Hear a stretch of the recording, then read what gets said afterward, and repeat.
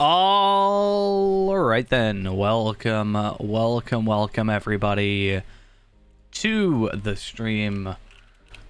Hope we're all doing well today. We are gonna be doing some Moria, as I said in the title. The plan is we're going to be using Kestor, who it turns out had only done the intro to Moria and has not progressed further than that, which makes sense because I would have just wanted legendaries, but it gives us a good opportunity to potentially get a legendary token, plus I think Ghost really wants some Moria content at some point. So all is going well in that regard. I've done a little work last night, or technically this morning, on Feyrand. I say that. I actually have done a lot of work on Scarshoe, my burglar, the jeweler. And with that, when the game wants to actually load, I have now got myself the next earring that I need, which does put me over the stat cap. So yeah, that's all good. Which means I'm late. I started at exactly 6.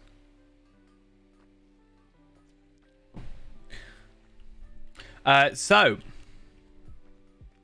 I can show you the video recording to prove it, because it will say the exact time I started recording.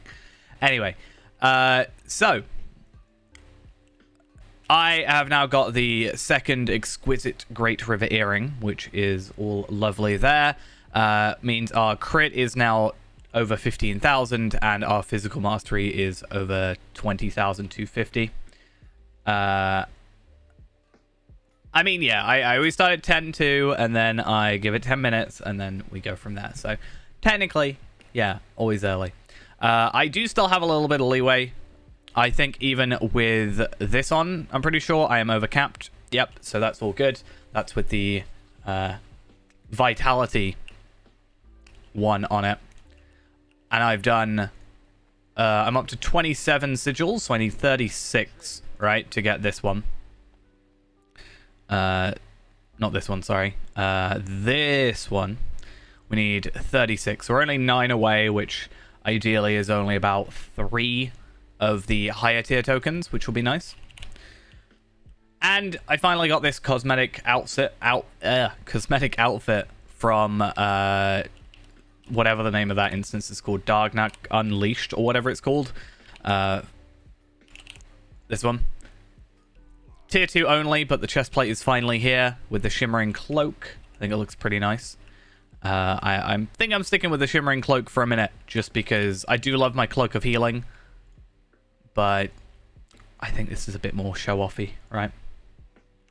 Though, that said, I have been testing out the idea of having this shoulder piece plus the cloak of healing. It's not quite the right blue.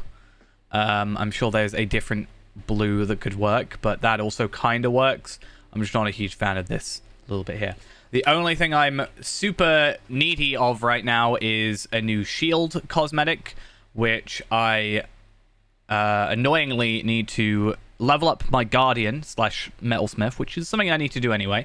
But he needs to go to Mirkwood and get Mirkwood rep with the Galadrim in order to obtain the correct item, cosmetic, whatever. And yeah, it's like kind of a nice white aesthetic, very clean. It's not quite perfect white, so it's like a little bit dirty, which, you know, and it's got the pouches and like the nice red accents. I wonder what the blue would look like as an accent. Makes me wish those whole two-tone cosmetic thing idea would be nice. Let's have a look at our Hobbit gift, though. 50 virtual experience plus a heritage rune. It's been a long time since I've got a heritage rune in my starting, or my thing. So that's interesting. But we're not going to be on Feyrand tonight. We are not... well, we are doing work on him, but through another character, right? So we're going on Kestor. Hopefully I have Moria unlocked somehow. If not, I have Eka Dunan travel on Rimulus, so Should be fine. And hopefully today it's a little bit cooler. I've got my my current fan on in behind me. I also have my old desk fan on as well, which is fun because I didn't realize it was broken. It only goes full speed, which I guess isn't technically an issue, but it doesn't even turn off. The moment you plug it in, it just turns on. There's no off button, which is certainly interesting. Right, so I am in Dunland. Oh, I've also been doing a little bit of work last night on tanking rotations, or not necessarily rotation, but learning some of the tanking. It's less about learning. Well, okay, so there's learning what some of the gambits do, and there's also learning sort of more memorizing their, you know, the gambit builders they have to use. And something I didn't realize, though I probably should have, is that you get 2 completely new gambits by going into tanking, which or to blue line, which is something I need to learn more of. So that's also fun. So I am going to... Can I go to the 21st hall? No, I won't have unlocked it. That sucks. Rivendell? But then I'm not going to have Rivendell's correct stable master because of angle. I am tempted to like take a couple of my other characters through. Like, so for example, Akar, my metalsmith, my guardian.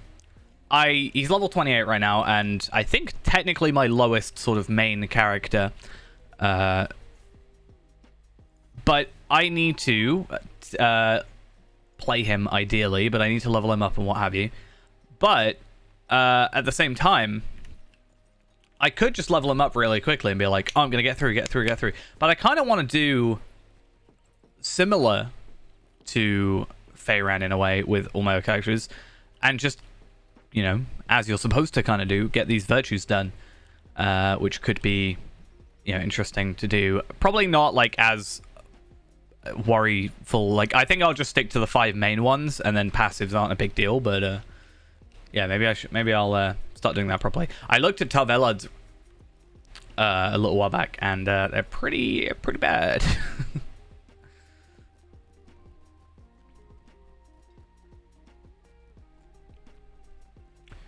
So that's fun. So let's hope that I've at least got the correct stable masters from before. I'd like to think that I'd pick up Ekad Dunan, but the question is, have I done enough quests in order to actually get the travel there? If not, I will just probably go get Rimulus, who I made a point of getting that travel, because I think it's a bit of a pain with that whole thing. There is a mustering horn nearby at Maribel, I think.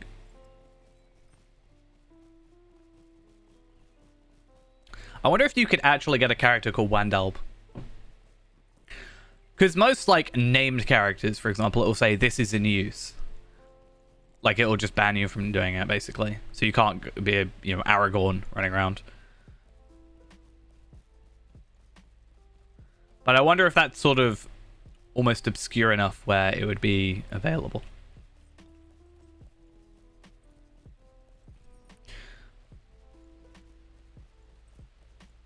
Yeah, I found some interesting shield cosmetics. I think for the most part, I'm pretty just done with cosmetics. I do have Ekad Dunan. I'm so glad. Yeah, I think I'm done in terms of those cosmetics at the moment. I'm pretty happy with it, except the shield. Kind of makes me wish that there was a dye, like even if it was super duper rare or hard to get, like a many colors dye that could make your other stuff, you know, be dyed, that sort of effect. Be quite interesting. I should probably also get my goat out, or my boar, I guess. Do I go for the Elderslade boar or the Thunder boar? I think I'm gonna go for Elderslade because I don't like that thunder sound constantly. It's kind of annoying.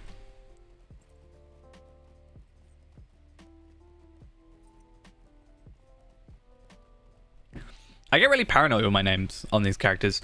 Making the new accounts for the Valars, the hardest thing about that was actually making names that kind of fit. I think I'm a lot better at doing like elfy names, elf-like names. So even my, man characters are sort of elf, similar to elf names, which at the end of the day doesn't really matter. There's people on the server called like Winnie the Pooh, for example.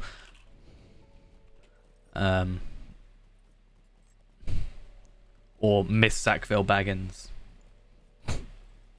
So it's not really a huge problem, but it is something I think about.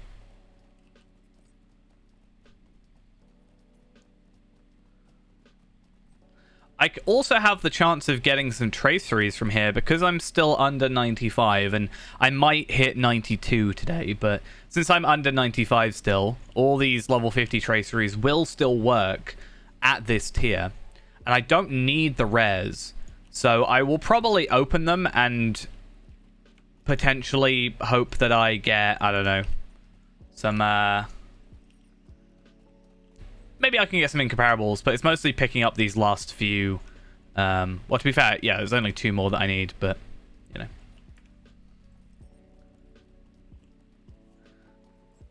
Are they brawlers?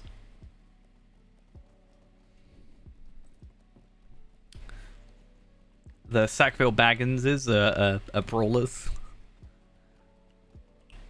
Hitting hard.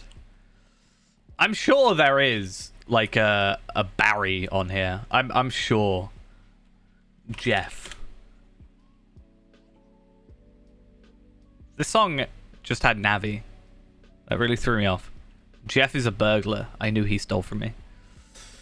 Hey, how are we doing? It's gonna be a bit of a chill one today, I think. I want to get faster at this, but at the same time, soon enough we don't actually have to worry, right? Soon enough, we will get a couple more of these tracery tokens, and then we won't have to worry about doing this whole Moria thing. And the advantage to that is basically the biggest advantage is the fact that we can only get 2, right? So we can only get 2 what am I trying to say? 2 tracery tokens at level 50 per character, whereas we can get 4 with every other character. You found an anime that breaks your brain.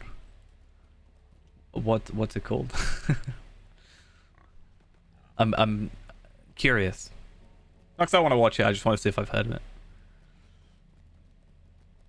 I was watching an anime last night, but it was like kind of threw me off because I listen to sub sometimes, and that's fine. But like this was in Mandarin, not Japanese. So it's not like it's I don't understand it either way, but it just kind of had this like different sort of it felt different. It was weird. That is very descriptive.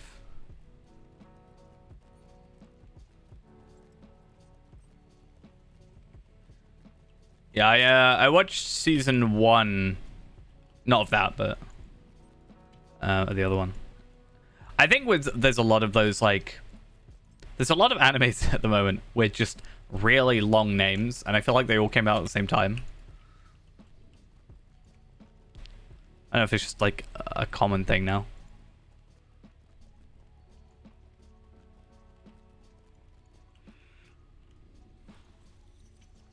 Hopefully I could one-shot this stuff.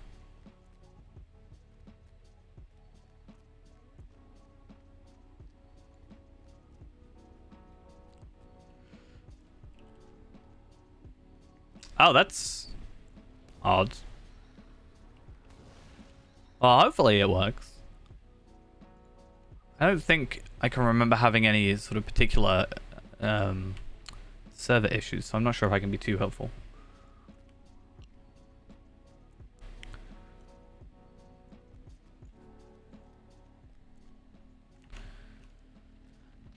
Right. It's gonna be the worst thing about Moria is, like, I think Moria, like, the quests I need to do for Moria themselves aren't too bad. And in fact, I should just check. Okay, I do have instances unlocked, which is good. But it's just a lot of, like, very spread out quests, and I think that's the thing that slows it down. Even with, like, a higher speed steed, like, the first goat you get is 32%, and I would absolutely hate doing that. I think I was lucky enough to not have to deal with that. Actually, no. When I first came Moria, I probably would have had to deal with the 32%. That's very odd. Lotro's launcher as well. I don't know if most other games do this. I don't think Steam does this. But, like, for example, I was having issues with the Lotro machine where when I restarted it, basically I launched the game and then it was like, yeah, can't find the launcher doesn't exist. Which is very odd. The launcher was just, like, deleting itself. And I still don't know why that was the case. But if you go into, like, the launcher, right? And you click repair, it just, like, downloads everything again. I feel like there's got to be a better way of doing it. I feel like Steam just checks everything against what it should be, and then it, only downloads what doesn't match, right? I think that makes sense, but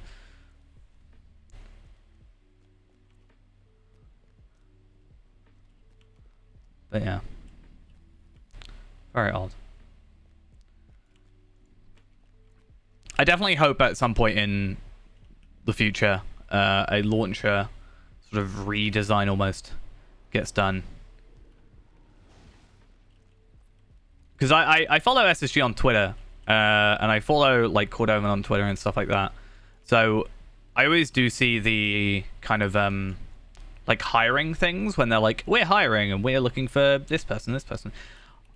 I think the one I'm hoping for one day is just, like, UX designer, and I'll be like, nice. Not because I'll be doing anything with that information. It would just be nice to know that maybe, just maybe.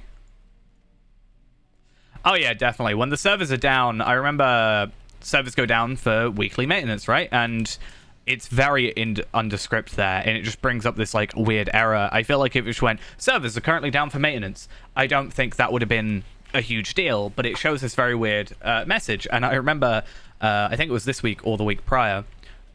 I think it was the week prior because I was at work. But Ghost just sent me a message and was like, wait, what the hell is this? Like, what's going on? And that's someone who's aware of the fact the servers go down once a week.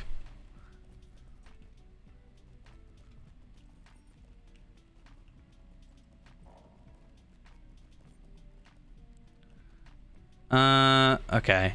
I'm gonna be... We need a counter for how many times I died to full damage today.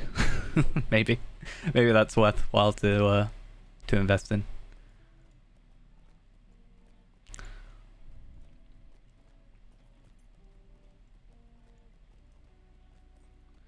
Yeah. It's very odd.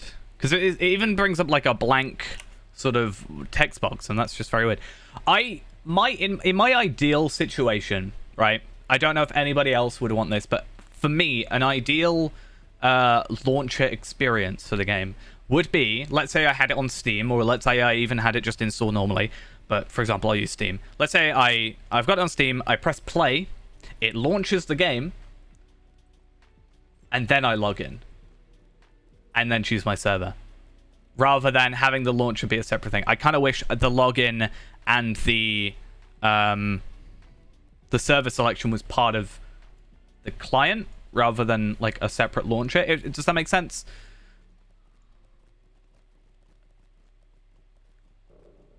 Because I jump between... I'd love to jump between servers more. Like, instead of having to close this game, relaunch it, then choose, Anor, for example. I'd love to be able to just go, I'm logging out, I'll switch to Anor, server selector up here or something, and then switch to Anor, and then I log in. That is sort of my ideal kind of situation for that. I just think that would be nice. I think I can swift travel from here. I could be wrong though.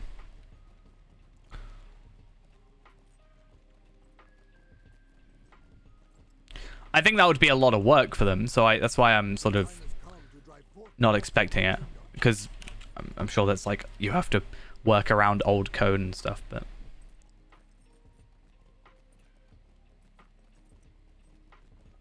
and I think it also, I have this little thing I like to do during the server downtimes. It's not out of like maliciousness or anything, but whenever the servers are down, I'm obviously not playing Lotro, and I like to see, I say like as if it's a weird thing.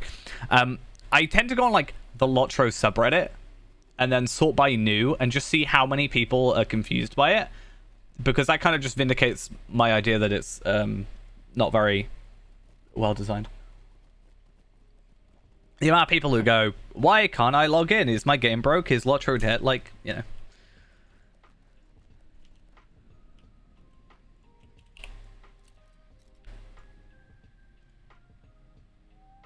Very odd.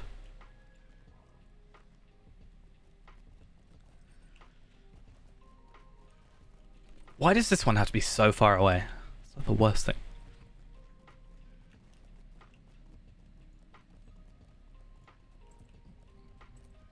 I can't remember how to get to this one.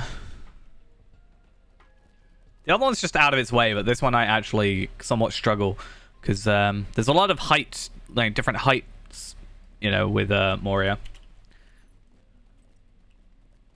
At least with Gundabad, in comparison, there's only really like 3 tiers, you know?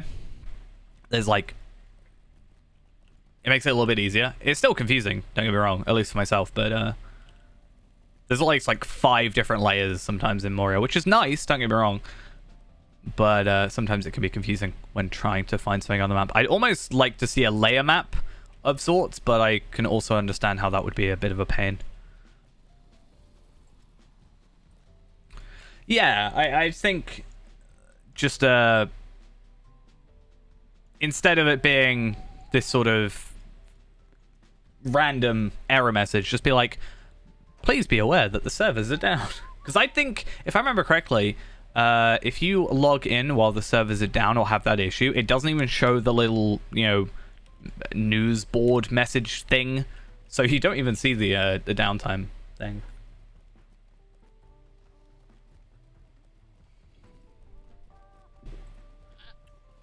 Because sometimes it's like you can't. There's two different types, right? Sometimes it's you can't connect to the login server, and I think that's the error I'm thinking of with the white text box and stuff.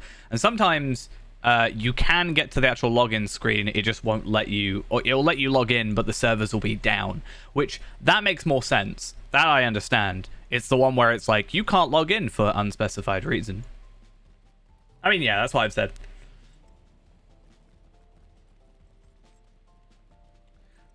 It's I said it a couple streams ago, but it almost makes me want to learn, like, it's something I've wanted to learn for a while anyway, but I wanted to learn like UI or UX stuff, like development and all that jazz. You know, it sort of stems from my software development course or qualifications I have. But it just makes me want to learn that and then do like a mock-up. But I worry then that in my head I'll be like, this is what I want, and I'm sad that I don't have it.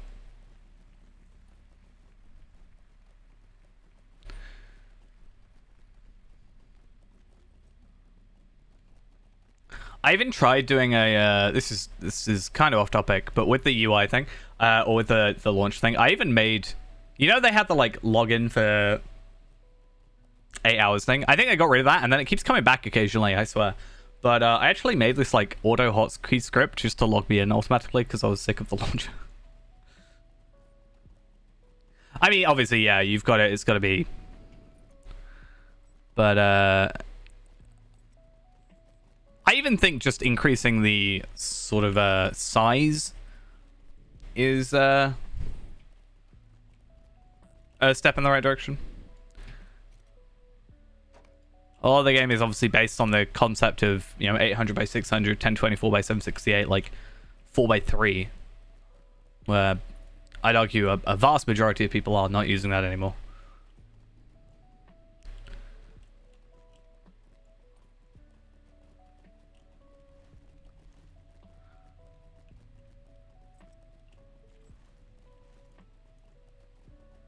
This is a regular server. I am thinking of next week going on the legendary server and making a new character, but currently we are on the main server, or on a main server. The reason we're doing this is because at Book 5, Chapter 5, Pit of Iron, I think it is, if I remember correctly. I could be wrong about that. You get a cracked Khazar-Doom tracery. No, sorry, that's wrong. You get a legendary box. So that's actually a thing. We get a legendary tracery box as well with this. But we get Book 6, Chapter 9, we get the Mirror of Galadriel, which is basically just an instance, a really easy instance. And we get a cracked Khazar-Doom tracery out of it, which we can then transfer to... We're going to transfer to, you know, Feyrand and level up his weapons.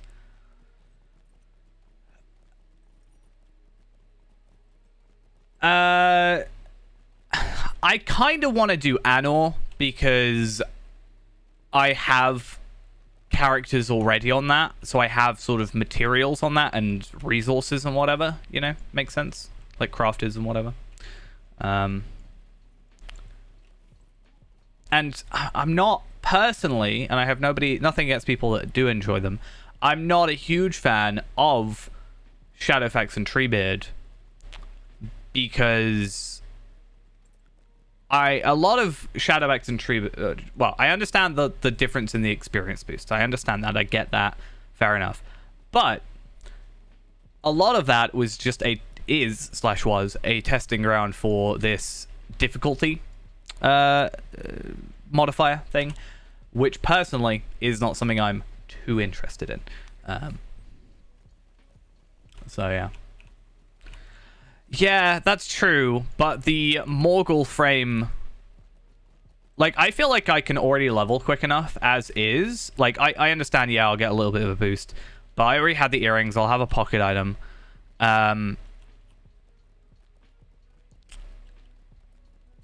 And because Shadowfax is up to 75 at the minute, or is it 85 now? No, it's 95. Is Shadowfax up to Helm's Deep now? Yeah, 95, right? These halls will be great once more. There's like, I want the Mordor one. That's kind of the main one, and the Morgul one, which obviously I can't get if I'm on, you know, those aren't servers that work for that, right?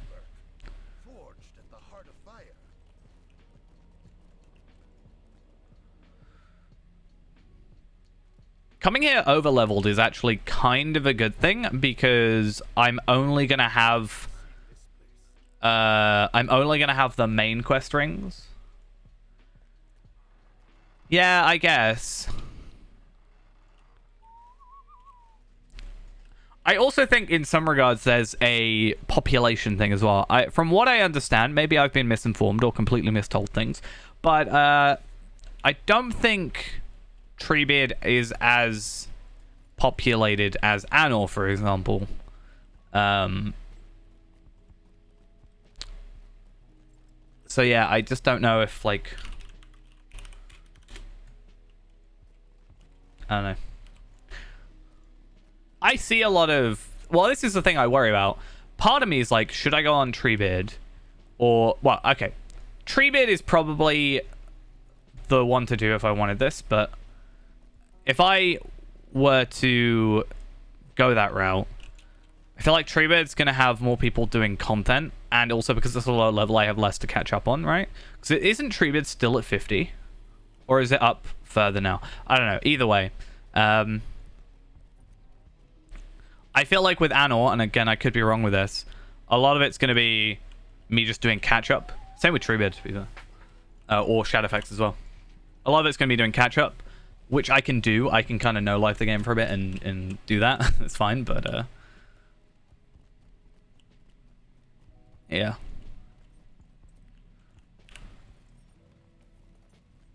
It's about having like groups to do stuff with and whatever.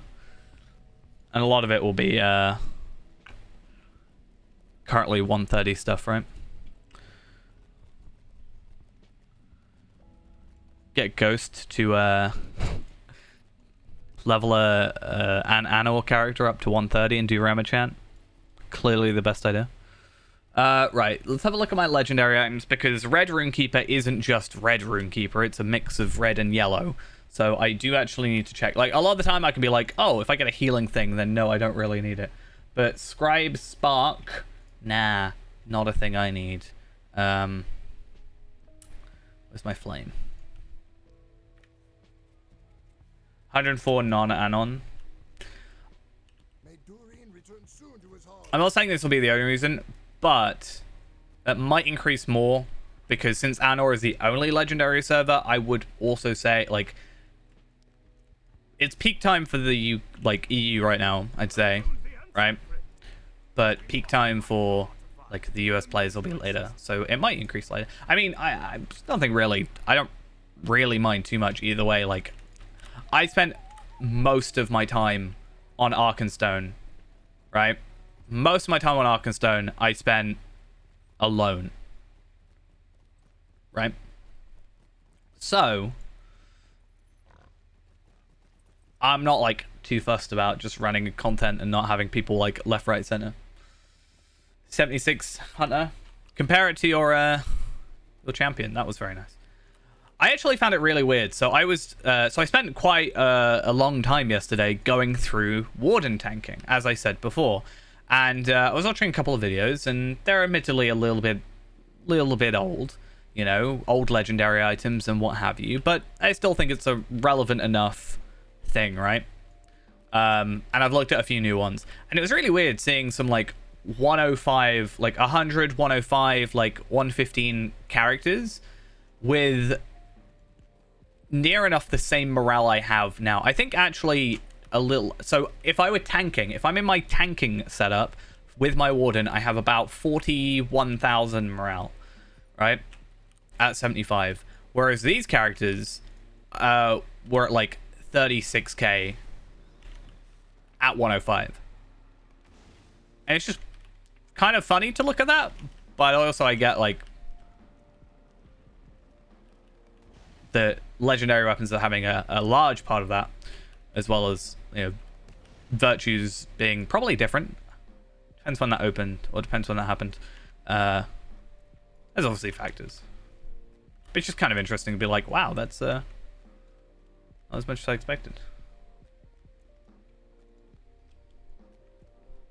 Heavy helm, very useful for a hunter. I'm still very glad I got the shoulder guards for the Natim medium shoulder guards. I think they just look really nice. I'm very glad that I got that drop. Why did I not do the clever thing? Why? You just go there. There's a bunch of these guys over there. Why be stupid about it?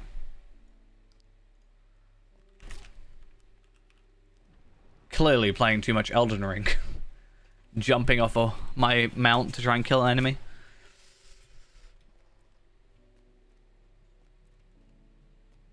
$85 my... Yeah, that's the thing, right? It like, all the crafted stuff at 100 as well, for example. Wow, I'm very close to being done with that Slayer. Nice. Yeah, it's like really low stats if you were to look at it compared to anything else, but it's the idea is, you know, you build your own with the essences and stuff. And at 100, we at least will, like, if we go for that essence gear, I think a lot of it's 2 or 3 slots, but let's say we do go with that. At a very base level, you can just buy essences, level 100 essences from, I think there are only rares, but you can just buy rare essences from the skirmish camps.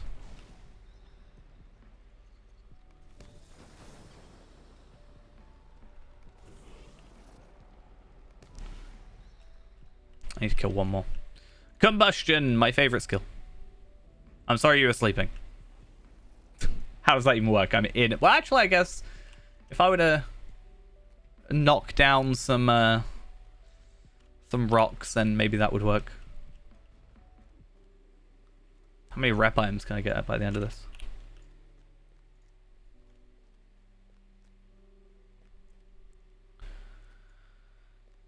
Oh, I've just remembered. I've got to do my least favorite quest in Moria, which sadly is part of the epic. Which is the very, very stupid, like, it's the Ziggelberg one, right? Where you've actually got to, like, with the Watcher, where you, save What's-His-Face, where you actually, like, get Ziggelberg. I hate it. It's, I feel like it might be less annoying if it didn't have inspiration. If it was, like, a base quest, instead of being a fellowship quest with inspiration, if it was just, like, the stats were lowered a bit, I think it actually might be better.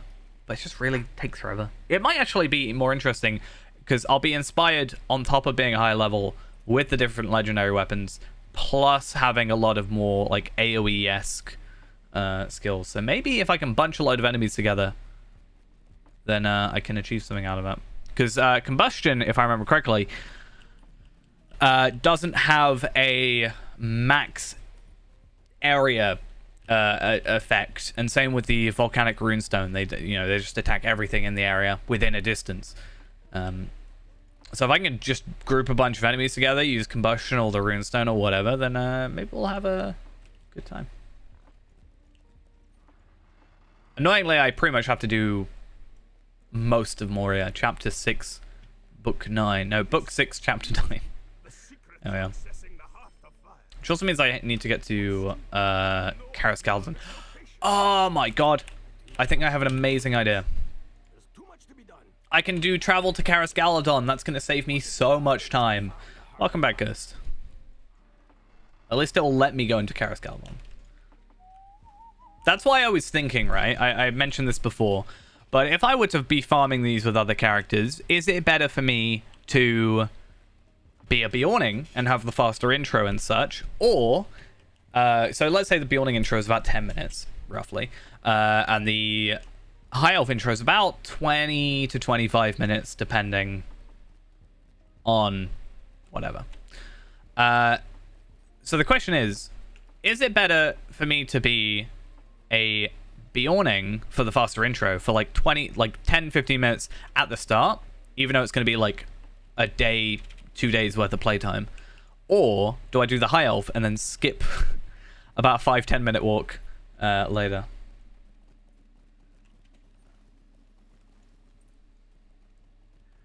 Yeah, I do feel like every time you ride the boar, your legs just are broken at the end of it. I don't know what they'll do. Like, have they actually said if they'll do any server merges? I haven't heard anything, like, officially. Kind of makes me want to get my characters up to 130 before then, right? That's another reason I should probably go on Anor instead, is get the character up to 130, immediately get it up to 140, like, as soon as, and then just in case there's specific badges, for example, that aren't available. At some point, I need to do it on Treebeard, because I want to get the Deadly 5 titles, but I want to get them with every character, and that's just going to take absolutely forever. But with Treebeard, yeah, maybe it should be a bit easier.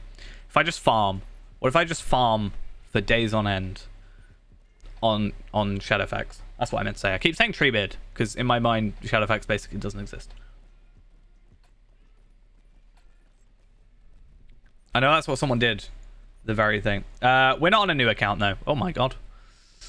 We're not on a new account. This is one of my other characters. The reason we're doing Moria again is from completing Book 6, Chapter 9, you get a cracked Khazar-Dûm tracery, which allows you to trade in that for a legendary tracery level 50 to 95, which basically means Feyrand, our, progression character, I don't know sort of the official term for it, I guess, but I guess it's progression character, that's currently at 75. We're basically done until, to be fair, do we at 85 get a new slot? I don't actually know. So 75, 6 and 6, 85, 6 and 6. So no. Technically, I don't need to get it done now, but it's one less thing to worry about later, I guess.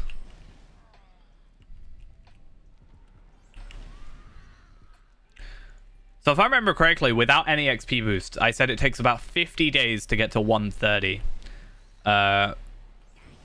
If you were constantly farming, on average. So 50 days, like 50 days of playtime. Obviously, that's a lot. It's not going to be, like, massively less by having the XP boosts from Shadowfax, but isn't Shadowfax like a 40% boost? And then if I have the experience boost from, like, earring, necklace... Oh, no, sorry. The 2 earrings, pocket item. I could potentially buy the back item. Obviously, they slowly drop off.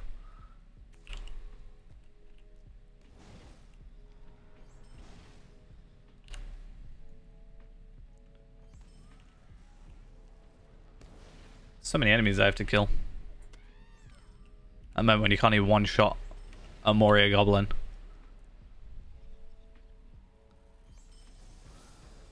I think I've said this before, but it's kind of insane how much damage Smoldering Wrath does. Like, 44,000. Every 1 second, 23,000 to 25,000 morale. And technically you can have that run for 9 seconds. Kind of crazy. What's my favorite zone? Huh. I think it switches occasionally. I don't know what it is currently. I feel like a lot of the times I'm like, this is my favorite area. And then I'm like, oh, I don't like this area because XYZ reasons. But I don't know, actually. I'd have to think about it. I used to like Moria a lot, and then I did Moria a lot. I think once you repetitively do the same content over and over again, it does get a little bit sad. I mean, yeah, actually, Evendim is quite a nice area. So, my opinions on Evendim, I've made this aware before. Thank you, Gaming Gummy, for the follow. But Evendim, or Everswim, I enjoy the area that is like this. I don't like this area with the Guaradane enemies. I don't like it. I'm not a fan. Never have been. I do like Anuminous and all that places. It's just a very interesting area.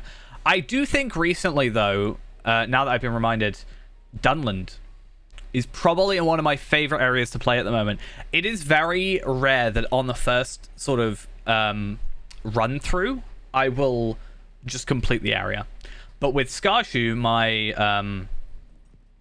my burglar, I except one thing because I accidentally missed a trigger quest.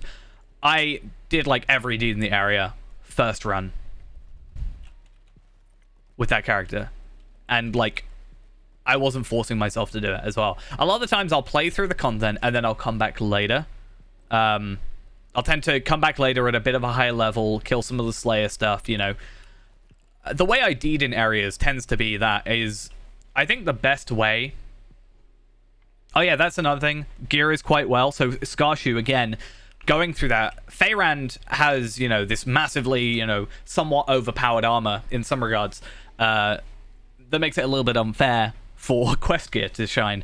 But when I was going through Skarshu, I was just leveling them normally. I was, you know, wasn't really paying too much attention to gear except on sort of large occasions with some weapons and such.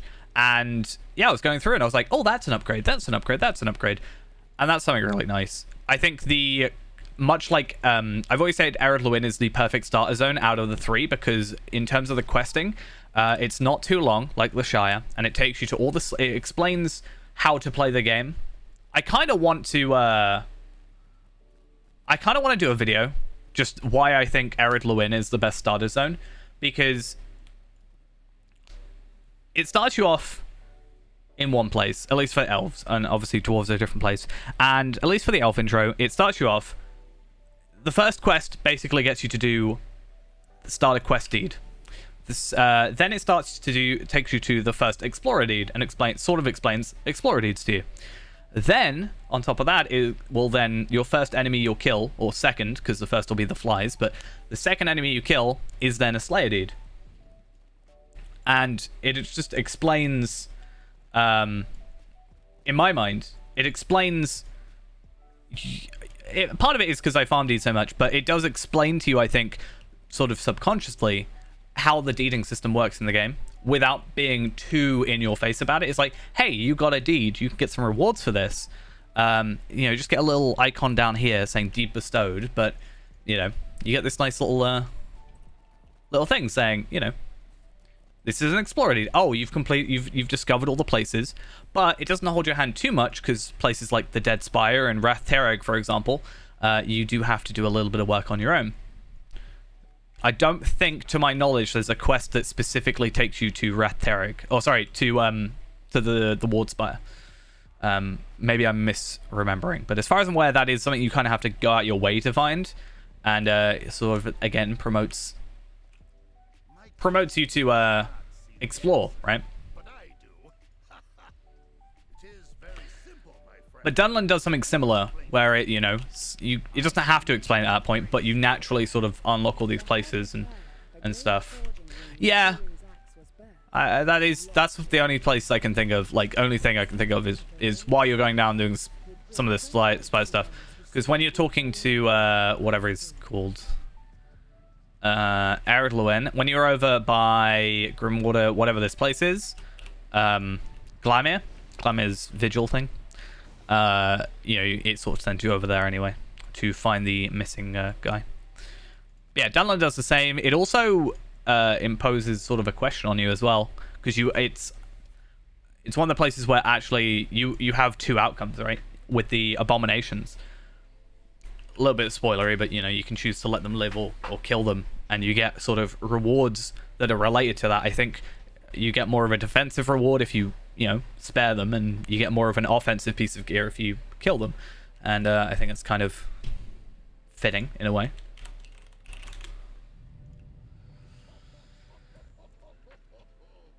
Two intros, yeah, again, there's that divide as well. I've been recently going through it again I went through it with Kestor, in fact, actually.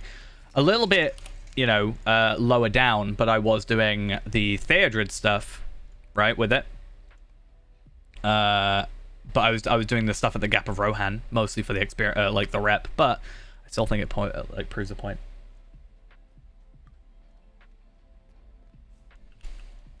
I just think, yeah, Dunland's a very well made area. It's probably is currently my favorite. So the map is not a plugin, but it is something very useful. So if you use anything of the JRR collection, which is on that link, I personally use Jap Me Short, but there are plenty of different versions. Your map will, instead of scaling to your full resolution, instead be the 1024 by 768 proper resolution, so it's not horribly scaled. I especially need to use it now because when I'm not streaming, I run Lotro in ultra wide, and it is even worsely stretched in ultra wide. It's actually terrible. I just wish you could make the map move. I know more maps, I think, lets you do it, and you can like resize more maps and stuff, which is quite nice. But having just M be my map key is just, I don't know, obviously more ingrained in me, right?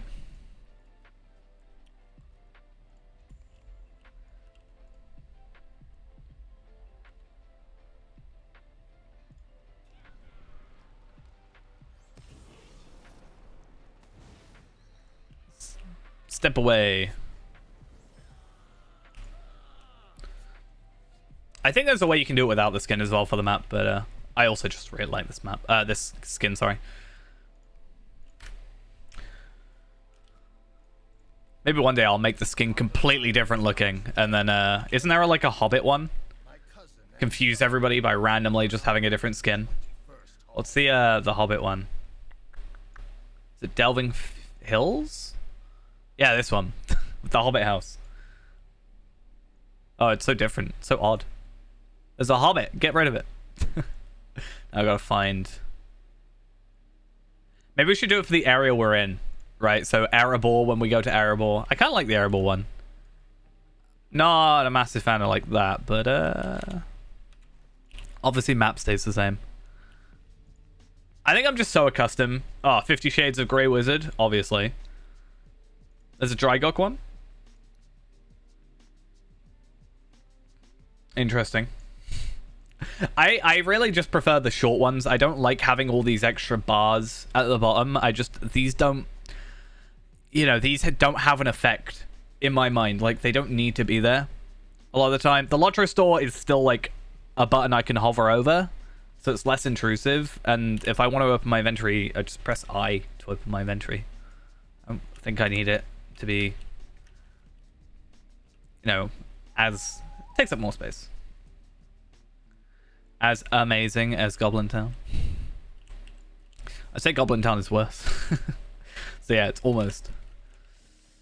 I still get lost in Moria, but I certainly get lost in Goblin Town probably more. Like, I think the map just really throws me off, especially on the wiki. It's a problem. Speaking of problems, this inventory.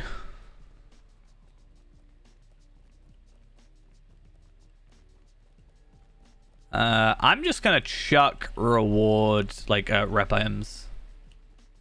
I don't really need them. I don't think.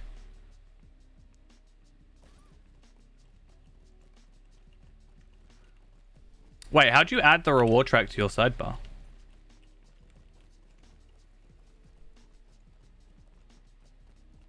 How's that work?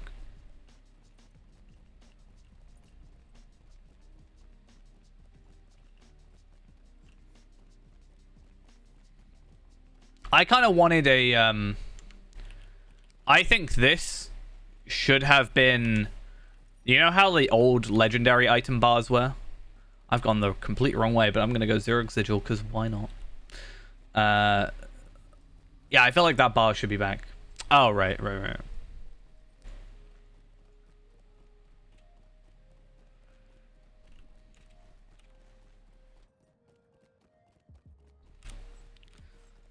I feel like I need to get more use out of... So my mouse has... it's one of those mice with like 12, I think it is, macro buttons on the side. I bought it and I was like, I can use this for stuff. I've still not used it. I have no thing. The only thing I use it for is I have one of them set to tab and one of them set to U. So that I can like tab between enemies when I'm on like doing, when I'm on like Hunter and I'm running around lower level areas, I can just tab U, tab U, tab U. Just to auto kill them basically. I was supposed to go Zero Sigil.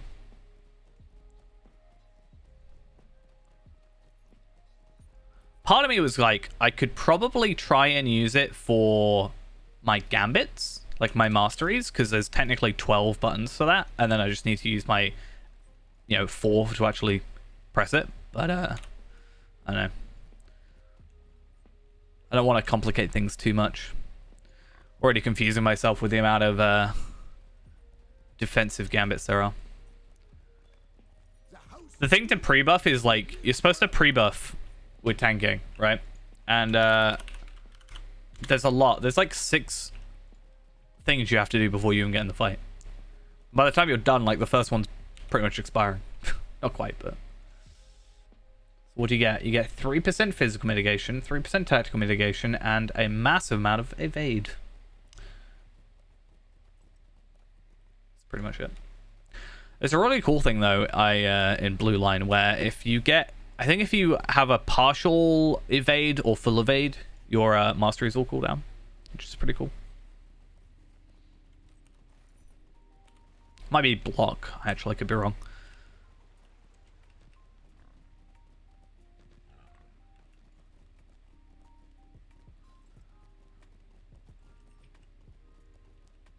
I think it's good though. We're gathering the stable masters now. Should hopefully speed things up a tad. I've got to find Durin's Bane. 4,000 virtue experience. I forgot how much it was just for that. It's kind of crazy. I do need to work on my virtues. I think... nope, they're not that great. I was like, oh, maybe they're well. But I have that issue of... So I look at my virtues and I go, right, okay, so my honesty and my wisdom, those are my highest, but these are super low. Should I focus on my lower ones or should I focus on this one? The answer really is I should probably focus on one because the jumps in stats are going to be more significant than if I were to level up the lower ones and keep them all more, average. If I were to get all the others to 10 in the time it takes me to get the other one up 5 levels, let's say, I'm still going to get more stats out of the 5 levels, probably. That's what I'm saying, where eventually I do need to come back through and get these deeds done. But I'm only going to focus on the 5, so I can be a little bit more relaxed. Do a couple slayers here and there, you know, quest deeds. I don't have to do everything. And then I'm sure eventually I'll work my way up there.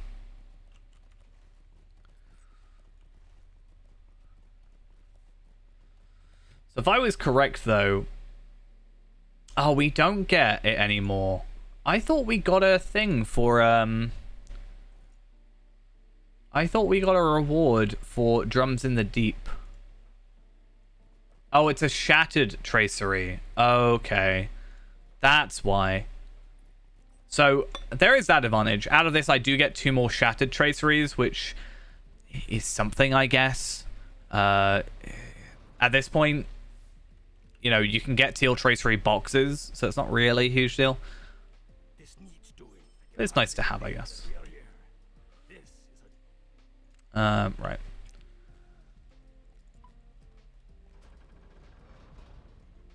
I guess in some regards, you know, a character like this, or I guess even my Guardian, right? I could technically, the moment I get my legendary items for my Guardian, which, you know, as I said, I need to level up and get into Mirkwood. Literally, I'm doing so much work for 1 cosmetic. I'm leveling up my Guardian, getting him to Mirkwood.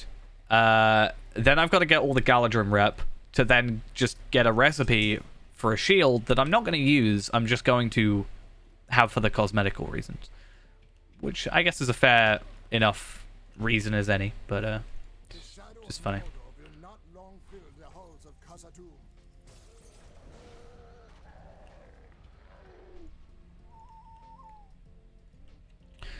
So, let's see then if we get a 50 incomparable trace-free Rite of Fire. Is it Rite or Right? You know, I never know. But I don't know if I've got that. I do have it, but do I have a teal version? No. So there we are, a nice little upgrade. And this is something as well I've talked about is, you know, these are at level 51. I'm going to have a ton of enhancement runes at the end of this. I'm probably sure that I've got a ton of enhancement runes in general in my shared storage. I don't need them on Feyrand, so let's just use them on here. Even though if I could just get 86 traceries right this second and technically blow all these out of the water, but I guess it's progression, right? Yeah, I kind of stopped worrying about them as much. I used the adamant things a lot for the Moria dailies, and I was like, oh, you know, I get 2 boxes per day that I can just repetitively do on my max characters, you know, I'll eventually get what I need.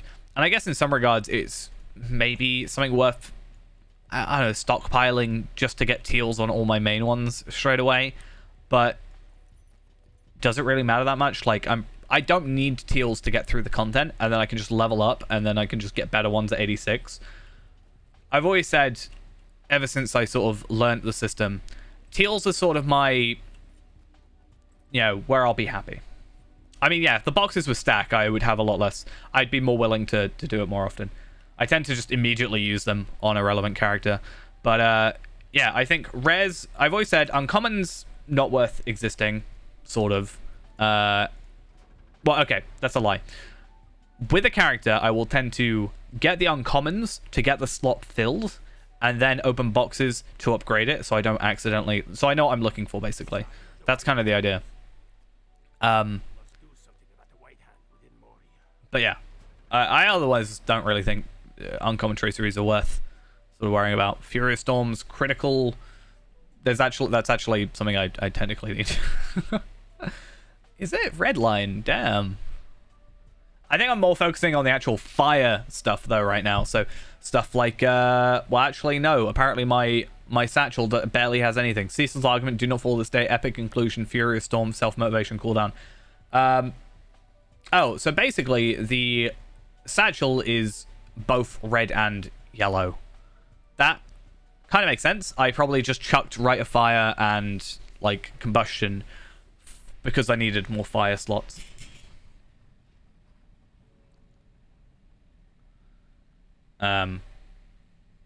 That's fine. Ooh, skill induction speed, cool, like, lowering. That's actually something I could see being very useful on a character like Redline. I haven't really like thought about it. I'm like, oh, you know, sort of makes sense. I want to lower down my induction times, but I couldn't really think of a character or a class that particularly needed it. But yeah, Red Runekeeper, certainly that's I think very, very worth going for. I can definitely see why that's the thing. Damage over time plus skill induction speed. Certainly the correct, in my opinion. Yeah, I don't have experience with Lawmaster that much, so that's why I probably didn't think about it. In my thoughts just in that second, I was like, yeah, probably Lawmaster as well, but I don't know about it. But this is a good thing, right? So, for example, with this character, I can now go and get myself, I can, you know, buy, with these Shattered Khazad-dûm traceries, I could go buy myself the damage over time, skill induction speed, and go equip those. Obviously, with the relevant like levels and stuff, but so I think the cracked Khazad-dûm trace, the shattered Khazad-dûm traceries are in some ways a little better.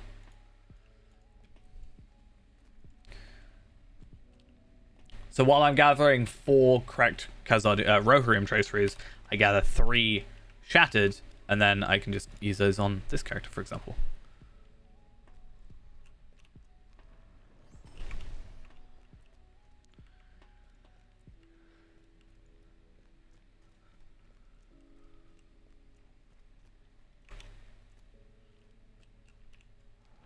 Yeah, it's pretty nice to be able to just, not necessarily one shot, but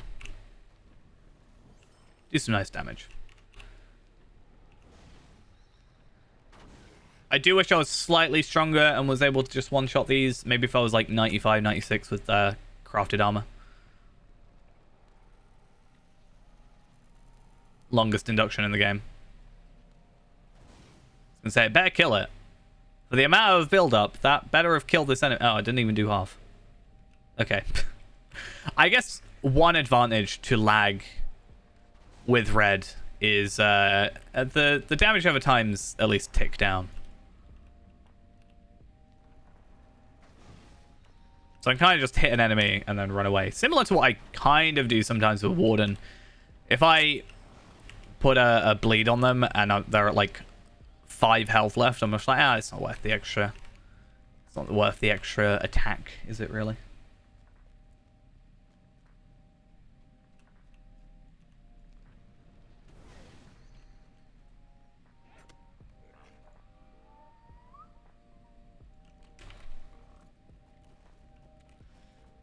Nope, I always get lost. Every time I try and go in that area, I get lost. I'm not doing it. Not even thinking about it.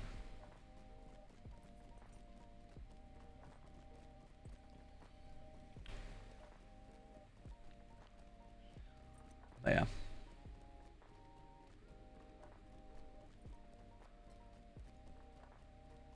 Oh, damn it. I'm hoping for some infused adamants out of this. I know I said I don't really care much about them, but it'd be nice to pick up some, I think.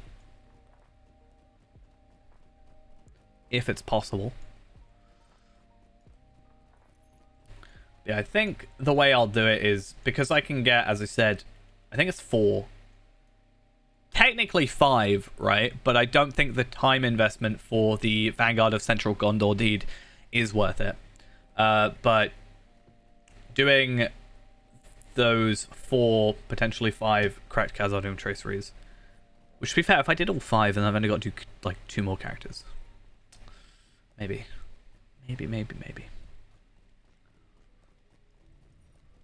What book am I on now? Book 11.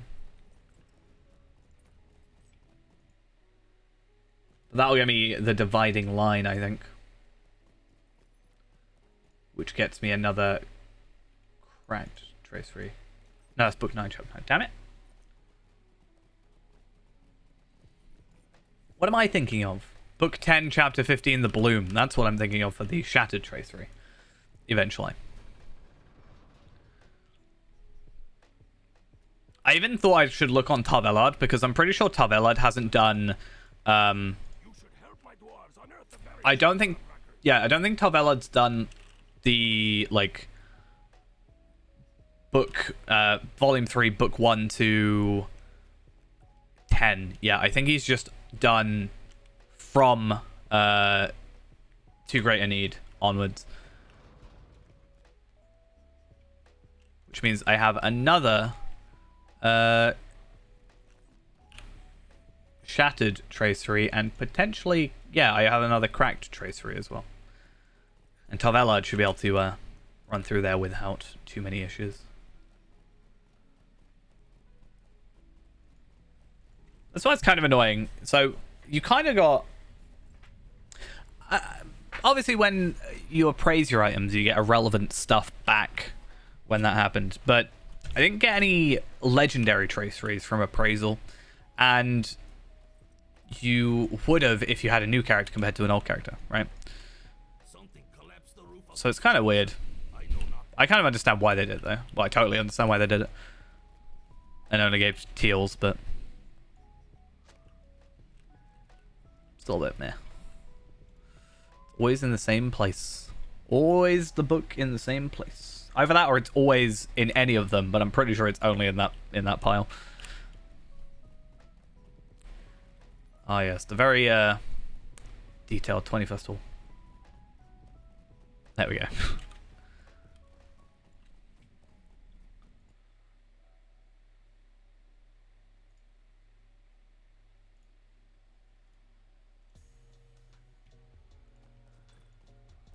Oh, reduced awareness this early? I'd think they probably all have less. The fact they're putting, like, we know for a fact there's going to be cosmetic pets and potentially mounts in there. I think that might end up being less available. I still think it would be nice for a way to get tokens through, like, a trade of some sort. Like, I don't know, trade...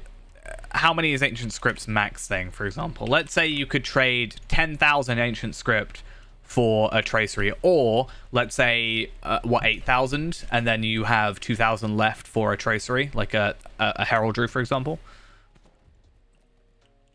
These halls will be great once more. Dwarves must fight for dwarves. It's like I said, I was talking to Ghost about this at one point. I was saying, like, with the moats cap, obviously, I was kind of like, they talked about it before and then stopped. But I was like, what if you just had, let's say you got to 10k moats, and then you could cash that in to increase your cap to 100k moats, or something like that. This looks to be grim reading, but I will do so from the beginning. Epic for the ages healing. Nope. Where's that person? Swaina. Is it better just to go to the waterworks? I'm gonna go to the waterworks. I think I saw about them being at a higher tier, like, stuff. But that might be... that's the thing, right? I don't know if... let's say they drop from a chest. Technically, that means it could be a heraldry, but obviously a very slim chance of a heraldry. Is it per character, or is it per... I think... so, for example, with SS, back when that was the thing, that people could do, then everybody got a legendary tracery, and it was able to be, for example, a, you know, word of power or whatever these are called. Yeah, word of power. I think I got a word of power one for Tarvelard, because Tarvelard does have a gold tracery, which is nice. Probably be a pain to get heraldries, but at the same time, if they were a count, like, if they were, they do that thing a lot now where they've got like an hour countdown. That would be nice. Doing it that way. Like, you could switch them in between, like, the raid, if needs be.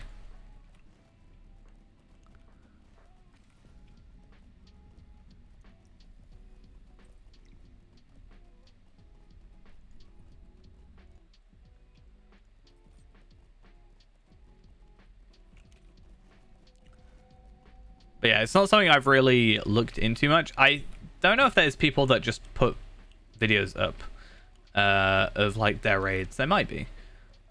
But it would be interesting to, I don't know. I know occasionally, I think I've seen now, I can't remember what kin it is. I've seen a kin that was doing raids on the official Lotro stream. So it'd be interesting maybe to look at those and see if there are any drops. If they're doing like the higher tier raiding, like I think Hidden Horde, like higher levels.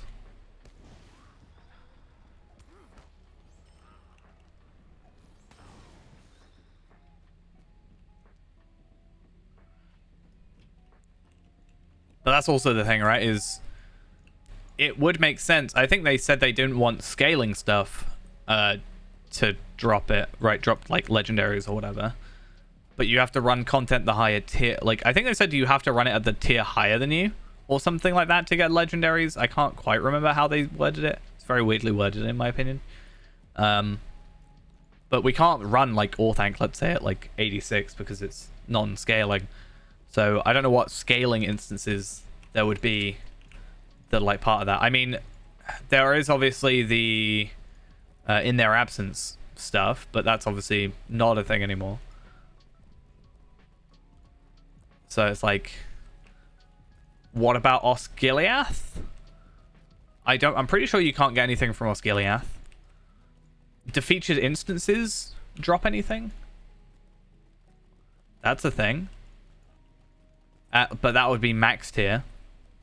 So I don't know. Like, do the boxes?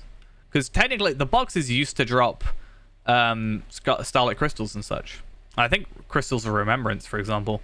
So I wonder if that would be the case. You know, if they've like directly converted that over. There is this stuff. Have we tried this one, the Chamber of Shadows? That's scaling. But I wonder if that drops anything. Like tier 2. Evening, how are we doing? Let's go Dolphin View.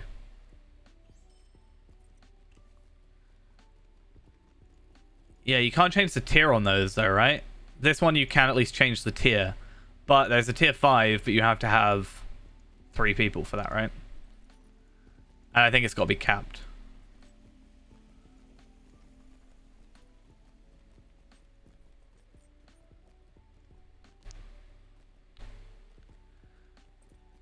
I've had it funny as well. I realized this recently.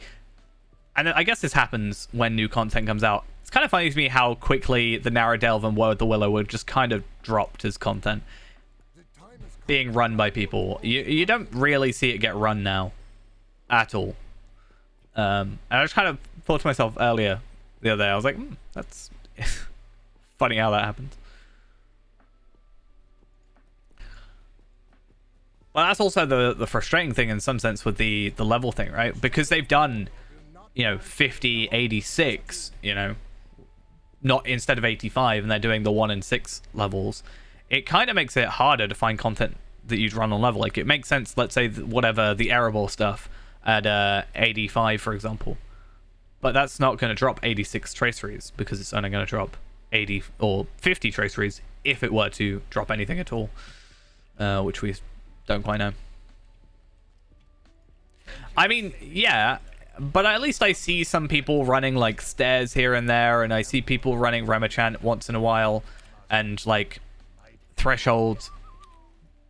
I guess those are like more raids than anything, but stairs isn't. Stairs is just a regular instance. So. May Durian return soon to his halls. I mean, I know that because we tried it once before, right? But I think we tried that at 65, right? Or was it 60? It might have been 60.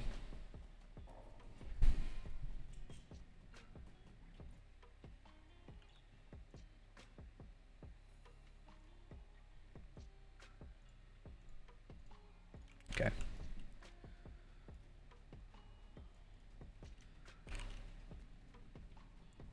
Yeah, other than that, it's like, what do you go for? Like, what is the 85 stuff? Like, there isn't really anything non-scaling in that regard. I guess I haven't found them yet, because maybe, but like, yeah, if Feyrand and yourself can just thank you, game, can just you know, stand behind with some higher level characters sort of doing the brunt of the damage, then maybe it's might be a cheesy way of doing it, but might work. Ah, no. Sometimes I forget about quests, and then I remember them as I get them, and then I feel sad. What do I get from this? I get some double reinforced armor. Nice.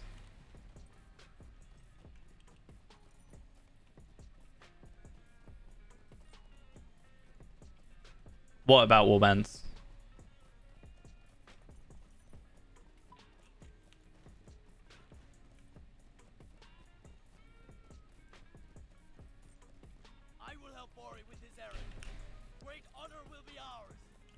Oh, I was supposed to look at this stuff, right? These 116. I've got so many of these.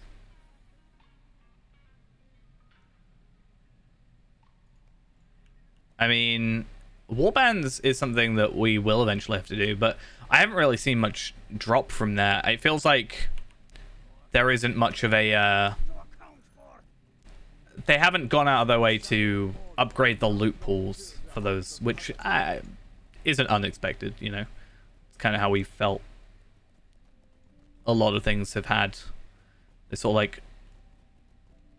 a lot of the focus for the legendary system was put on the later tiers in terms of drops, so they've changed a few things, but it's like, you know, they haven't changed loot pools to sort of work around them as much.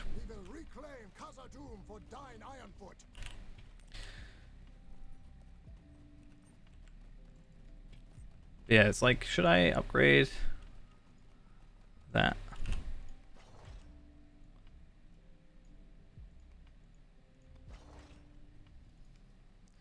Is this going to make a massive difference? Not really, but...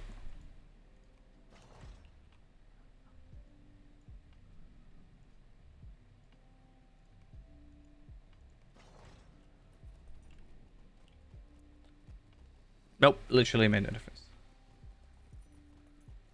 I mean, yeah, there's two things, right? There's the orc head on a pike, and then there's the different warband sort of skin, I guess.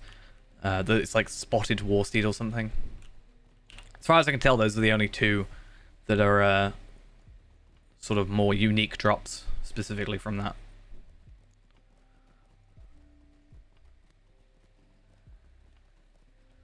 At least there's a decent amount of warbands to do every day, and I guess technically we could just... I don't think it's bound to character or auto-used, so you could technically get it on, like, try multiple characters per day.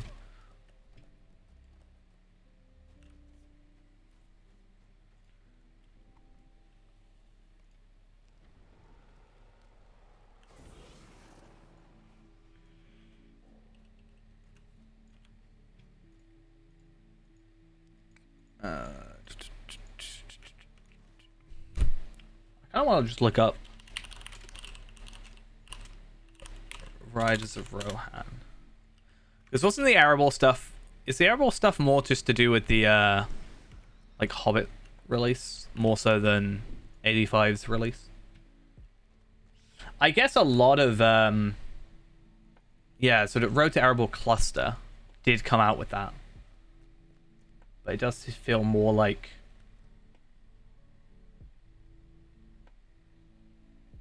it's less about Rohan as a whole. But isn't that, I could be wrong, but a lot of that will be Hitbold, right? That'll be repetitive. I think they made Hitbold easier at some point, I swear. Because it only costs like 1 token for everything, pretty much.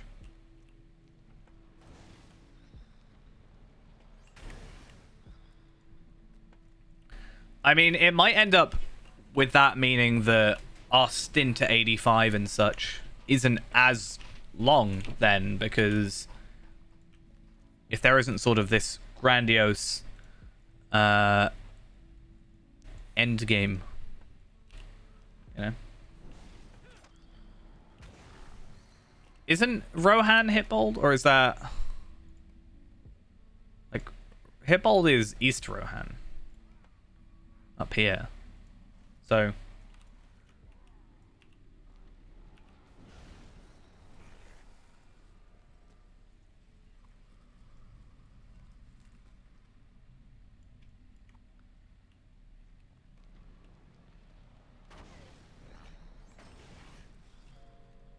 because that's more like dailies at that point.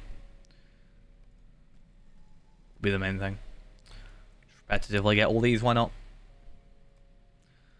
The most annoying thing about this is getting the barrels of black powder and then also going to the guarded junction. Like, they're very far apart. I think we could definitely get through this content like a lot quicker if it was like more stable masters. Maybe one day.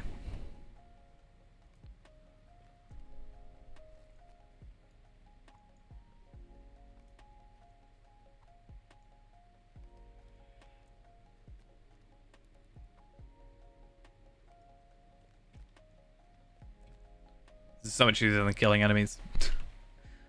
By the time I pick them up, they're respawned. It's great. Except now it's going to be just dented armor. Hitbolt should be Sutcroft's, yeah.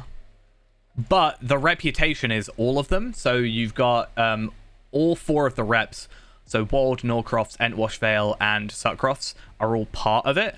So you get like the 4 areas, and you can only gear them up depending on your rank in those areas as well. So we'll have to get to Kindred and all 4 of them, which we're doing anyway. But then that will also be part of the content there. It's an interesting one. It's something I've wanted and they haven't really done before, like, again, is I guess they kind of sort of did it with Trestle Bridge a little bit, where you sort of rebuild it here and there, but I like the idea of having you know, it was burnt down and then you come and you repair it, right, slowly but surely. And I really like the idea of that, and it almost wish there was an easier fast travel. Half the Heretic, thank you for the follow, much appreciated there. Yeah, it's a bit difficult to get to. I think you can get a Stable Master there, but not from like Bree, but it will be really nice. I think it would have been nice if it was a more centralized location in a way that you could more easily get to, because it kind of has everything right in close proximity, like a, you know, it's more of like a home base type of thing.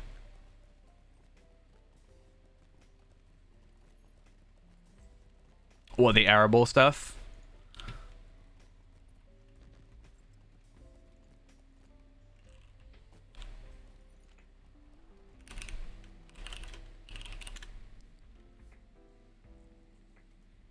Be nice to have a set bonus for once. I wonder... No, it wouldn't work. You can only get the set bonus for the Oscilia stuff if you get it at 100, right? But, oh, is it Hitball?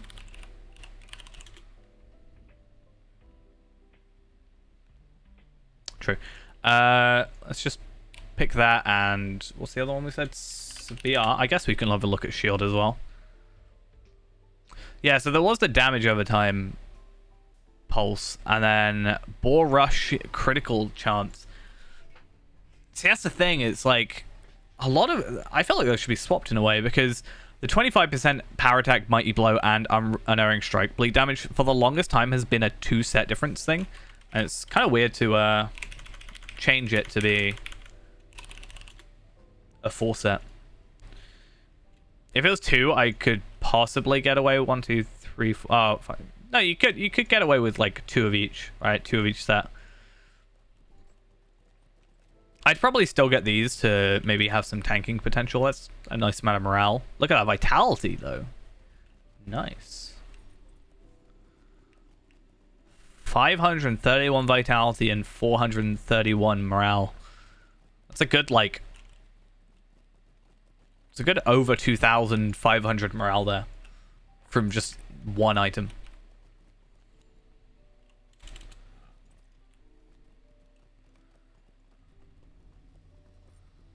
pretty nice.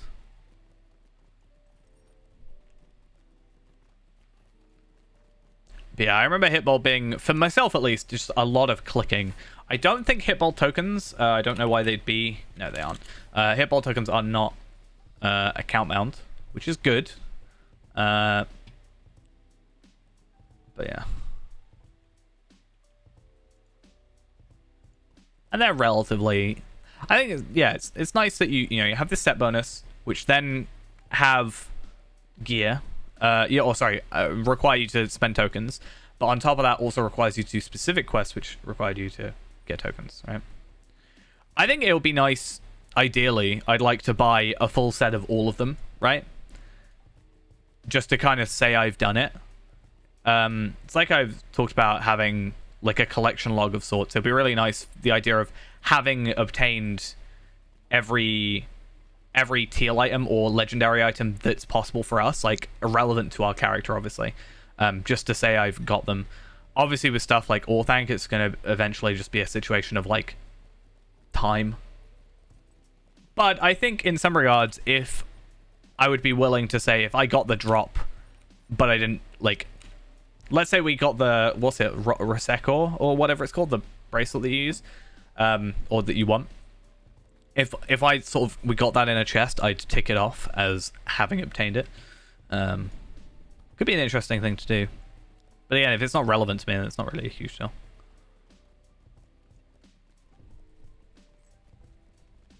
It's like buying all of the Rift set, for example, as well. It's like nice to have all of them.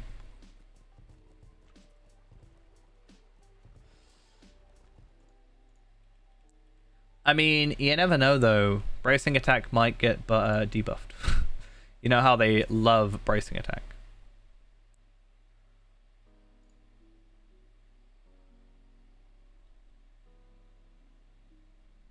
Battle Frenzy reduces incoming tactical damage by 10% for 10 seconds. Interesting. Lotro bingo. I mean, in a way. But I just think it's something from RuneScape has like a kind of a similar thing, right? With that, they have a completionist log. And there's that kind of completionist mentality that we have with these characters at the moment, right? So if I could sort of, lean into that a little bit more and get those items, then it's just, I don't know, it's kind of nice.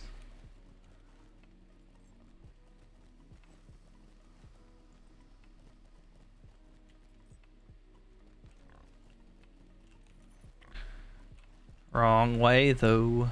That wasn't the right way. Right, I always get lost here. Just gonna jump down. Whoop. Thought that would work. That could be an interesting, like, lure thing, right? Because, like, as a little practice. Because the way D-Tracker works, for example, is it does read your, it reads your chat for the completions. So it could technically read the chat for drops, but at the same time, if someone just links something in chat, then it's gonna break, right?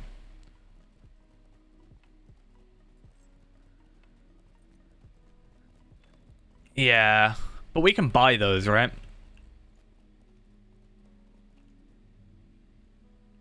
Eventually. Just gonna be doing epic battles daily again. How much fun is that? So much fun. Yeah, I'm sure there's something I can do. It's just like, I think it would just be an interesting little test of sorts, not test, but like, I don't know. I don't want to make, a calculator in Lotro. It'd be interesting to have sort of something with actual function, even if it's not something I fully release. I think for me, it's best to have a project that I want when I'm learning, because I have a bit more motivation than if I were to just make a, follow a tutorial in some regards and just make a Hello World plugin or whatever.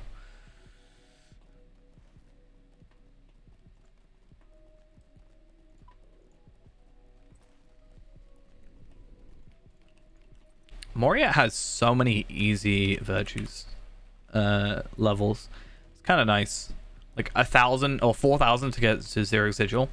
That's why some of the later stuff is kind of buffed by that, right?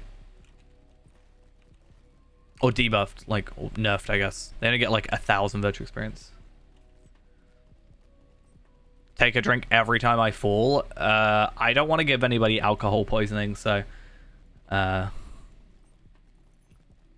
little bit worrying. I'm gonna be incredibly cautious, and I'm gonna never jump off stuff ever again. Okay, let's be honest, that's a lie. I can't help myself.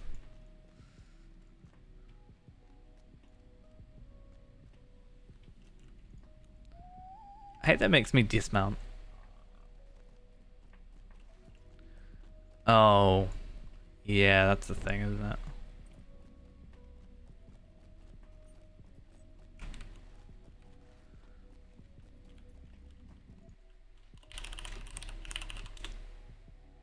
Getting that rep kind of stuff over there. Yeah, the Fangorn's leave stuff was pain, if I remember. There's an item I wanted, and I just didn't have the motivation to actually get it. You know, I could be wrong about what it was now. It might be one of the tomes. Yeah, I'm looking at that stuff on the wiki now, but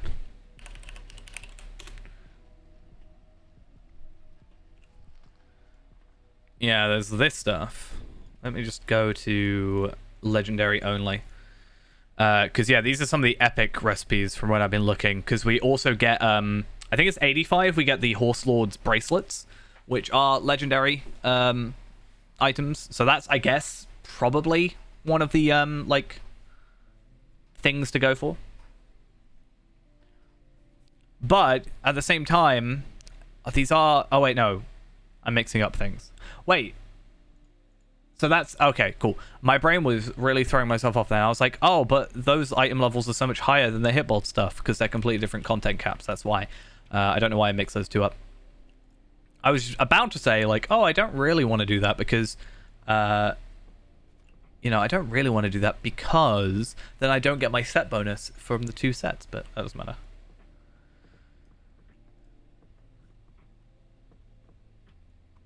Yeah, I know there's the Horse Lord stuff, right? These ones. That's just, like, everything nice. Agility, morale, crit, physical mastery. I kind of wish I would have vitality more than morale. But that's only because as Warden, I get higher stats. Take a sip, everybody. I jumped. I'm sorry. I fell.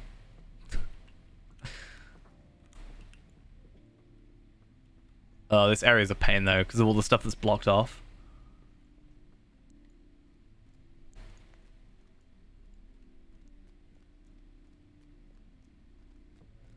The question is, are we counting falling, or are we counting breaking my legs? Because, like, sometimes I think it's fine. Oh, this area is such a pain. There's one. I wish you could just look up legendary... Actually, maybe you can. But I think a lot of it's going to be, like, legendary items. I feel like if they were epic items, then maybe I would make, like, I could, That's not what I wanted to do. Difference between a shortcut and a mistake. It's something I have to question about myself about every time. Okay.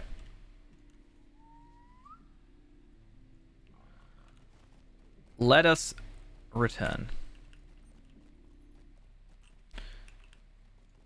Yeah, so I guess that would be a thing. I just have to look up legendary in a specific tier, I guess. Like if I look up legendary back items, there's only 35. Which ones are 85, for example? I mean, there's these stuff, right? The Erebor champion stuff. Obviously, we've talked about that. The Maladrim Warden. To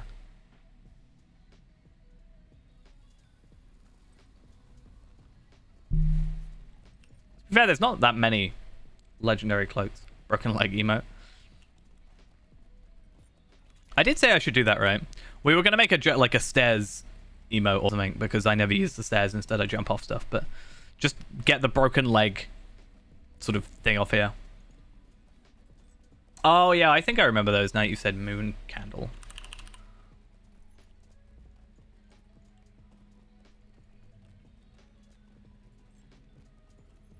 Yeah. How do you make those again? I think it's just a jewelry thing. Isn't it? No, so yeah, it's like so yeah, you buy the ring, you upgrade the ring similar to what we're doing with the necklaces now. And then you have to like choose which one you want depending. Some weird stats though. I hope that's I really hope that's incorrect on the wiki. Okay, good. It says 40 might, 40 agility, 121 vitality on the wiki, which is woefully low. I honestly, looking at that, like, I understand that's more of a defensive ring, but that's not that great. I guess the vitality is nice. I guess there's, yeah, on every harmful skill targeted at you, 10% chance to increase your physical mitigation. I guess, but again, our physical mitigation should be quite high anyway. There's a heal one, Sunbrand.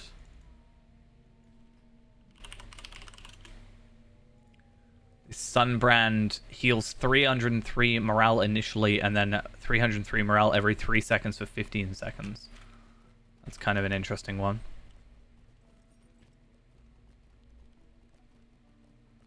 What's the others? On hit, 20% chance to apply a stacking critical rating buff.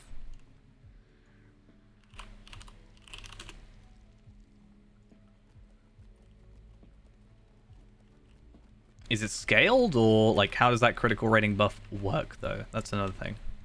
And then Star Blossom, critical defense, incoming healing. Okay. So that's like a tanky one. That makes more sense. It's so I'm after. But that's from the yeah, Erebor raid drops, is getting the moon candles to upgrade them. Or make them in the first place. I wonder if you can hi. I wonder if you can use the universal ingredient packs. The lords of Moria have returned. So you get those the recipes from Hitbold. So it kind of like leads into. I think what we need to do is I want to make, I don't know the correct term for it, but like I want to make a flowchart, I guess, maybe, of items and then what we have to do to get to those items, if that makes sense. Like, okay, so to get the moon candle necklace of wisdom, or the shiny moon candle necklace of wisdom, or whatever it is, the critted one, and then whatever from there and upgraded, you know, you have to get to do that. You have to get the recipe. To get the recipe, you have to go do Hitbold. To get Hitbold to this tier, we need to go do these quests. You know, get this rep. Yeah, I think with those raids, it'll be a case of... Well, okay, that's the thing. The moon candles are a barter item. But the question is, are they a bound to account barter item? Or are they like a character bound one? It doesn't actually say. Ideally, it'll be account bound. But if not, we'll just have to like have them sit in the raids and then go from there, right?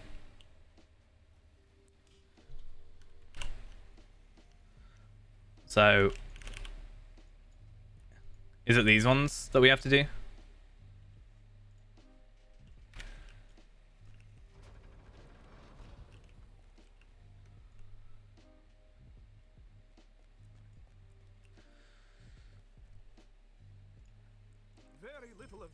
Well, I think we'll at some point just have to do a little look into them with like some higher level characters and see how they drop and stuff. Oh no, it's this one. Thank you, friend. I need your help, my friend. It is time now to set my plan into motion.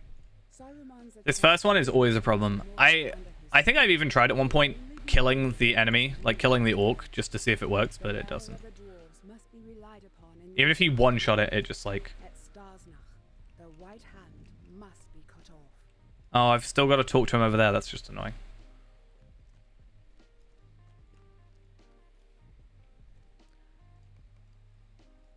Yeah, I think I've even like been able to one-shot it. Because I can kill it in one shot, but then I have to wait 5 minutes. Actually, I want to double check.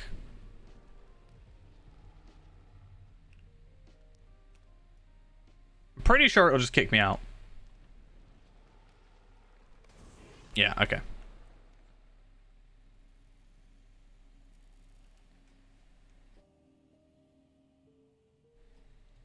I kind of knew it, but I also wanted to double check because I didn't actually know.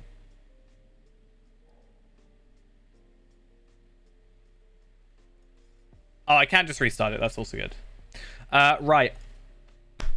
I am going to quickly refill my my drink a second. So I'm going to run off for literally just to do that. And then we'll continue on with this. I was expecting it to kind of fail. And I was like, well, if it fails, I have a perfect excuse. But either way, I'll be back in just a moment. BRB.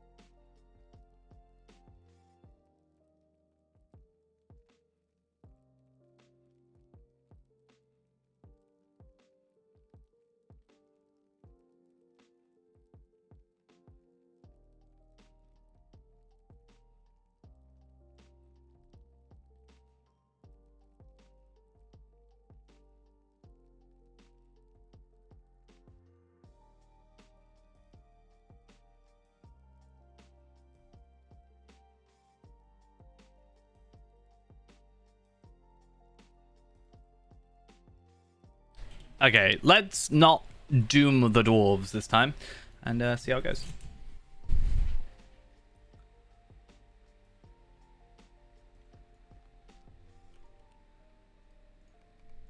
Just remember, I actually have to talk to him this time.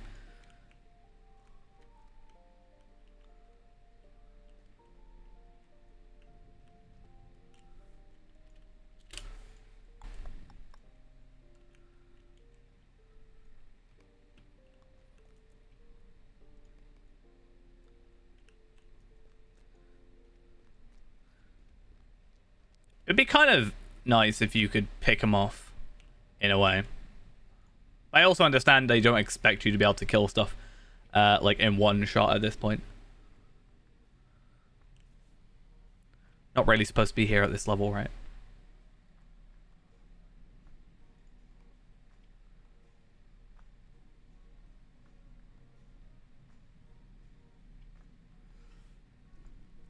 Okay, absolutely top notch.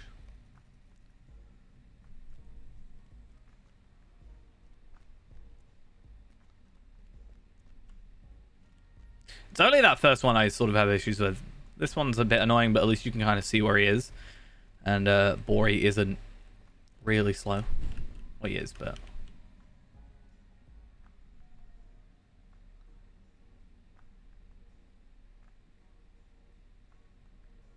You just have to wait for this bodyguard to go somewhere else. There you go.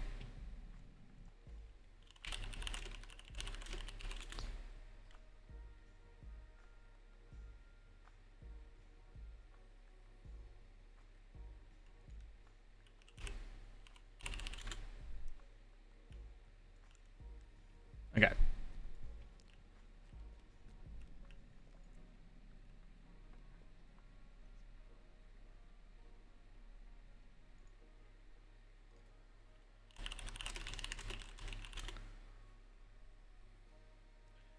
Okay.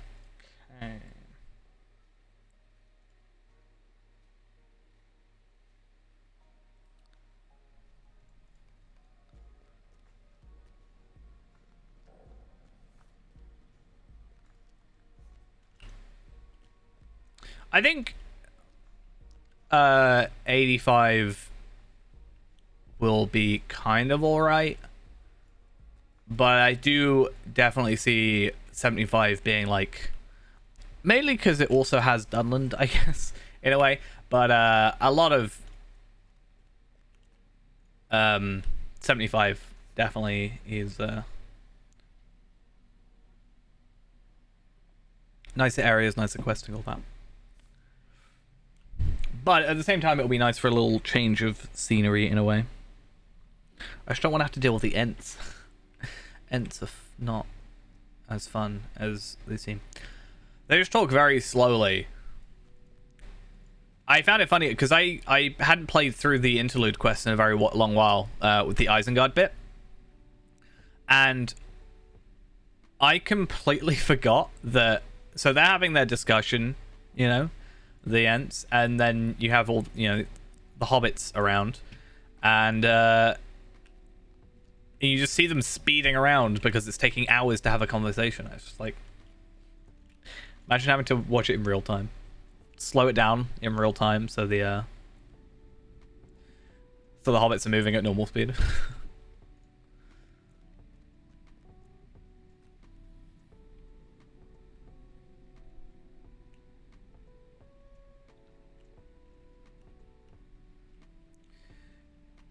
That's actually something I kind of wanted to test, right? So I have my my FPS capped.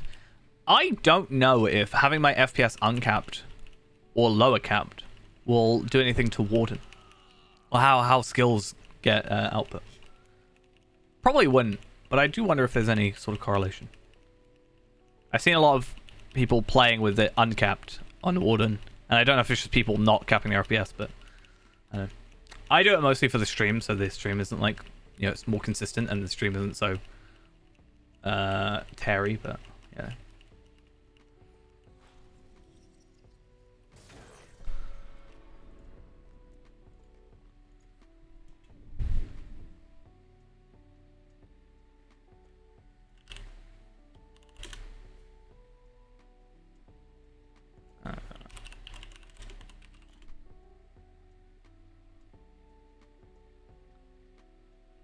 What is the effect called for broken legs?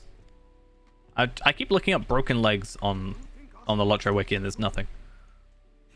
Level 50 incomparable tracery. Let's see if we get anything nice out of it. Target Wrath of Fire resist chance. No,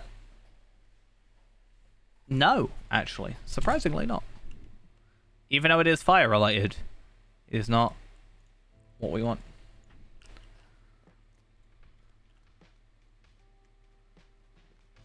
Oh, at least we're not the only ones having issues. We're too busy to do that right now.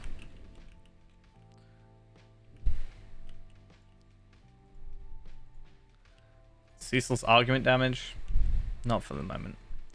I think for the moment, the way I'm doing it is because the satchel is supposed to mostly be yellow line stuff. I'm gonna put everything from the runestone that's supposed to be red line on both, and then we can mostly focus on red line.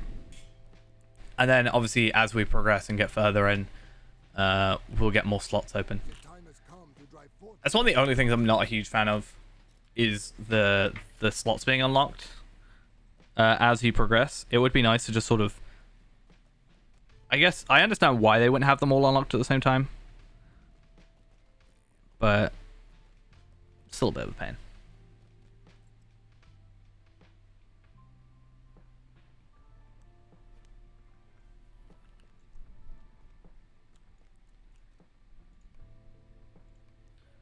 Level 50 rare tracery.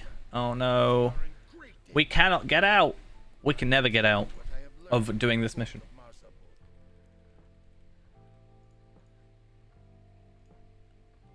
what else did these guys give? They give a level... Wait, why is that a thing? So, right. So it says Entwood is a primarily... yeah, it's 131 for Gundabad tier traceries. So, yeah. So Entwood is a primarily level 95 area. However, you can... From Quick Beam, you can get level 50 rare enhancement runes and traceries. Not 86s, which would make a ton more sense. I understand it's on the higher edge of the 95, you know, but that's a very odd way of doing that.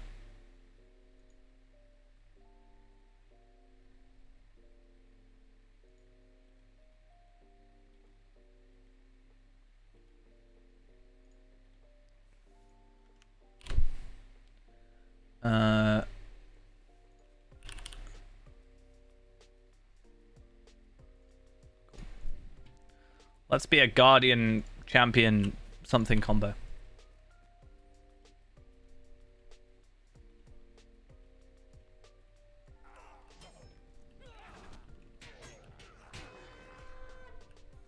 Nice.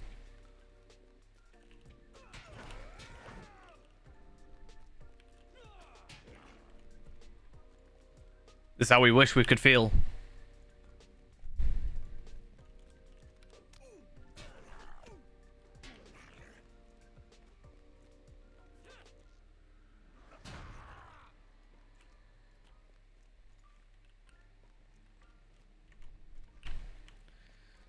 I just kind of wish everything would gather towards me. There isn't like a, you know, aggro skill that we have, so just kind of gotta run to everybody. Oh, I gotta talk to this dude.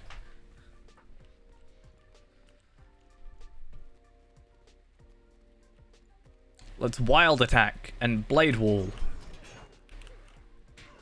and then Horn of Gondor.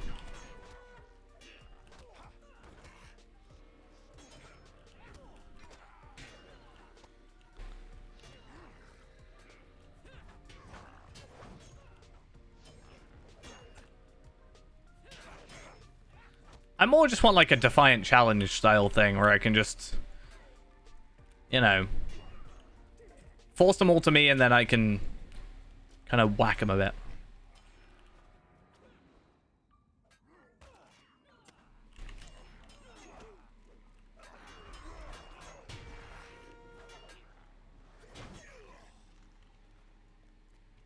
Come on, over here. Get over here. Right now.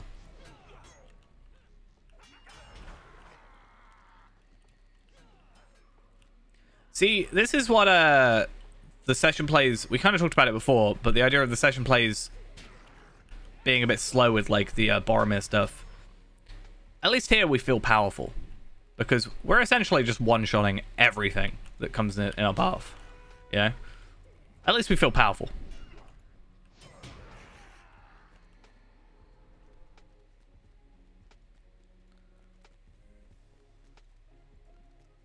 In some regards, I think that just lends to the idea of not being able to kill, you know, the Balrog.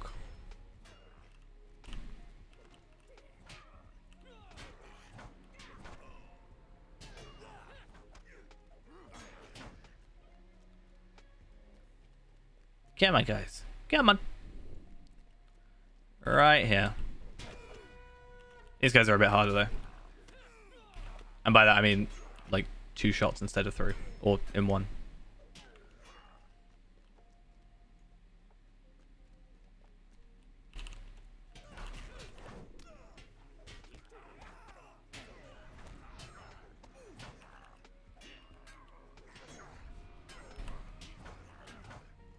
I don't have enough further. Well, I'm definitely a champion.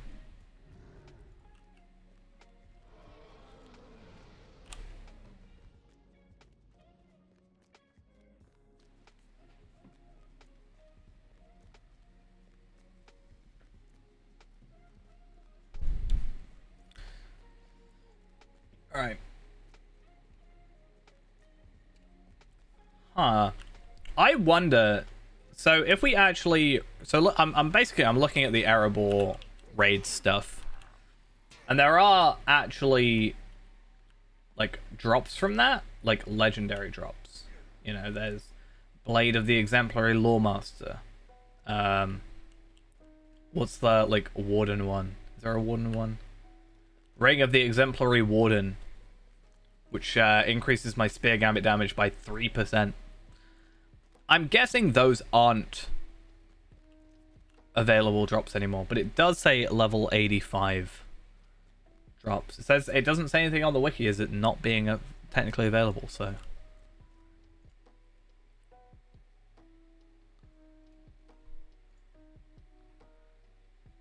what be wrong? What is the issue? Yeah, I wonder if that does mean that on level technically it's possible to get that gear.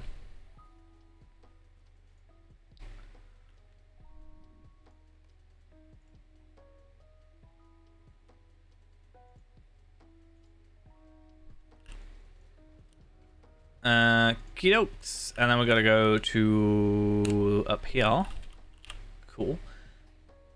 Okay, so it says here, important, the content of this page is no longer accurate, aka it is outdated. Please check and update this article if appropriate, then delete this tag. So, that could be related to the Starlit Crystals and such. I think there was an issue with that, and you have to trade them in. So I think if you go to the person you get the... I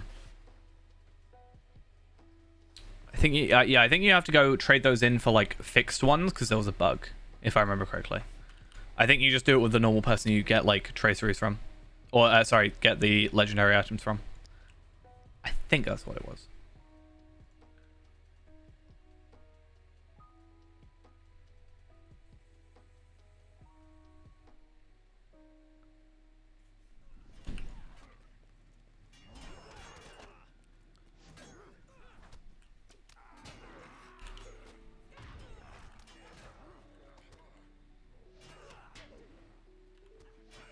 Come on. It's not really much point putting much effort into this fight because it's a forced loss. So it's like, why bother? Yeah. I remember that being on the... I don't know if it was the Lotro Beacon or something. I remember reading it. No, it wouldn't be the Beacon because there hasn't been a Beacon for ages, but...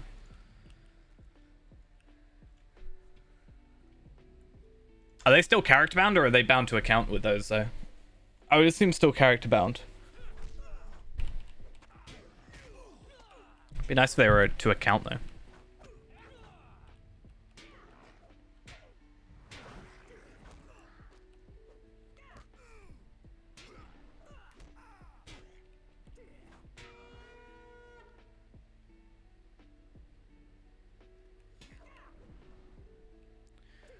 Though that is something I've said is once you actually, even if they're bound to character tokens, when you buy the tracery, they are bound to account.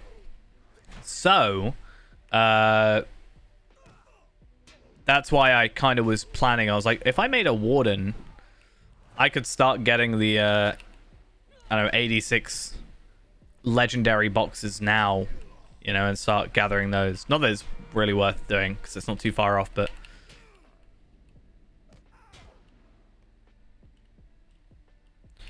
It was mostly with the teals, like buying the teals and trading them over for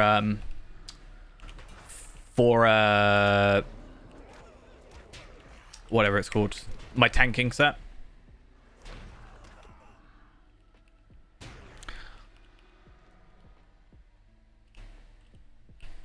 That was one of my thoughts.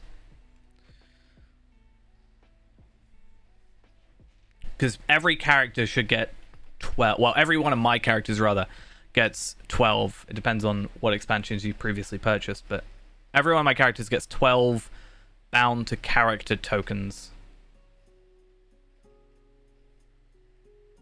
It would probably be a little bit broken if they gave you a legendary. It would be nice, don't get me wrong, but I would definitely use that to my advantage. It'd probably be quicker in some regard. Actually, no, it'd probably be slower overall, to be fair. Even with the one. Like, if getting a character up to 86 just for one token, compared to getting 4 tokens from getting to about that tier. I do not know if things will be different this time. We must prepare for the storm. Okay. Oh. We must make the Nice. Chamber of the Crossroads ready for war. We must make the Chamber of the Crossroads A rare tracery, ceaseless argument damage. It is technically something I want, but at the moment it's a no. Because I don't use ceaseless argument. And speak with me a moment. Stand and speak with me. The fate of Khazad-dûm hangs in the balance.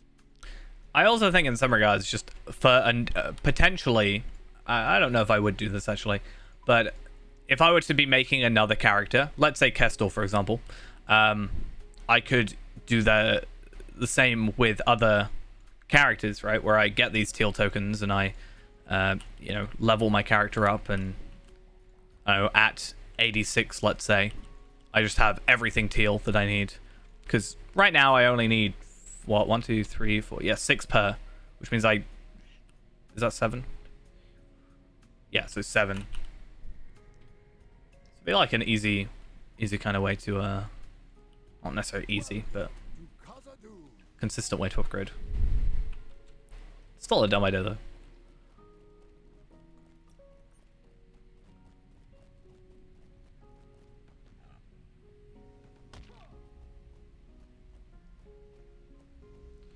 Yeah, for the most part, other than Feyrand, I'm still of the opinion that teal is like I'm happy with. I'm not going to go out my way on really any other character to try and max those out and get them perfect. Yeah, it's something I've been looking at is what words of craft to use because of the change.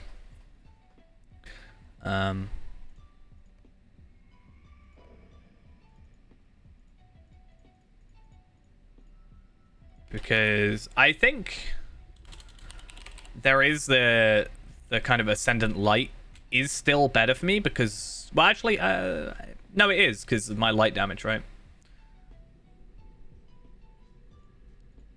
I was thinking of light oils, but Ascendant Light still gets me that, but then my outgoing healing isn't really something I care that much about. I do wonder though if for so Ascendant Lightning is the recommended for red Runekeeper. So 15% lightning type damage doesn't really matter, and then the critical. So if I were to go for, I can't remember which one. Oh, which one is it? Is that not on the database?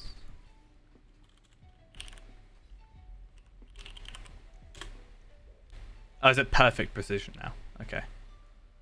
So perfect precision, or what was the other one we said?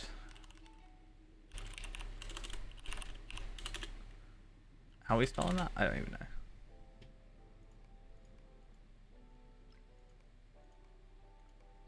Yeah, so here's the thing. I don't get a benefit from the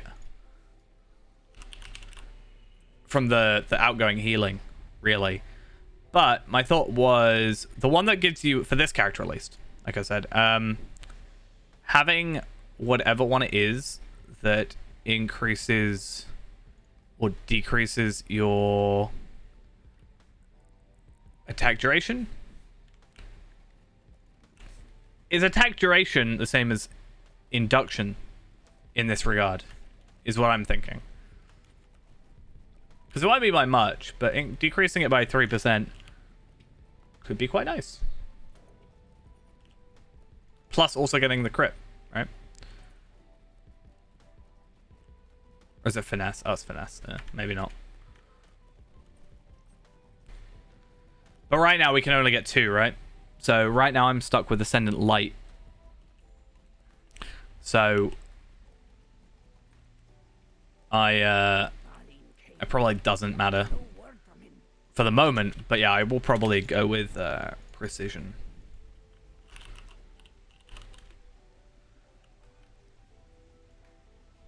Because I'm basically getting the same, right? Because I'm just going for crit. And I still get crit, and I'm still not going to get the bonus. Actually, I might even get more crit than the bonus. I don't know. Right. Just because, again, a lot of red is, you know, induction, so... Or channeling, I guess. I guess is a better term.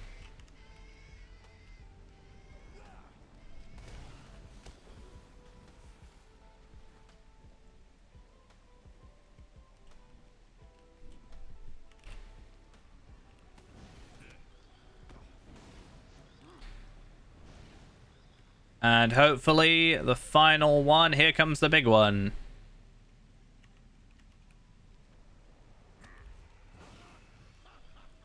Got it.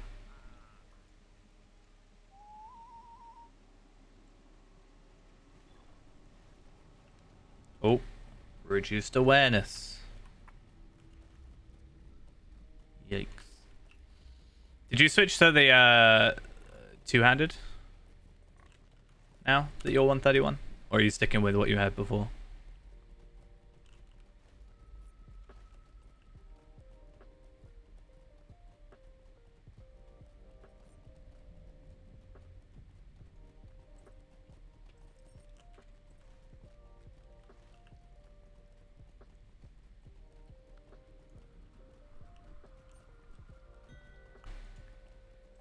Ah, fair.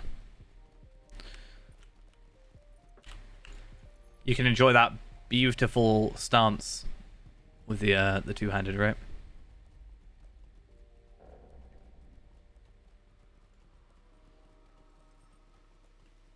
They don't link all of the trace free still. I would kind of get it if they linked like the heraldry, the word of craft, or sorry, the heraldry, the power, a tracery, like first tracery or something, and the word of craft or whatever. But it doesn't even show the heraldry, which I think is a somewhat important thing.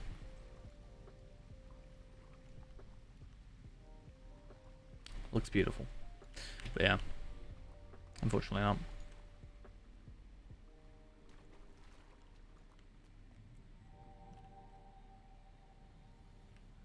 It's because it's your own legendary, I think. So, for example, I think if I were to send you mine, like that, mine actually shows, but only because it's mine. And I guess I have the local data for it, or I don't know what they would have as a reason, but oddly done.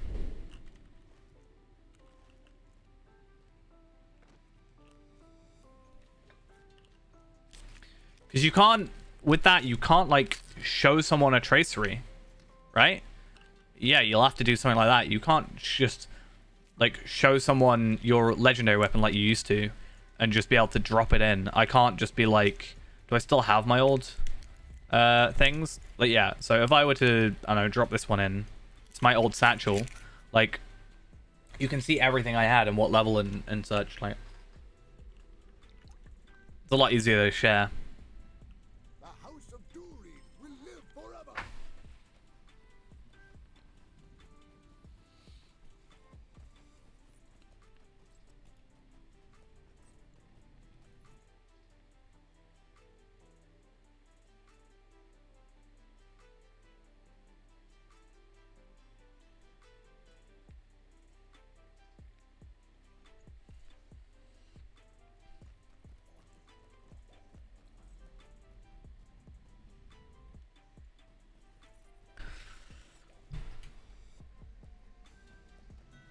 At least those work with the essences.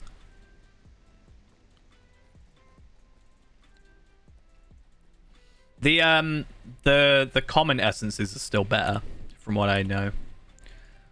The like, or the uncommon ones, right?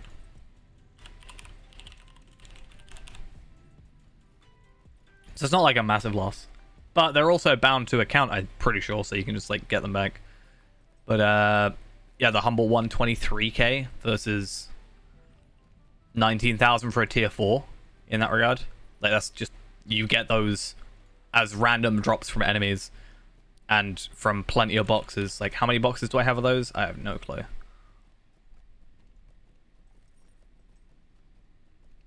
I have a lot. So yeah, not a huge problem.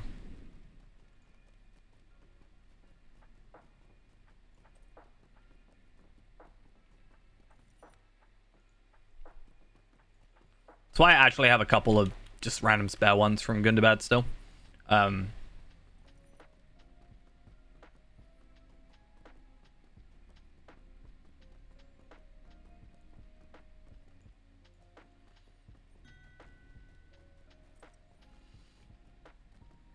The only other thing, right, is you can obviously deconstruct them, and then if needed, you could hold on to them for later. Or deconstruct them as well for the Moonlit Essence things, whatever they're called. To then use at a later point. Right? You get even better ones later. So these are currently what I understand to be the best in slot, right? So those are the best that you can get. And you get a couple of those from questing as well. Plus crafting. I now have 51 universal solvents. So, but I'm more likely to stockpile them for now, like, and spend them for Feyrand than I am to use them on Tarvelod. So, it might be Teosh. I know for the longest time there was no should I just look up Delver? Oh yeah, yeah. I didn't even know those were released. Yeah, you get those. Plus, going through and doing like Pelargir and stuff, you get universal solvents from that. Plus, if we really needed to, missions can also give you the universal solvents from the weekly rewards. So there's plenty of ways to go about it, right?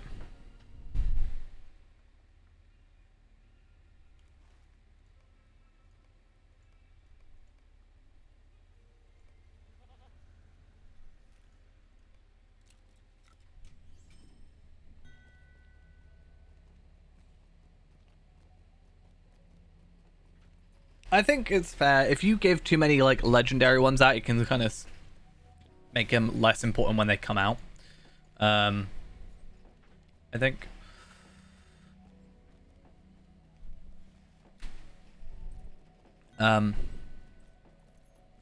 I think it's just 136.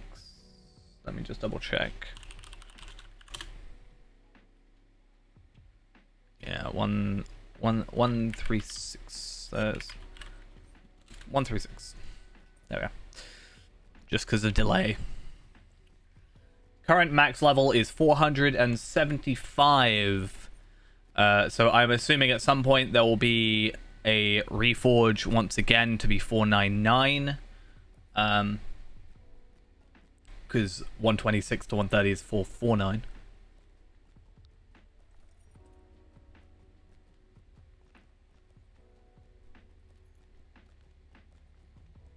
But yeah. I mean, yeah, I'm still using my legendary chest piece at 140 for my hunter. I just found it's better with the essence slots right now.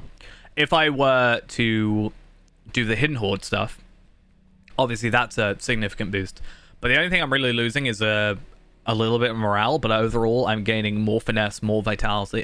More finesse, more crit, and more physical mastery from having my 130 legendary items, like legendary chest piece, over my 140 crafted chest piece.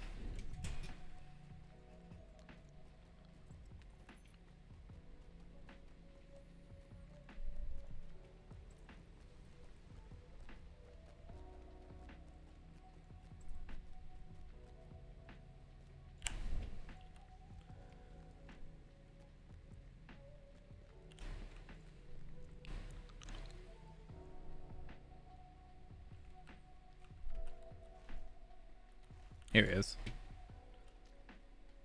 Greetings, friend. Are you lost? It's an easy one, and then final one is that the one I think it is? I think it's the one where you just have to just kill an orc, and that's pretty easy to do, especially at my level.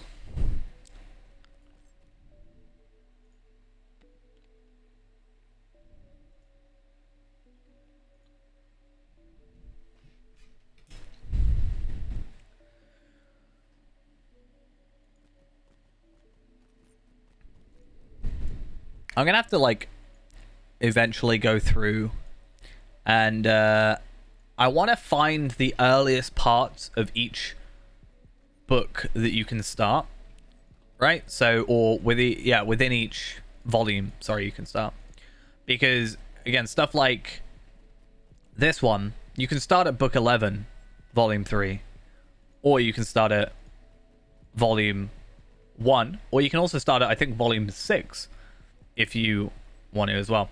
I want to go through all the volumes, find the like earliest starting points for some of these things. Yeah, I think I've got a couple of those as well. The Supreme ones are quite nice because they give that extra stat. I think I've got one for Vitality that also gives Fate or something. But I don't think that's going to be a huge issue. But it'll be a nice addition. Or is it Crit that adds Fate or something like that? I could have gone wrong. I tried clicking up here and I just almost accidentally clicked the X button on OBS. I'm sure it would have given me a warning, but that was a little bit worrying.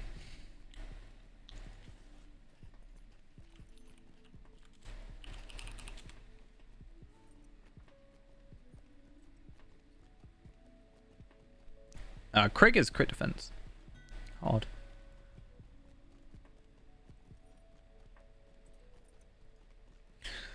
So yeah, I was thinking... I had this thought the other day. So we're 75, then we go 85, then we go 95. Then Mordor is 106 to 115, right? And then there's... So it'll be 105. Oh no, so yeah. At some point it'll be 105. And then it'll be 115, and then it'll be 120, 130, 140, right? Makes sense. However, I don't know if we should just go to 100 or 105. Because it's all lumped together, part of me feels like it should just be 105. But there's four years worth of content, I think, there. I think there's 4 years between Helm's Deep and Mordor, right? So 2013-ish. No, 2014. So maybe 3 years. 2017 was Mordor, so...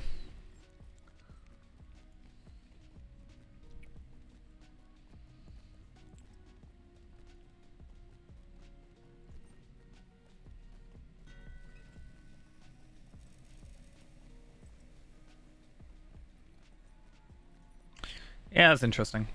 The enhancement limit is still a confusing thing to me there, because I understand it in terms of legendary items, but it would be interesting to have the ability to upgrade your essences in a way. I don't know if that's like a remnant of an older system of some sort, or maybe, I don't know. But it'd be really interesting if you could like level up your essences in a way similar to how you do your legendary items.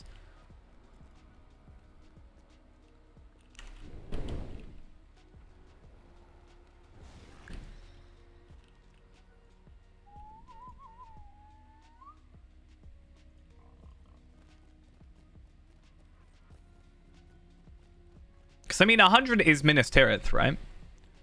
And then, so, yeah, 100 should be, like, all the Anorian stuff. All this old Anorian, the Minas Tirith dailies, all that jazz, right? I think that's 100. And then I think Osgiliath will be 100, and I'm pretty sure all the North Ithilien stuff is 105, up to, going up to the wastes. Yeah, that's the thing. It came in when Traceries came in. And that's what made me think, is it like a dropped sort of added mechanic that they just never went through with. The shadow of Mordor will not long fill the halls of Khazad-dûm. May Durin return soon to his halls. I hope we have done enough, friend. The dwarves at the heart of fire. But yeah, Prepare for I an don't know. attack. Maybe we'll have to do a big content like thing, because isn't there a... Yeah, I guess more epic battles as well. Because yeah, that is the point, right? Epic battles, this is 95 content, this is 100 content, right? I don't know if when Helm's Deep stuff came out, you started at 95, and then they've upped it to 100 across the board, maybe? I don't know how that works.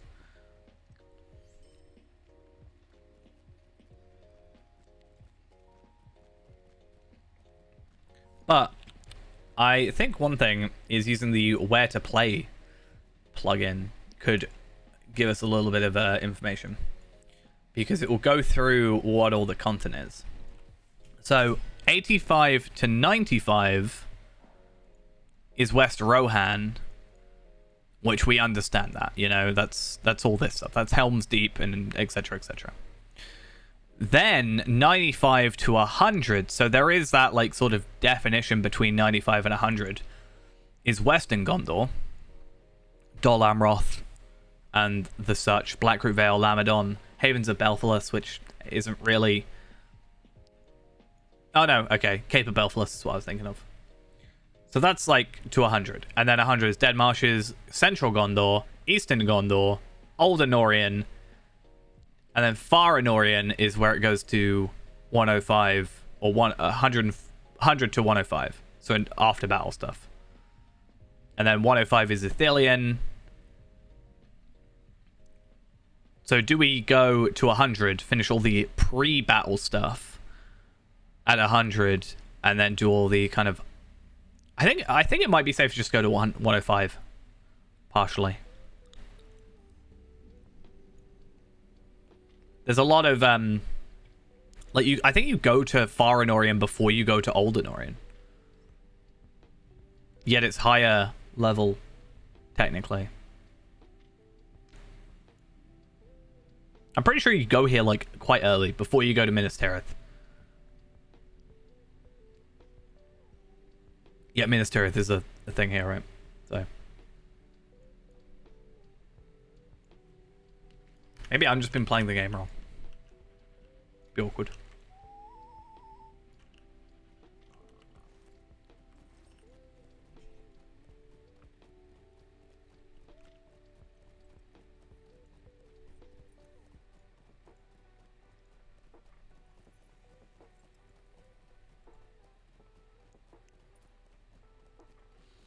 Yeah, there is that.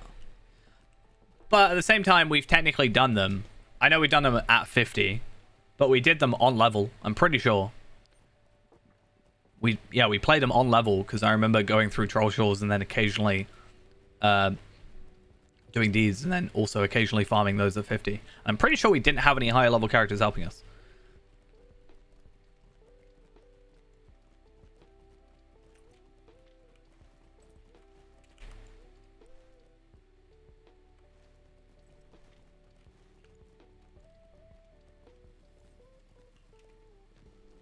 I gone the wrong way. Confused me. It's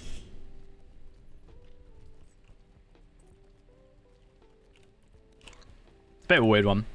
Almost makes me wish they bundled all the Anorian stuff up into an expansion, or like a bundle of sorts, so we could have it a bit more. Because I think buying it all is still a bit of a pain for a free-to-play player. Still.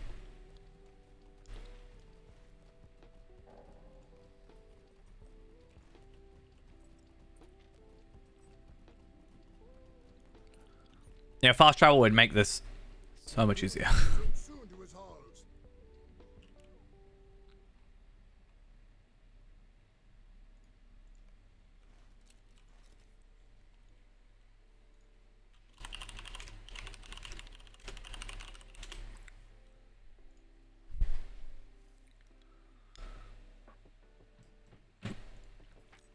Roving threats, epic battles, Osgiliath / Pelagia, clusters, and maybe some warbands.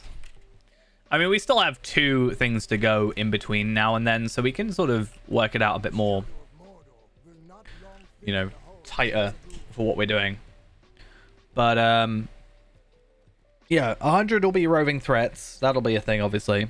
Getting those deeds done, which will be across all the areas. But other than the roving threat Slayer, I don't think that'll take too long.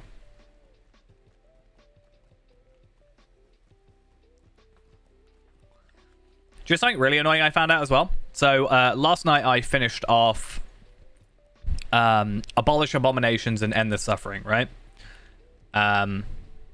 Also, this is wrong, I realize. Fire to Ashes is an incorrect deed thing, because that's kill 25 of the... No, sorry. They're all wrong. Sorry. Fire to Ashes is kill 100 of the fire thingies. This is kill 25 of the prisoners. Slayer accelerators do not work on those, I found out. So I wasted one yesterday. That was not fun. I mean, it doesn't really matter, but a bit of a pain.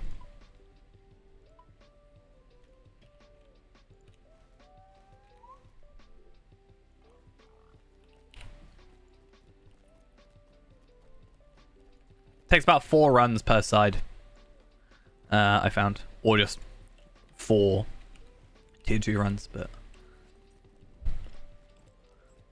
The way I did it, or would have done it, if I was starting fresh, would be like, do a tier 2, do a tier 1 one side, do a tier 2, do a tier 1 the other side, do a tier 2. And then you're done. Easy.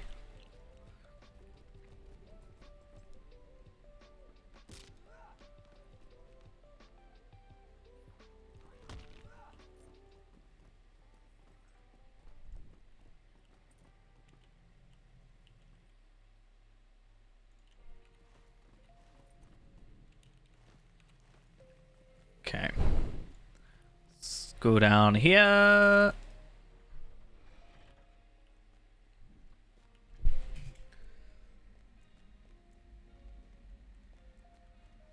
Yeah, so let's have a look at what it says here, because this is based on the legendary servers, right?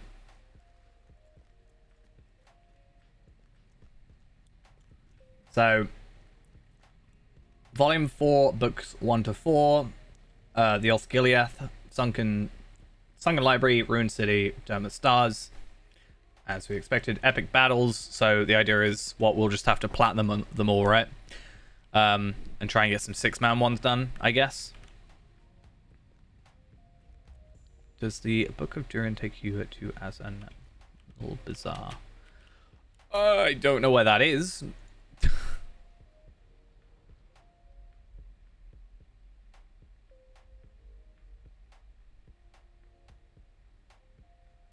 This one? No.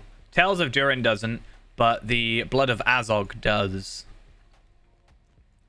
So, I think if I remember... I don't actually remember the book thing. So you do a War of Three Peaks first, and then there'll be technically a break where Blood of Azog would have been released, which gives you a trait point and a load of stuff. It gives you a lot of trace-free stuff, actually. And then it moves on to Gundabad. But you don't have to do Blood of Azog to do Gundabad. You can just skip it.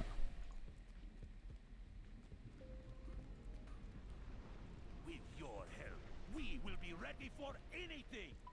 With your help, we will be ready for anything.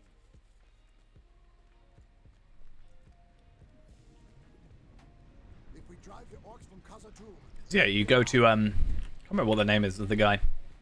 Hermeth Stormhammer, that's it. Hermeth Stormhammer is who you play as, and you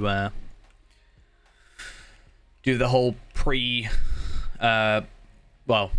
technically Moria getting taken over by a Balrog.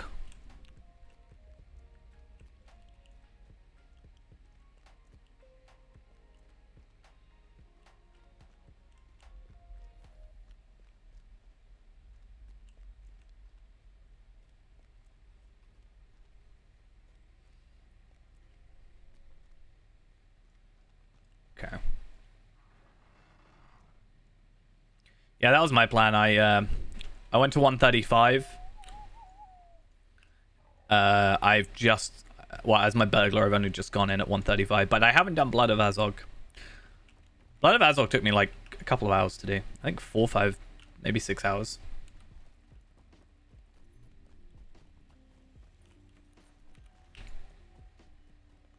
Surprisingly with, like, good gear as well. I'd like Ramachan stuff, you know.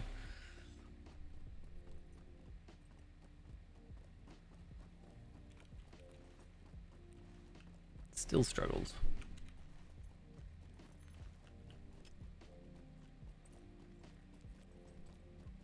Don't think champion should have any issues. It was more just being dogpiled on by a bunch of enemies.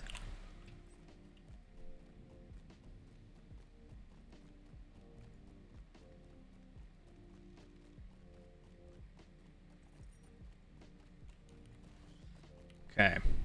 So we want to go to the Chamber of the Crossroads and jump down that well. No more rock ball here. I've already seen the rock ball earlier. That was about it. That's all we get to see in here. I think he might be a better red rune keeper than I, sadly. May Durin return soon to his halls.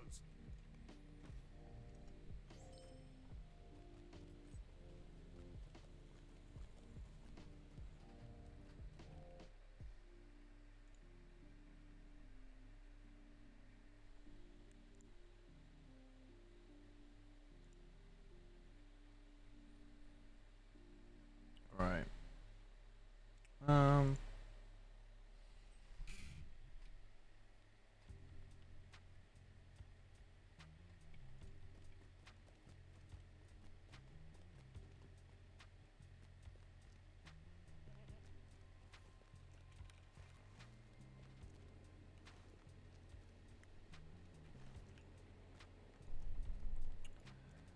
So now I want to go to the. This is why it's such a, like, I can go Chamber of the Crossroads, or what I can do is I can go to the 21st Hall and then Swift Travel.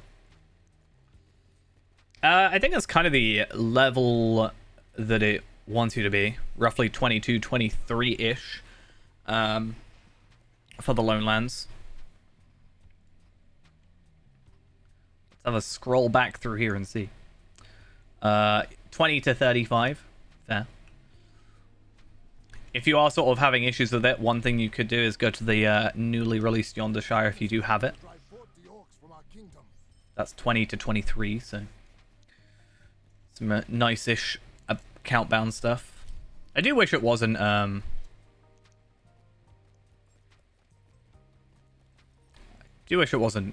VIP or like a. I wish it was part of the 15-year stuff. To his halls.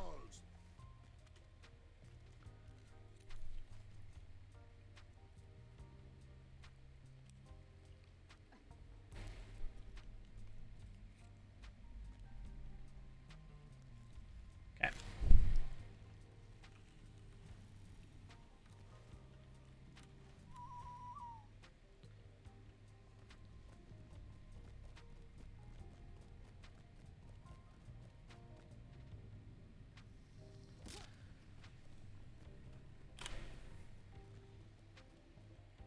Okie dokes.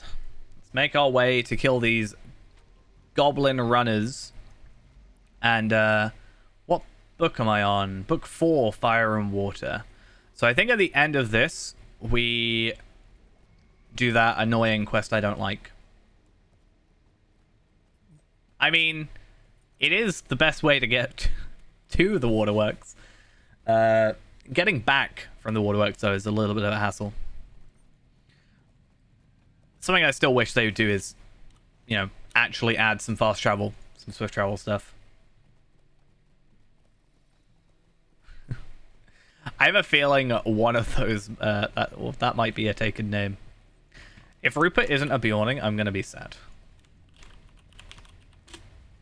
This player does not exist. Let's make a Rupert right now.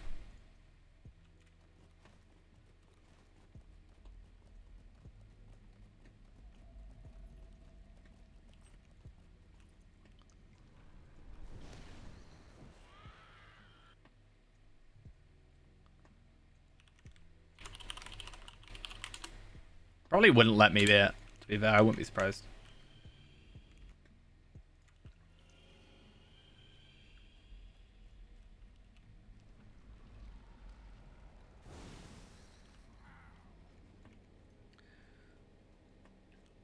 surprisingly, actually found 2 of these guys.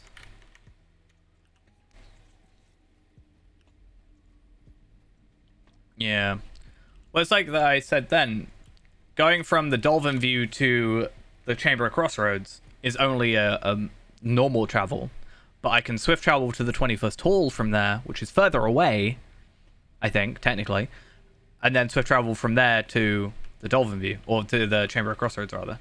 Like, it's a bit of a pain. Just also a bit of a pain, Goblin Runners and Fire RK.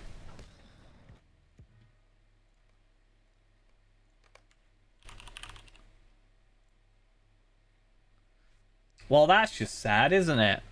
Sorry, that name is unavailable to players. You can't be Rupert the Bjorning.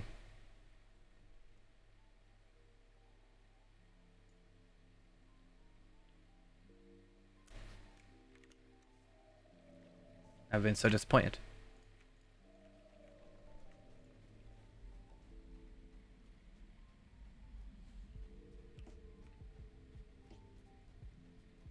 So sad.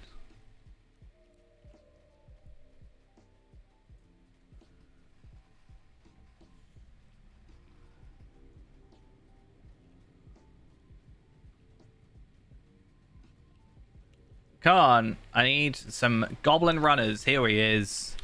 I believe you in running that marathon. Now I need to just find one more. I think there's some can be like down here, but I can't check now. I've logged out of that account now.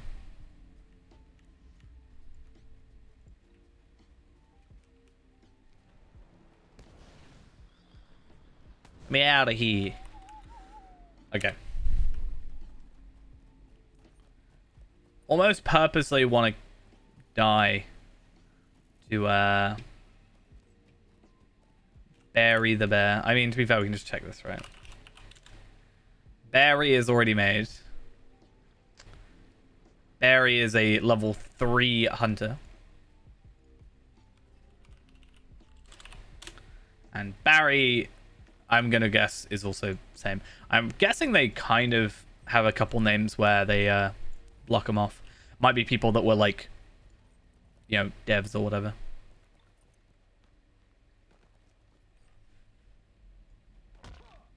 I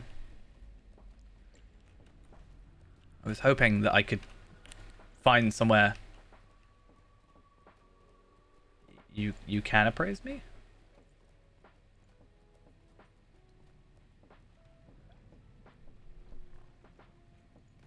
Or inspect me? Yeah, we need Barry to be a bear. You know. Maybe he is a secret Bjorning and we just don't know. He's actually just a hunter.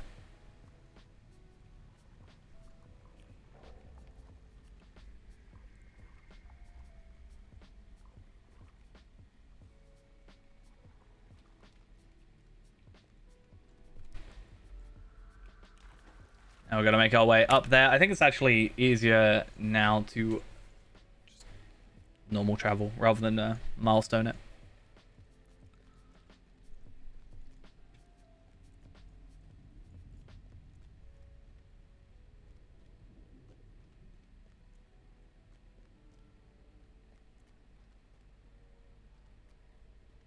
Oh. Yeah, it doesn't do anything other than in the quests, as far as I'm aware. It doesn't bring up like a menu showing stuff. Greetings, friend. Are you lost? It's a very weird kind of thing to add and then not actually have it useful. It's not like you can use it on an enemy, and I know it'd be interesting if, yeah, you could use it on an enemy and see which like damage type did more, if that was still a sort of thing with different damage types, but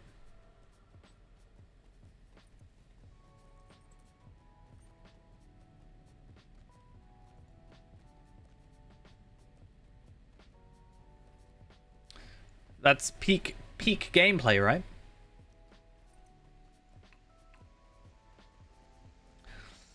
And then you see they all got like the same name. Right?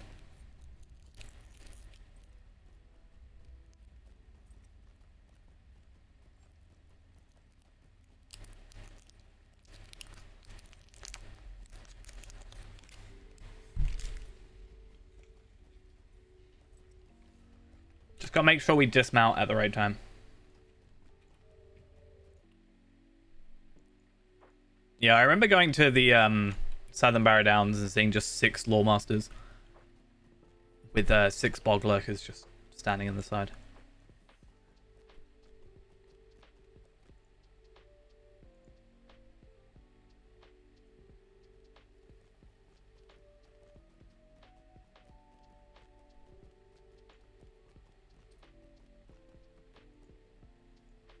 Right. Let's clear up my tabs on my other screen a bit. All I should really need up is the quest log, or not quest log necessarily, but quest layout, quest list, I don't know, of what I'm currently running. So right now we're on preparations for the Heart of Fire, hasten to the 21st hall, into the fire, Boreas suspicion, drowned treasury. That's the one I don't like.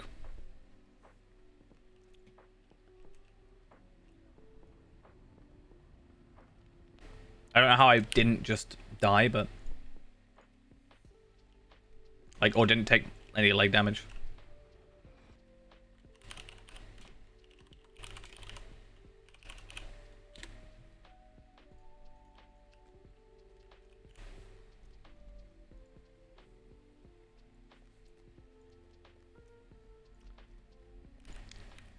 Yeah, I noticed I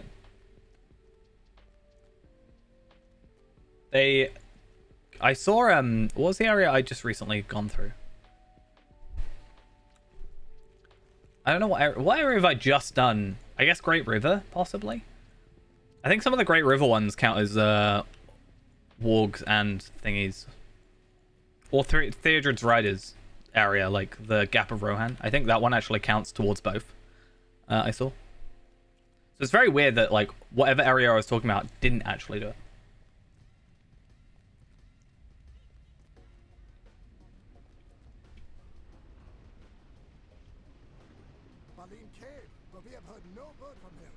Okay.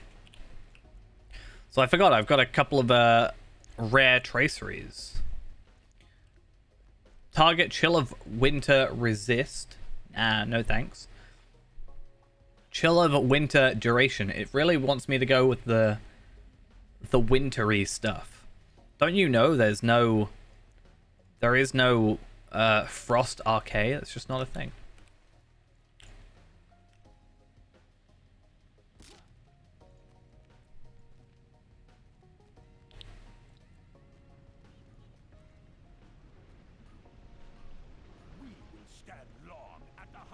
Level up. 92. We're so good. Okay. Progress in the Chamber of Leadership off the 21st Hall. Let's go back to there. In fact, I'm going to speed it up and I'm going to go to my house and then go from there because I'm lazy.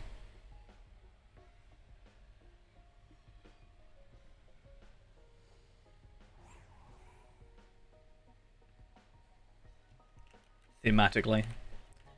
Using fire, but actually looking like ice.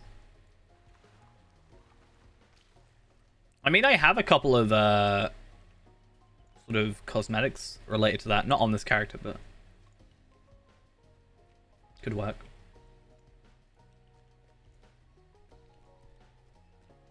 How can I be of service?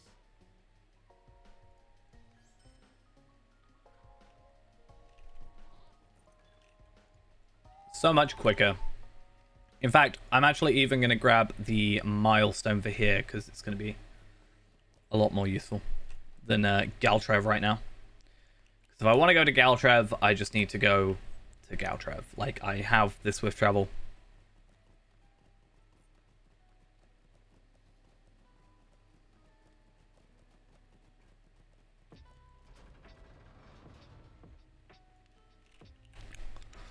I mean, there's only really these 3, right?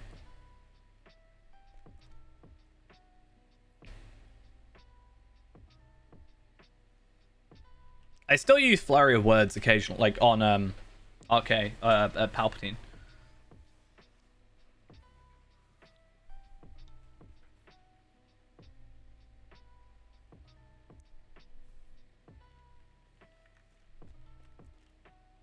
Tire of this constant defense. Let us bring the fight to our Come on. enemies. Oh, no, not this quest. Go with haste. I feel like this entire book is just nah from me.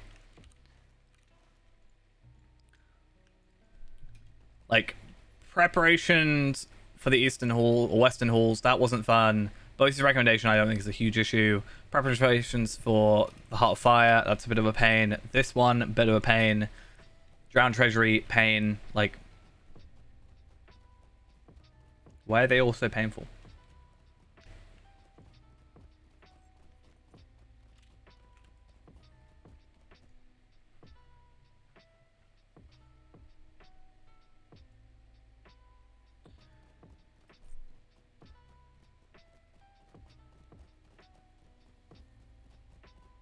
I think they just used it as having lightning, fire, and frost, because you can still get a frost runestone.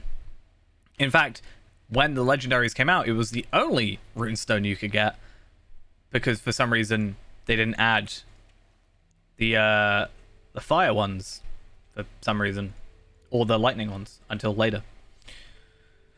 So it's still very weird that that's a thing that's still a thing.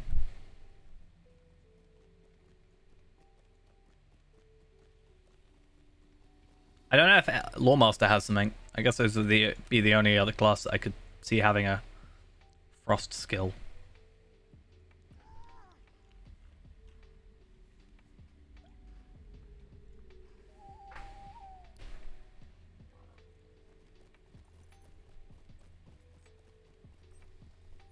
Okay. Why did I go up? I need to go down.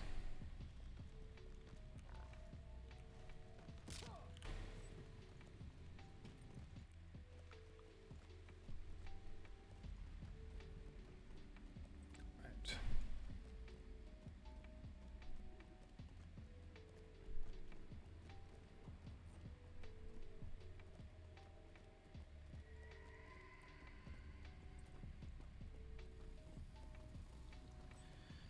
Yeah, I was gonna say the only way they could probably do it is by having a fourth spec, but I think they're already struggling in some regards with some classes, so I'm not sure what they do. Like, I have a feeling they didn't really have much in terms of a main idea for a yellow line brawler, and that's why it's just sort of an extra. Maybe that was from the outset. Like, maybe that's just what they wanted to do straight away, but doesn't feel like it.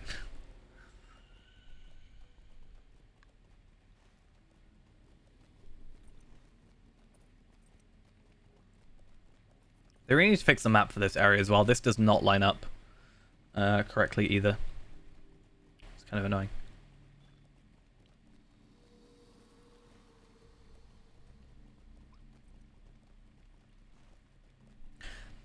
Yeah, it's funny because I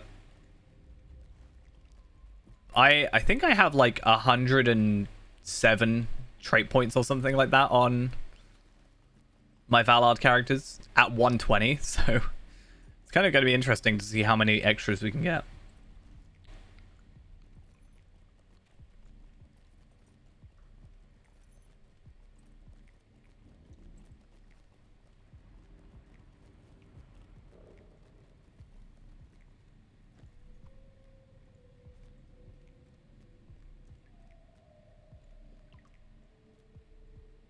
Green champion, yeah. Want that.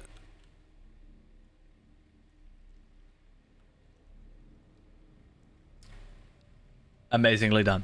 Yeah, they want the true green champion spec to come out.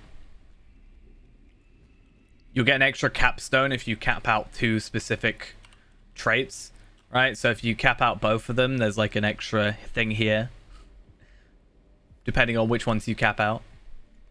It gives you extra stats. Wouldn't be a terrible idea if they did get to that point.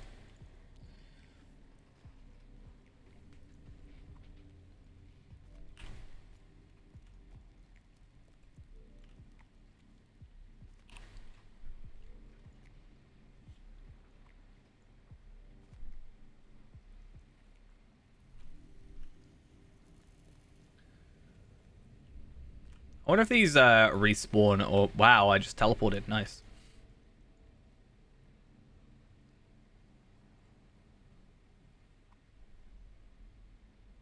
Come on. Please. Thank you.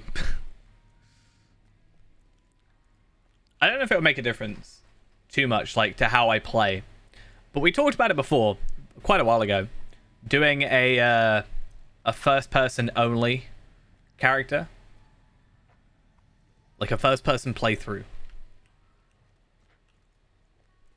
I'd said if I could get it working in VR, that would be really interesting, but I haven't got a VR headset, and I don't think it works. I think someone did it, but then they very quickly deleted their video, so... I never got to see it, which is kind of sad.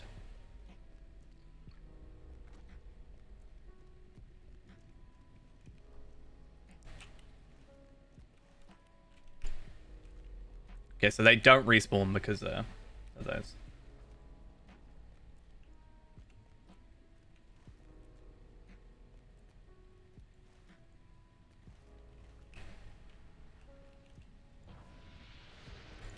I preemptively healed myself as if I was going to fall in the tar.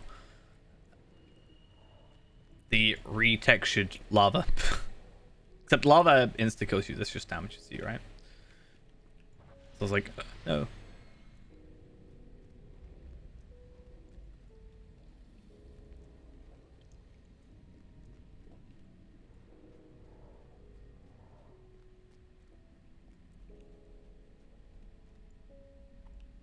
You know what I really want? A run speed boost for Runekeeper. Or Master.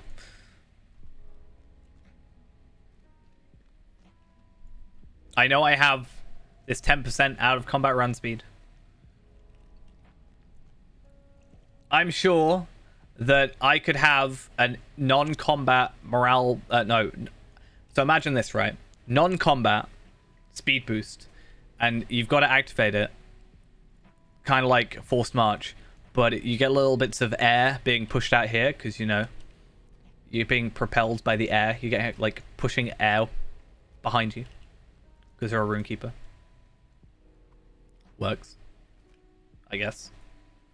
I'd make it work.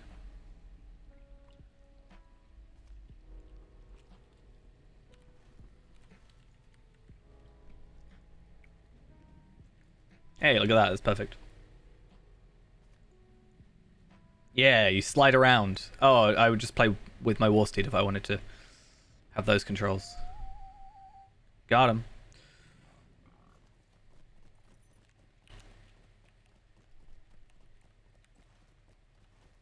Oh, now I've got to kill 20 orcs. Didn't even realize. I really wish they would have it still just be part of the quest straight away. Because by the time you've got to this part of the quest, you've probably killed 20 orcs, right? Yeah, something like that. Just have a little propulsion.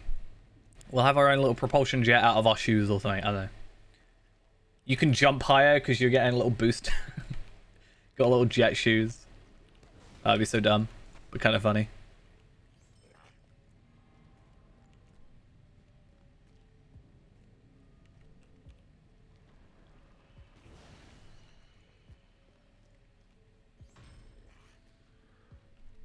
What does it take? Every 3 seconds? Kind of annoying.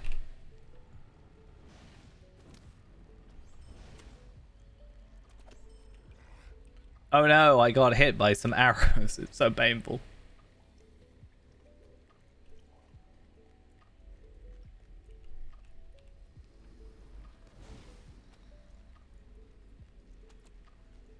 It's essentially just like hit them once and then ignore them.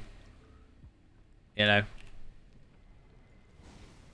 It's kind of the way I'm playing right now.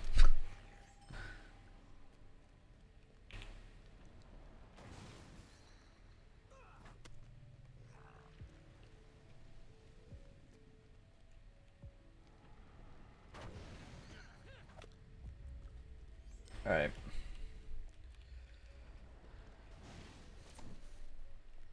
Let's kill this dude with a little bit more strength.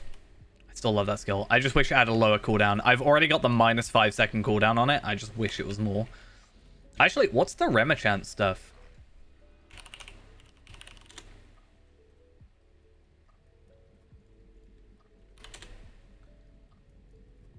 Let's go there. What's the what's the Runekeeper's Remachant set bonus? Is it anything to do with that? Feet.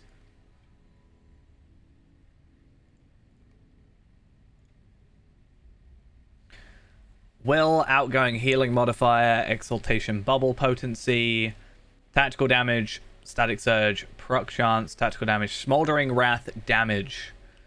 Okay. So, nothing to do with cooldown, but as kind of expected, it is to do with smoldering wrath because it's kind of the big one.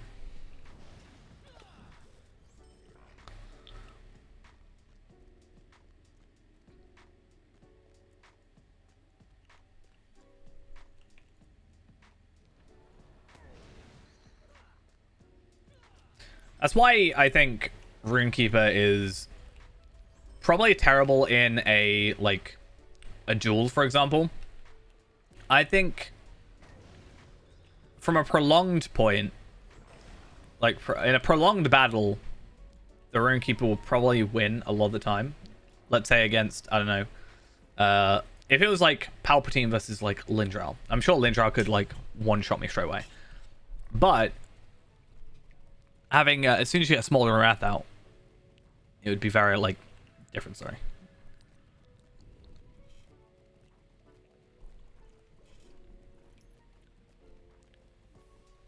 Because that's a ton of damage, and obviously even more the further you get in, right?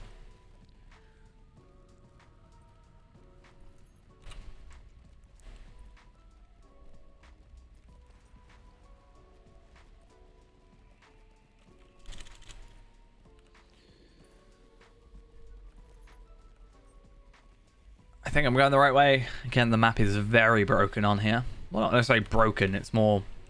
There's a big line here, making you think that's where you go, but you actually got to go like here, here, here. Very odd.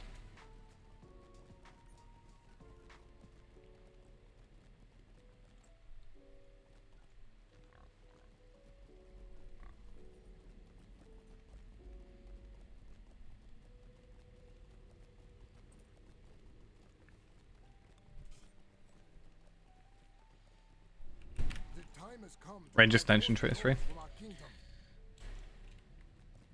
I think it could work. I don't even know what the range on this technically is. It doesn't even say.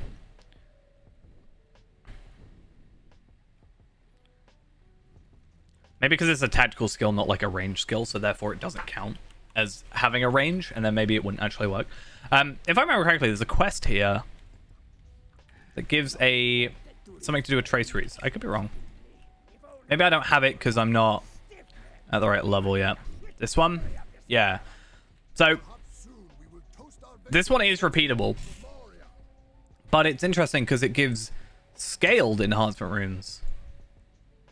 I think they forgot to change that because a load of the stuff over here was scaled when it first started. And then they changed it.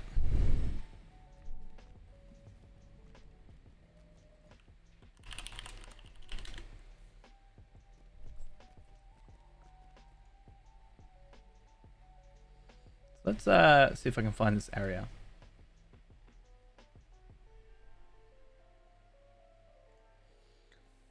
I want to find this guy. Is it that one? Yeah. So there's two quests, one in Mirkwood, one in Moria, that gives that enhancement runes rare, but the incomparable ones, okay, so there's no like repeatable quests, it seems, but you do get a lot more from the Slayer deeds, which at least works.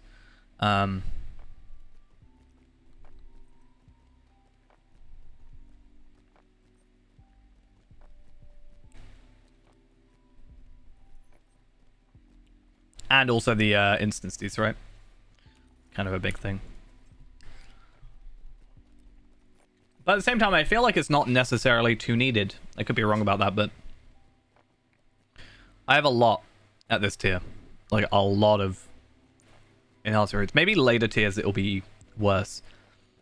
But I think at the same time, we're jumping between... Like, when we get past the level 50 to 80, 95, technically, threshold, you go 86 to 101, which is only 15 levels. Then you go 101 to 106, which is only 5 levels. Then you go 106 to 116, which is only 10 levels. Then you go to 121, again, only 5 levels. And then, you know, 131, 10 levels. With the figments, I've just been like... Well, with the motes, I've been turning them into figments and then using those in order to get, like, any of the cosmetic stuff I haven't got. But honestly, I was capped for ages on motes, and then I did all my missions, and I was like, that was a problem. So I spent 3,000 to make and then I made 1,000 back with the weeklies to give myself a little bit more leeway. But I don't really know now. It's one of those things where later on they'll become a very big part, because a lot of the gear you buy, especially when we get to Mordor, will be at the time... Well, so when it's Mordor, it was just originally motes, because that's all there was. And then anything after that would technically be embers, but now is turning to motes. So at least we can kind of skip a lot of grinding when we get to those tiers.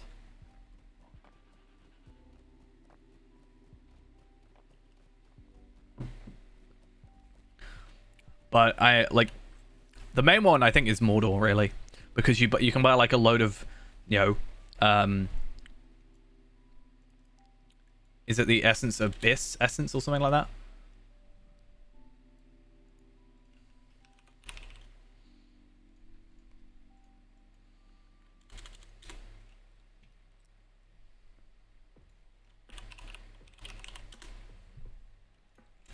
Come on.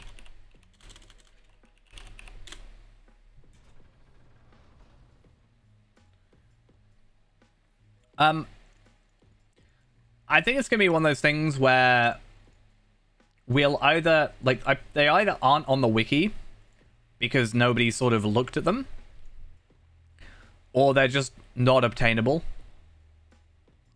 Because yeah, Gondorian ones we can get for the 101 and stuff, right?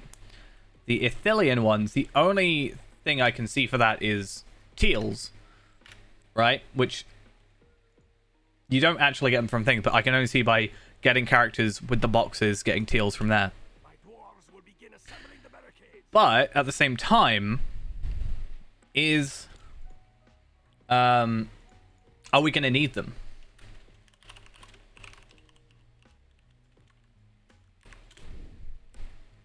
You know? Are we going to need them for that tier? Is my thought. Because what level do they go up to, basically? Let's say I go for Sparrow, or which one have I got? I think I've got Sparrow.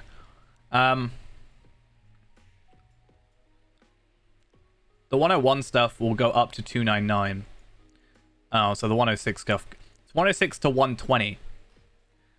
So the 105 stuff will take us to the 115 range. And then we could do 116 stuff. But again, getting that is a different story. But we can kind of skip the Ithilien ones, I think. I could be wrong about that, though.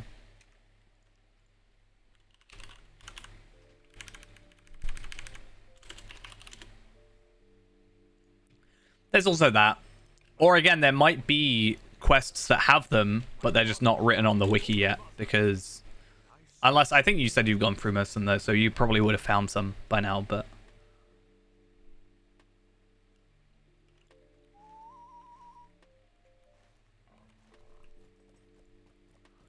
I was kind of hoping that as, like, Anor leveled up, they would add ways to get them, but yeah, I'm not sure.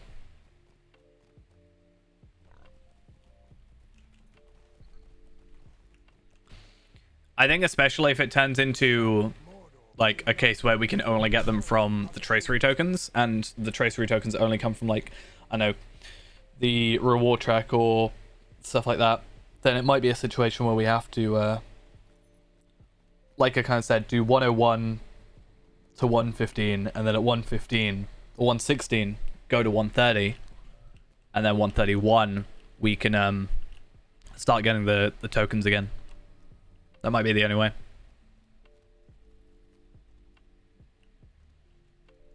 These halls will be great. I mean, I do want to go through with a character again at some point, going through. But this is the thing. I very recently looked through every epic quest on Overlevelled, right? And I couldn't see any. So, for example, I went through all these, right? So that's a Shattered Khazad-dûm one. So what would we be looking for? We'd be looking for Ithilien, right? So Khazad-dûm, 86 Legendary, Rohirrim, Khazad-dûm, 86, Rohirrim,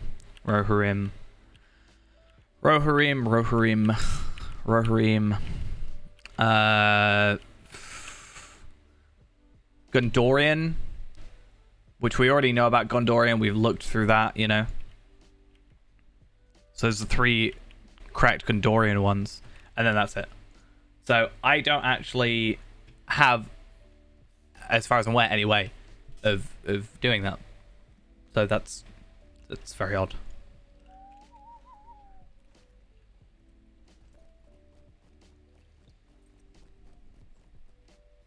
I wonder if we look up.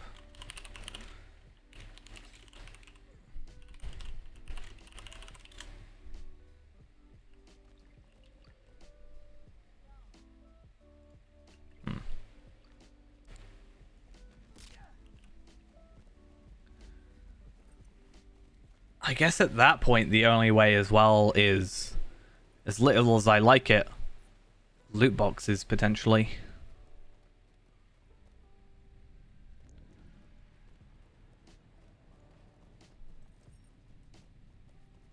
Might be the choice.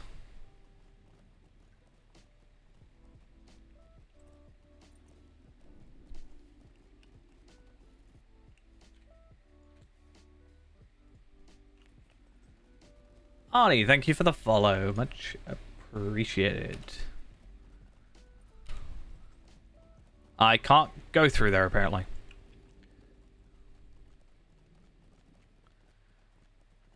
Yeah, you can obviously get those.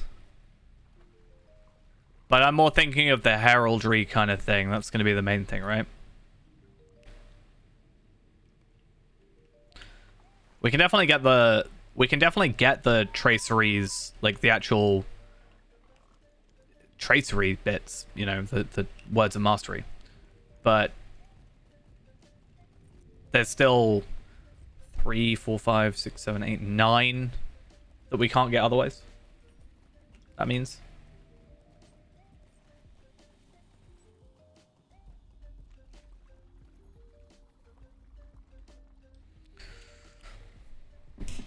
And even getting those is going to be completely luck. Maybe by the time we get there to like that tier, we will have kind of a I don't know, there'll be kind of this something added, maybe, is the hope, right? Again, I said the idea of, I don't know, trading in 8,000 ancient script for a legendary token or something like that, like some way of obtaining the items without having to raid, basically, and be lucky. Though I guess at some point, the people that are going for legendary traceries are probably people that are like, not all of them, but more likely people that are going to do group content in order to get items, right?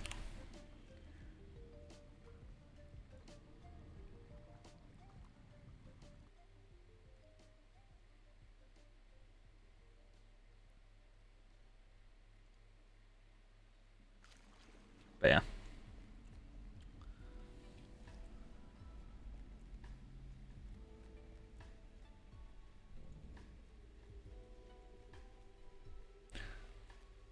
Why would you buy a legendary item box on the lottery store? Is that even a thing anymore?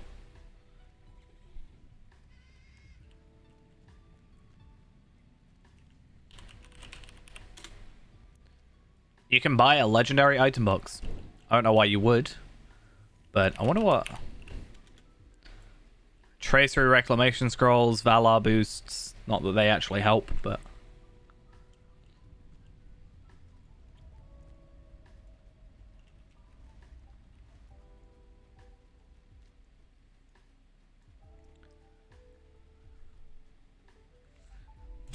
Yeah, looking at those traceries. Where is that tracery that I was looking at? Here it is. So the 101 stuff goes to 299. The 106 stuff goes to 349. So the 106 stuff... Yeah, okay, so we would actually have to level it up, which kind of sucks. We would actually have to try and get them. Because at a 105, it's 250, which is already one higher. And then if by the time we got to 115, which would be the idea, it's 349 from the 106 stuff. So...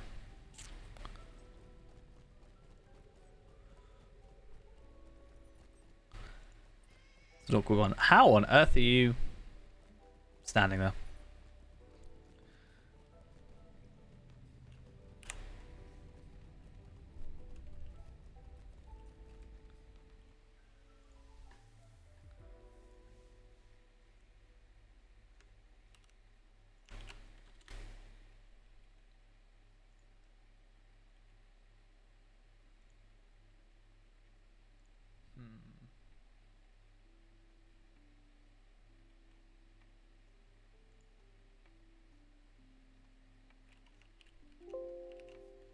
Damn it. Don't point me to a post and then not have that post available.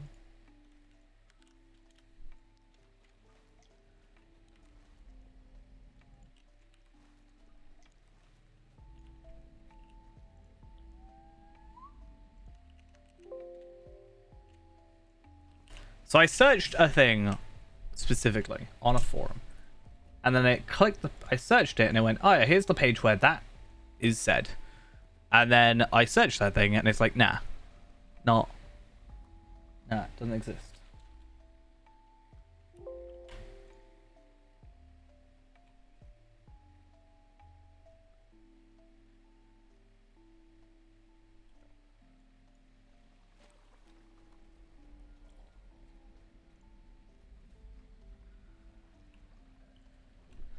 So odd.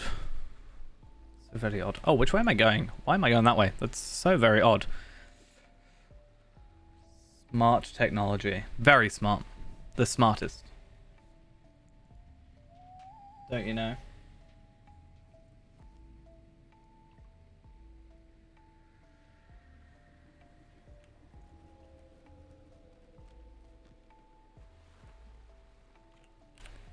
I keep dismounting and it's slowly getting on my nerves.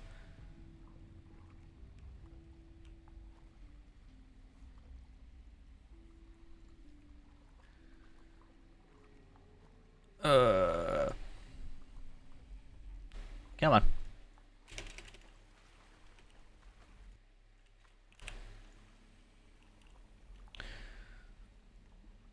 Another is I don't like the waterworks. There's many reasons I don't like the waterworks, but still, this is one of them. Too much water. 7 out of 10.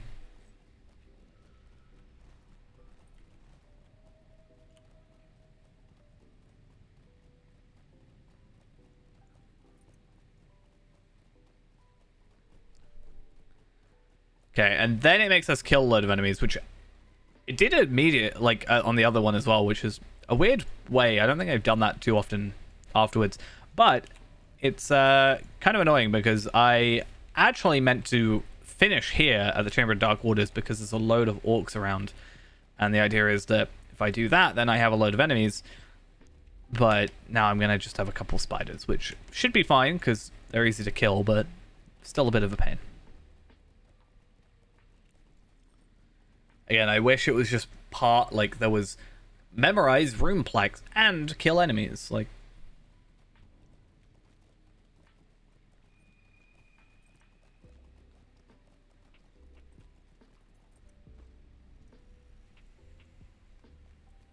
okay, let's just make sure we discover stuff. That's all good.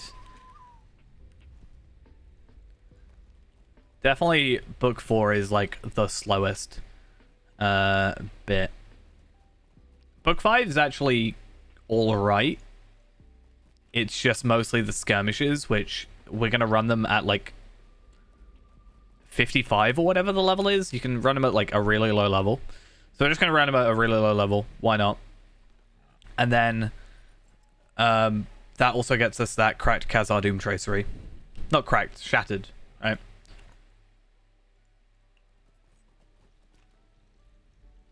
I was going to say shattered sounds worse than, or sounds better than cracked in my head for some reason.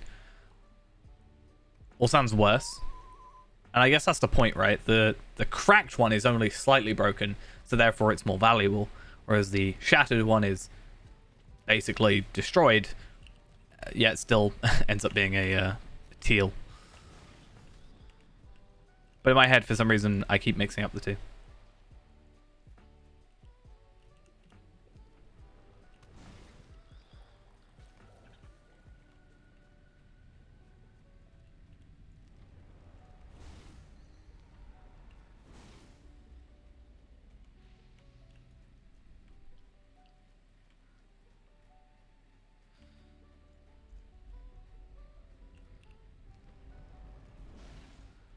Get as many of these done as possible.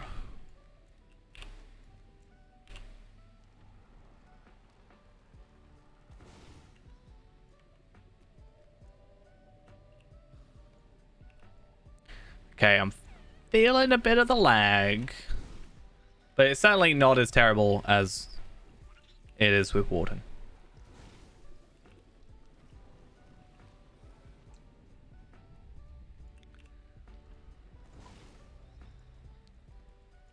Cool, and then 2 more to go, and then hopefully we're kind of close enough to get back a little bit easier. And, come on. Thank you. And I got a steel token with it. How lovely. And there's nothing here of use. Let's sell it all. 515 silver. That's like nothing. Also a lot of lag. I wonder if my inventory being shut will change the lag from selling items, because I feel like it shouldn't lag that much. I'm not sure if it's a plugin thing. Unless it's Altholic calculating how much I'm gaining. That could be a thing.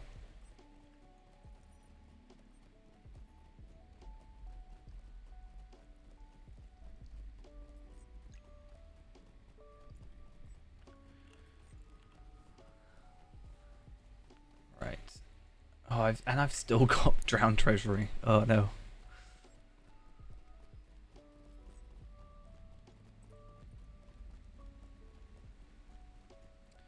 Again, that shouldn't... book 5 should be hopefully pretty quick, and...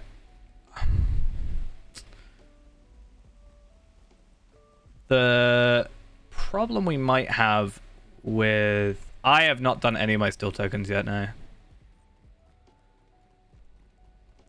It's fair, I should be able to look on Altholic and it should tell me, right? How many I've got.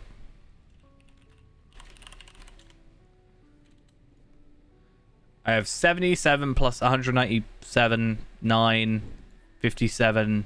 Renaborn has 1,218. 12, 169, 440, 10. So whatever that number is, I have that many of them. I have spent like a couple on some fireworks because I thought they might give me a deed, but they didn't. So it's kind of sad. The day of the dwarves is coming. Right. I am going to quickly run off for a second. Once again, refill my drink. And, then... hopefully, we shouldn't have too many issues with... Book 6. We found the Shadow Refuge already, so at least that helps.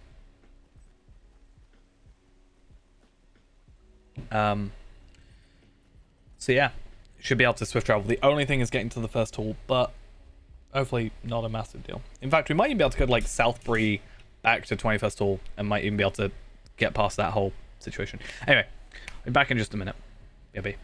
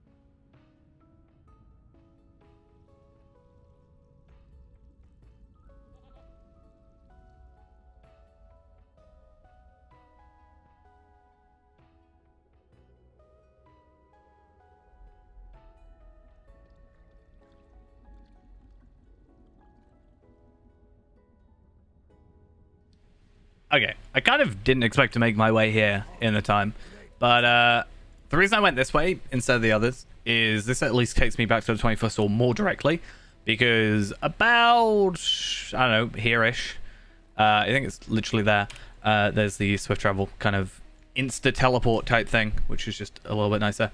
Hey, look at that. Oh, White Doom is doing a tier 2 Remachant. Fortunately, it's tier 2. So I couldn't convince Ghost to do it, and they're looking for a tank. But maybe one day. Maybe.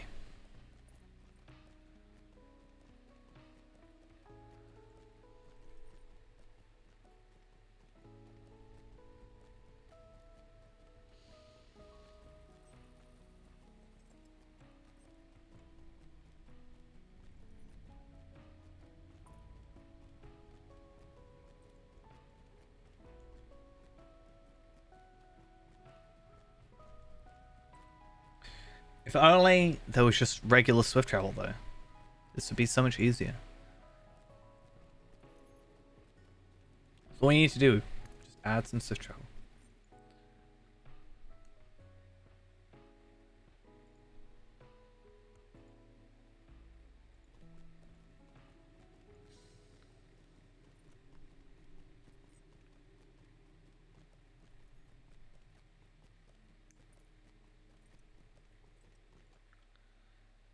Okay.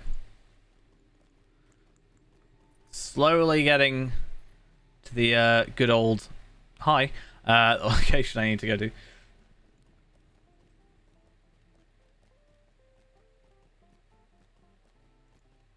I mean, it's one thing I had to look for, right? Because I was looking at all the armor. And yeah, everything's light armor, right? Cloaks. I mean, it makes sense. You wouldn't want, like, a heavy cloak. But, I mean, if you're already wearing heavy armor, it's like, yeah.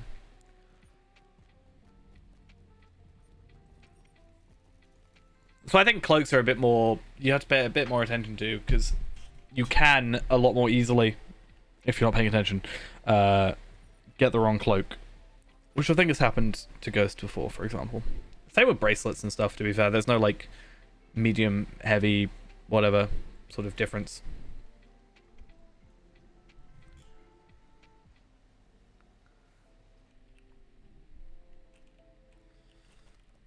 Okay. Let's see how this goes with having a relatively more powerful character. That said, I still have not, like, fully finished my legendaries, but yeah. I think, yeah, these ones look pretty nice. That's actually the same as what you get with the 130 Valor. Same cosmetic. Or same looking cloak. This is the one, my friend. We are close to victory. I can sense it. I need your help, my friend. I think the legs, if I remember correctly, took forever. Boots, I'm not sure about. Flooded depths of Moria was a great axe Ziegelberg lost. Few have ever tried to find it. To be fair, like I said, at 130, I, at least for Skarshu, right, I just made myself some 130 gear, like Moat's gear, because I found that to be a little bit easier.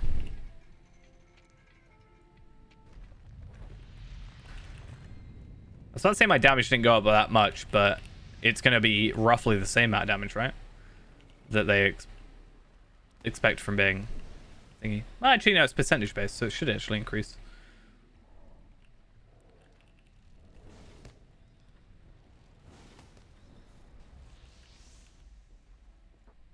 Oh.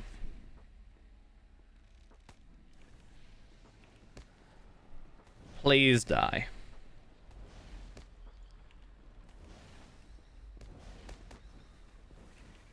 Yeah, this is gonna still be a little while. I think it will be a little bit quicker. And the more I do this quest, the more I kind of know where to go, right? I think the first time there's, you know, you sort of just kill everything when you don't actually have to kill everything.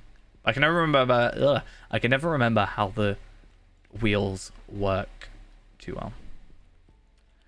I think there's 3 wheels and one of them's hidden behind a thingy, but I can never remember like the order you've got to do it.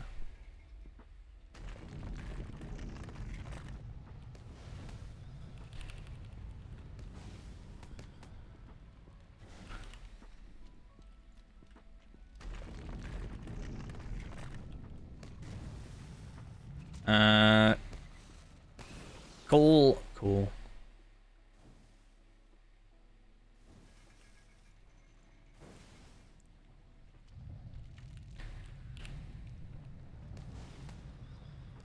To be fair, I actually don't know what stats I'm on. I actually found out that Palpatine is really low on his stats, actually. Well, comparatively. I think he's on like 15% crit, and I think 167 physical mastery, which isn't like the worst thing in the world.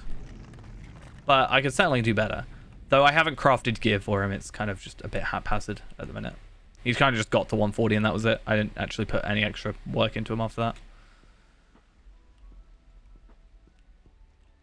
Yeah, so here I don't actually have to kill all the toads.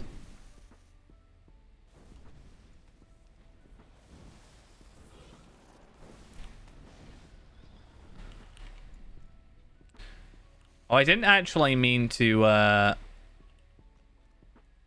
do that. I kind of messed up.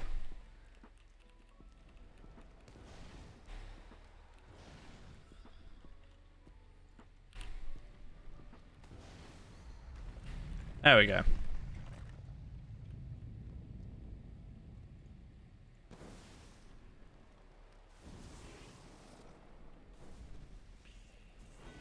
Did. Yeah. I mean, a lot of the 131 gear, I felt like it pushed you more into morale or like vitality than it did. Bearing in mind that was also just regular old quest gear, and he hasn't done like instances past that, right? So, but there's like 10k morale or 8k morale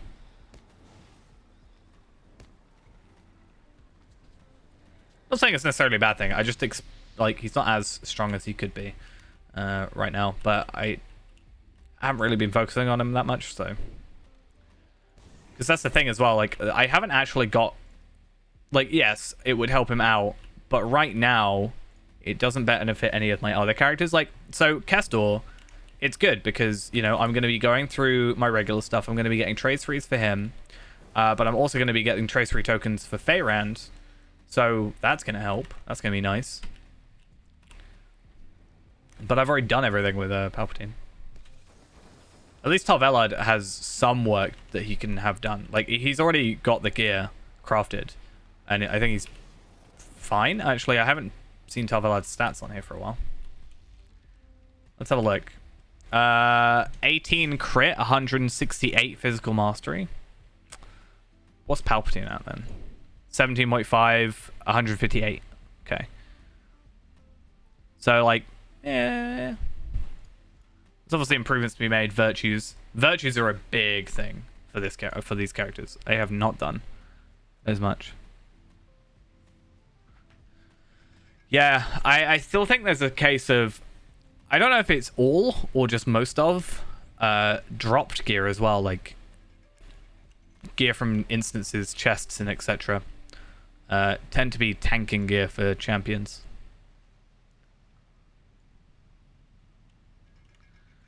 At least with Warden, there's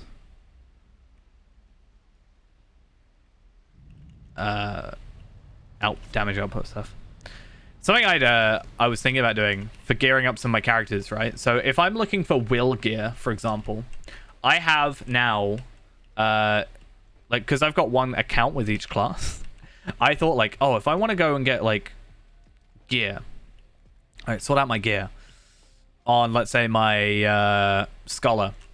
If I do school with my current scholar for this account, my runekeeper from my alt account, my runekeeper from my other alt account, and my other lawmaster, I have 4 accounts that potentially get gear drops, and can then just, you know, if I get the gear drops, then I can just send those to the relevant character.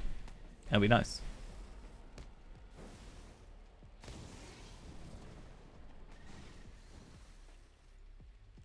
I mean, yeah, I understand that, you know, you get that extra tankingness from being like heavy is generally tanks, which is why that's kind of an assumed in a way.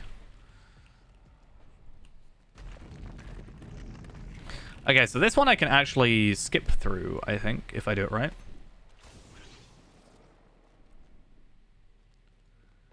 Or did I just want to run through it? No, I think the way I wanted to do this was the kind of correct way.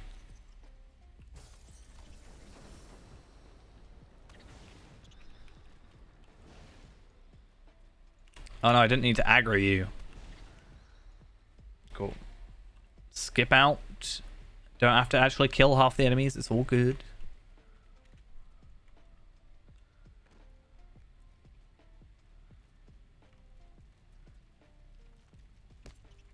I wonder what actually happens if you just kill the queen.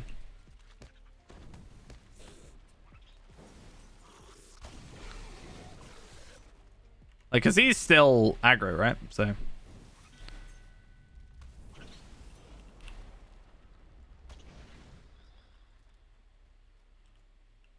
Yeah, some of the options are pretty terrible. I'm like, I wish there were more options. With 6, it's generally better, but when you have, like, you know, there were situations where I had, let's say, legs. I had my agility legs, and they were a couple levels out, and they were starting to get problematic, but I kept getting critical defense and resistance. And yeah, I get some vitality boost, but I actually lose overall a lot more because of those, you know, swaps I'm taking.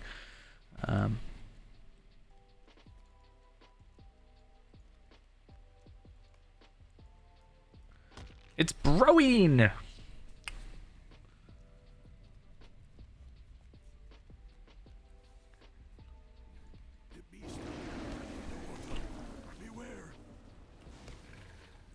And I got knocked out. Almost immediately.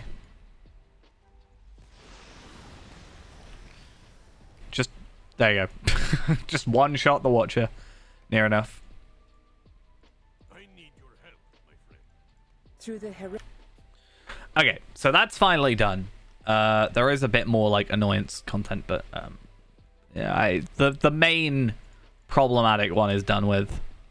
We are heroes, my friend. Ruin is resting in the peaceful. Let's see if we get a rare tracery Rite of Health or Writ of Health. Not really big problem. I pronounce it how the other characters pronounce it. That's all I ever do. See, this is good now because I have already gotten that place, so I can swift travel. This is why I went the wrong way technically earlier. I also want to check these guys. Sages of Moria. Chest of Chance. What do they get? I mean, there's a chance, but... Is that a new thing, or is like... I feel like I haven't seen that before. It says here, a chest contains a number of possible cosmetic, crafting, or heritage rune rewards. So you can get apparently, according to the wiki, a chunk of pink rock salt, which you can buy for marks, so not really worth it. A more cowbell, which you can get from the Curiosities vendor. A fancy elven quiver, and an uncut Moria adamant, which is a 1,200 rep item. I kind of want to gather a few. It's only one token, so...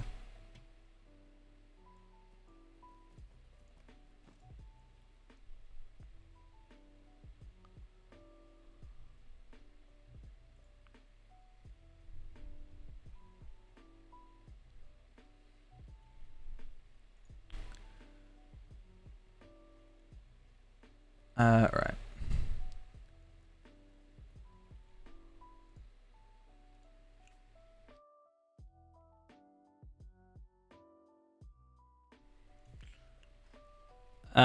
Right.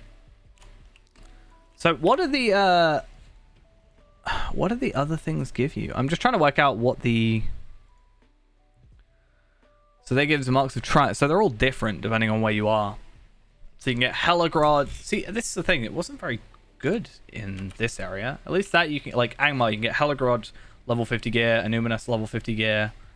Gathorfnir gear.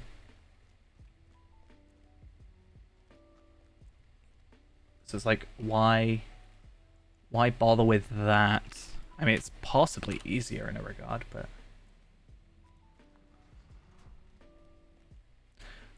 I actually am really curious.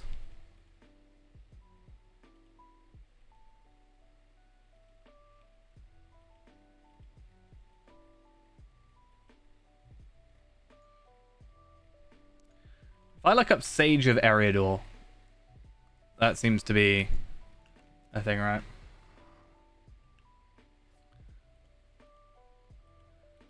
Huh. Oh, Sage of Eriador. What if I need to find an Angmar one?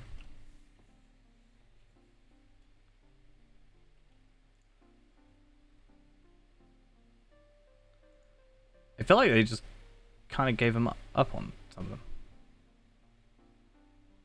It's like, hey, you can redo them, but you don't get anything for them. I don't know. Very odd.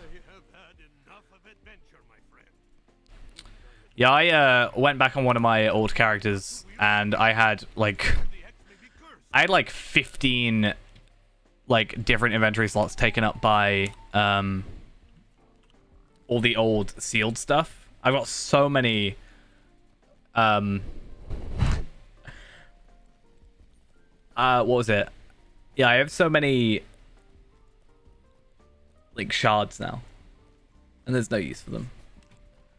I wonder, looking in here, if I were to look at Rusty Dwarf.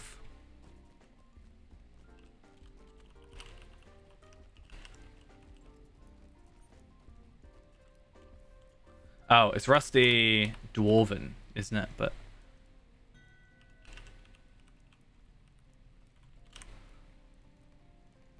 Huh.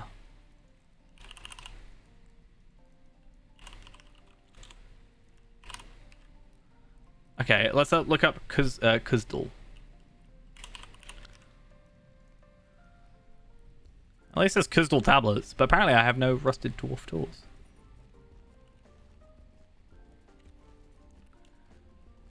It's like a weird thing now where if they add it, people are just gonna sort of... Are people just gonna say, oh, well, you know, why'd that take so long? Why'd you forget it? Or they could at least, like, if they never add it, they can just like, oh, we have no intention to do anything with it. But if you've got no intention to do anything with it, just make it so they don't drop, right?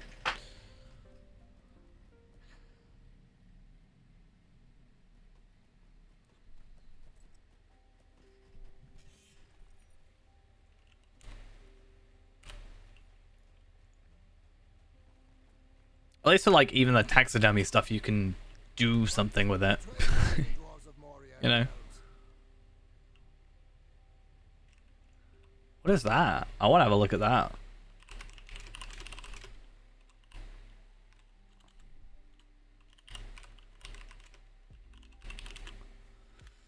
Again, really wish there was like a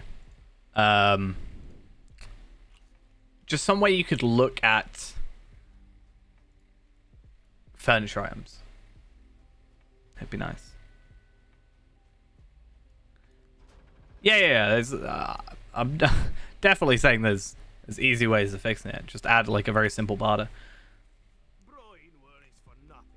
Ziggleback is a fine weapon and will serve us well. That's kind of cool, but also I kind of don't like it. So that's what it looks like.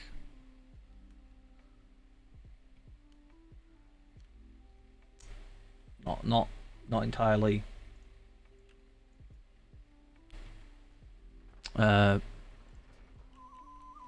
Caring for it.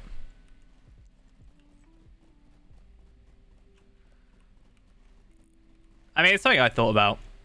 I have a lot of taxidermy stuff on Feyrand. I should do, at least.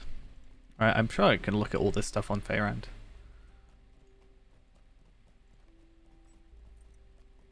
Is that his backpack? Where's his wallet?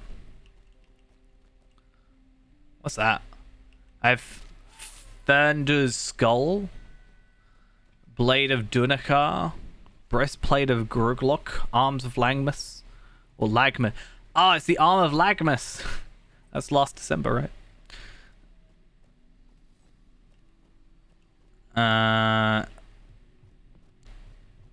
So many items. Arguably too many items.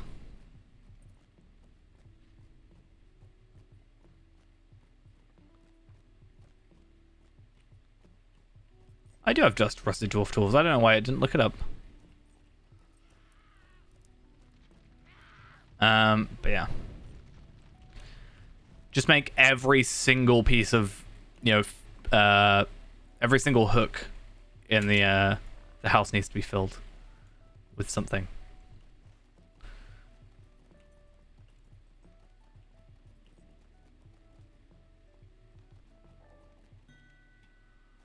Oh, well, I'm dead.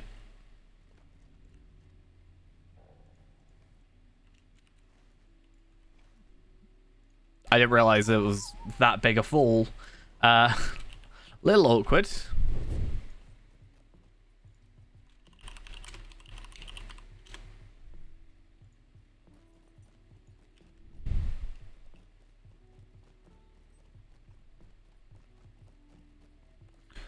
Okay.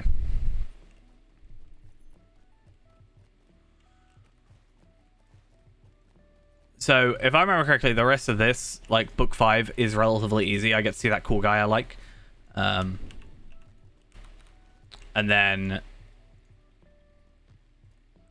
right, let's go with that. Yeah, so we should have the Mazog one, Sorrows of Khazar Doom, and then Drums in the Deep. Gives us that token, as I said. Which is all good. So what are we thinking, like 5 hours? 5 hours total, like make a beawning us. The thing is, I don't know if they've got, like, if they'll be bound to account. That's the thing. It'd be cool if there was like a bound to kinship type of tag, right? So you could have like something put in a kinship house, and then, you know, anyone in the kinship can move it, but it's like specifically to the name of your kinship.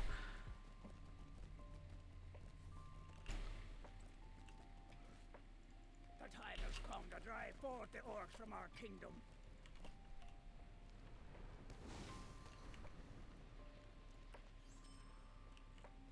Well, I may as well just go down here.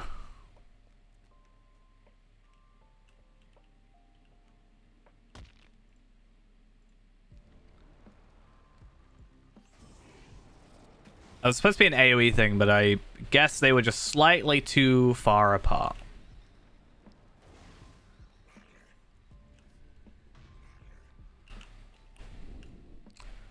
Little bit disappointing. Oh, because I'm not on level, I'm over level. I can just run through. For some reason in my head, I'm like, I have to kill all these enemies. No, I don't. Who said that?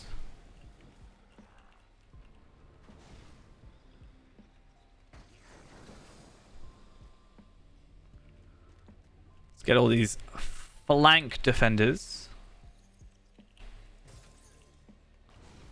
Foe Slayer.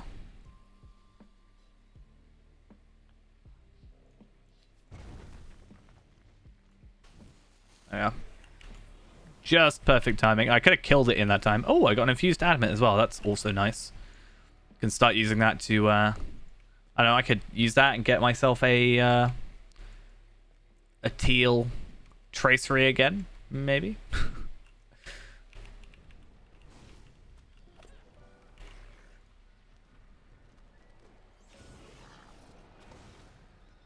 And I just need another flank defender, which is up there. Cool.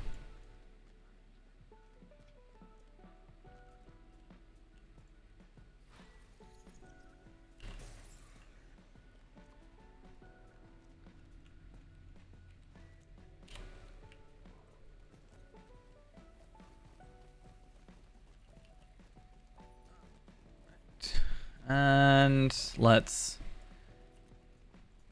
get back here. Yeah, I think with these sort of characters, I don't want to get too stuck on like teal traceries with like my normal characters, because as you progress, it's not really a big deal. But I think it is fair enough to try and do that at level 50 to 95-ish, because there is a big enough gap. So even though I'm probably not going to have much use for the rest of these tracery tokens, I am probably, well, I am going to still keep hold of them. But instead of using every single one on every single character, I'll probably just use them for like heraldries, possibly, like, you know, once in a while. And then the tracery boxes will just be rares or teals as we progress, and then, you know, just however you like to go from there, right? Because again, you don't need teals plus to get through the content. It's nice, sure, but you can certainly do the content without it.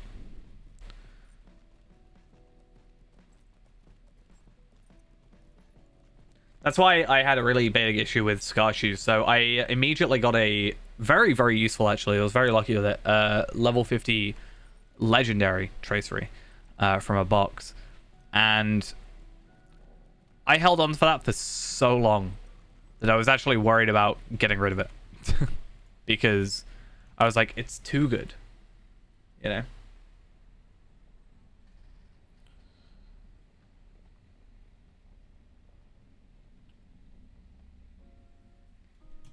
I just won't mean I won't use them on the Words of Mastery. This is the main thing.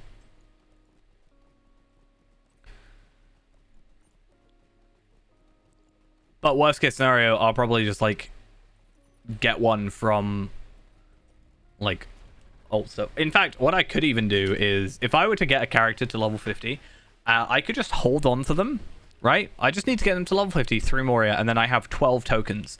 And then I could just use those tokens for like heraldries. So I could just buy like 2 heraldries of the sparrow, 2 of the ox, 2 of the serpent, you know, that kind of thing, and just deconstruct them, or not deconstruct them, but have them there. And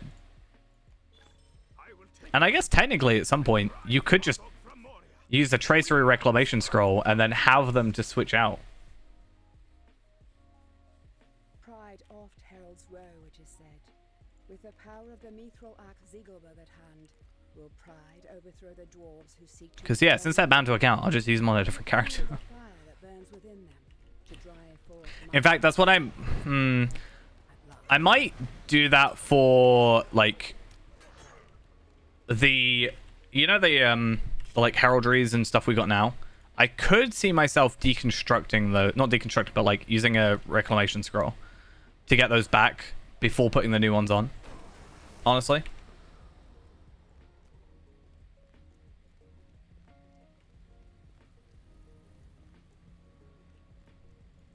Because that could be an idea. Obviously, me doing it with the Words of Craft, or Words of Mastery, doesn't really matter, because, let's be honest, I'm not going to probably make another Warden and do the same thing, but...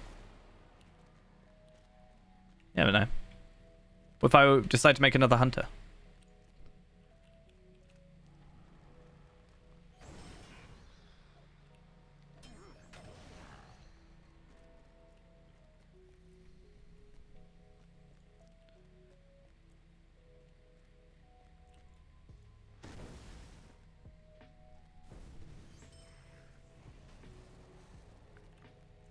I need a better way of generating attunement, really.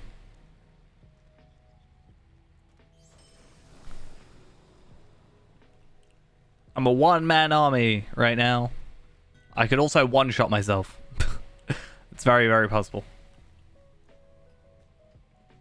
You dinging to look at stats or something? It's beautiful.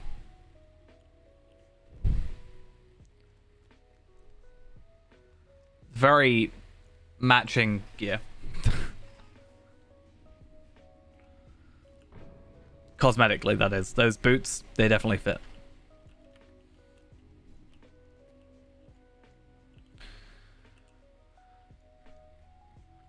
I can't remember where you have to attack this dude or not.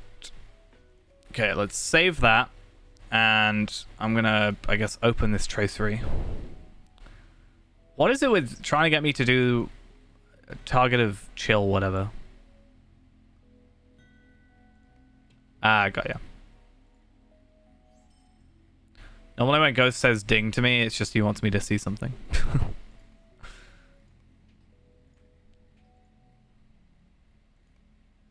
How much gold does it say I've earned today? 2. Not using your base cosmetics. SMH.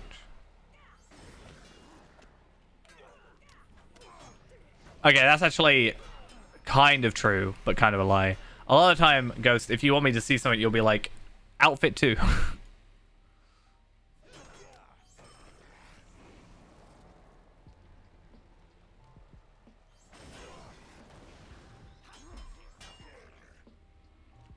I mean, yeah, there is that as well.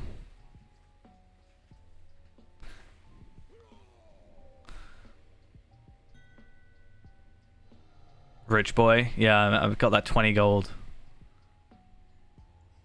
I do have a lot of gold. It's just not on characters that I've been on in a while. Feyrand has 267 gold, but that's because Ghost gave me all his gold, apparently. So I'm going to get that back to him soon enough. Ideally.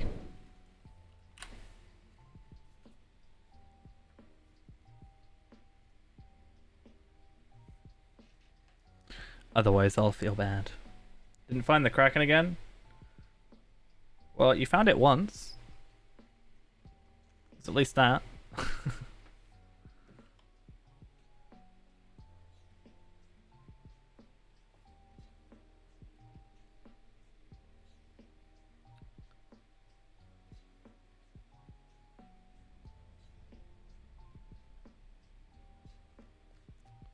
Let me run away. Can I kill these things? No, I could probably kill him. Not him. Him. 118k? I could take him. The copper coins can get you... It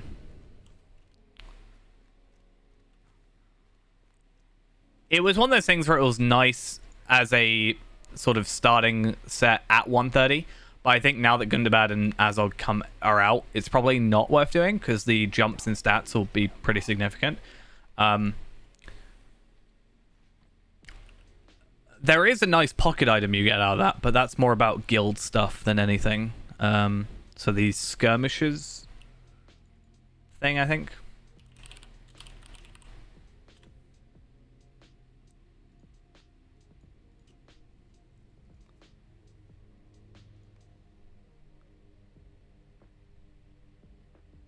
No, what's it called? Anyway. Yeah, whatever the pocket items are.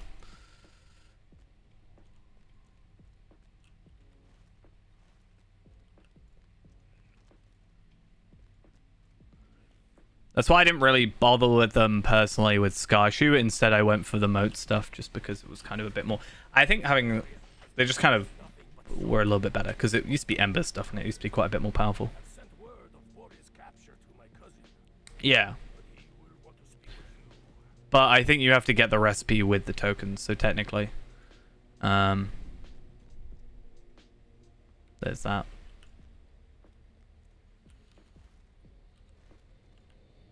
So now I've got to travel back to the Chamber of the Crossroads to travel back to here.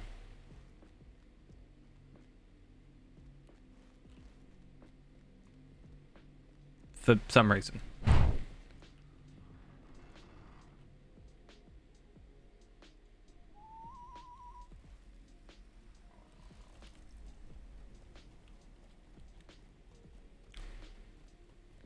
Every time you do it, you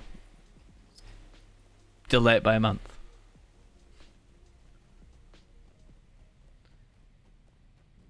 I'll just be like, I already own the image. It'll just never be uploaded because of Ghost.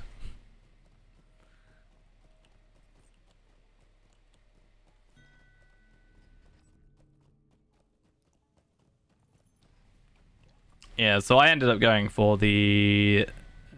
was it the Mercenaries one? Yeah. Well, that's for the old legendary weapons still. So... Not exactly... it shouldn't exactly be there anymore, I don't think. And it's kind of weird since it's near enough endgame content still. That they didn't look at that, but... That was actually... You know, I spent a lot of time making sure I got those titles from Reneborn.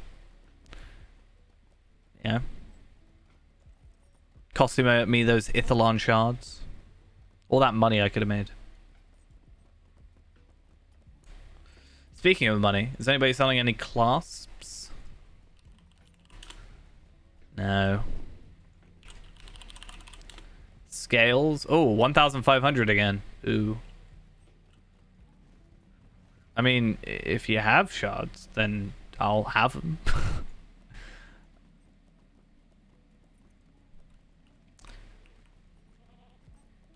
This won't be for a very long time, though. And, to be fair, I already have the Mercenaries emblem, so I will just... I don't have to craft another one of those, because I will... trade it... I will trade it down to Feyrand when we eventually get to that level. I mean, you can have them if they're your pride and joy. If you want to sell them, then go for it. I won't stop you. And yes, I was entitled to it. Very much so.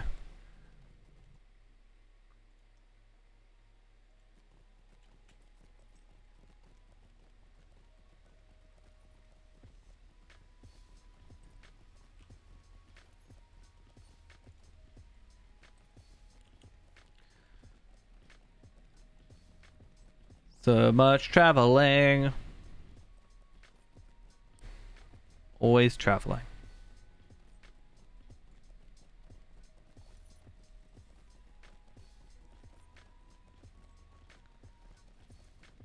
I mean, let's not answer that.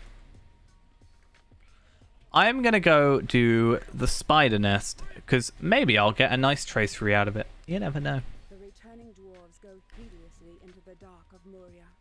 Their scouts, seeking a lost fort, find instead a nest of deadly spiders. The spiders prefer the blood of the living, and so there is still hope for those. Okay, let's just out-heal anything they could possibly do to us. Let's aggro every single enemy, and then we're all good.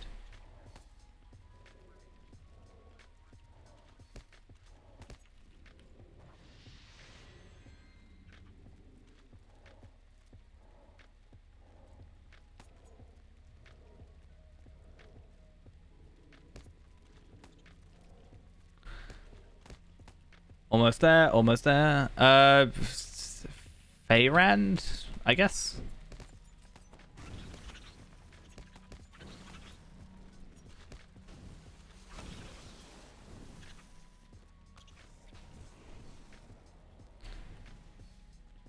Doesn't really matter which character, because I'll just jump between them at some point.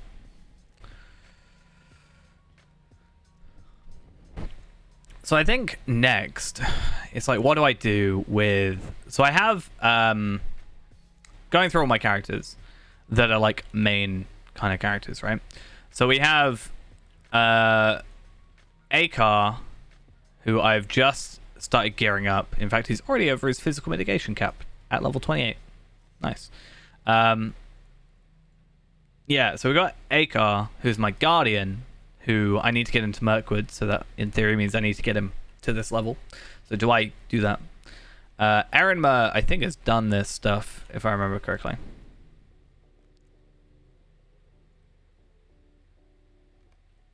Uh, 20 or 25, I can't remember. I mean, I have the recipe, I could literally just have a look. It was 25 Ithalon shards and 20 Ithilgalad hides.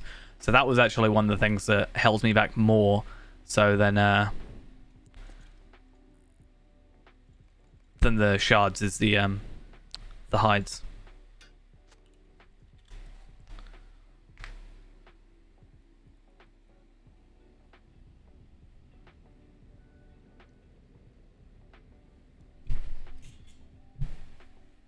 Okay, so with this quest completion, we should have some enhanced runes and a 50 incomparable tracery, shocking words damage. Sadly, not what we're actually after. So time for a deconstruct. Still can't deconstruct these. Sad. I'm holding on to it until I can deconstruct it. One day it'll happen. Chamber of the Crossroads. Must fight for dwarves.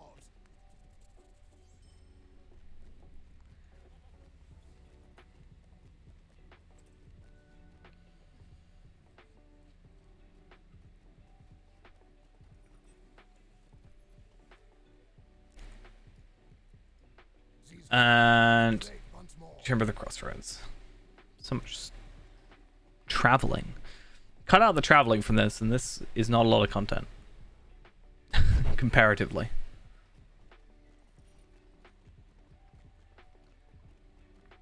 Yeah, I need to get Akar. I need to get Ingrid as well through. That's another thing. My my lore master. Erinma, I think I finished on.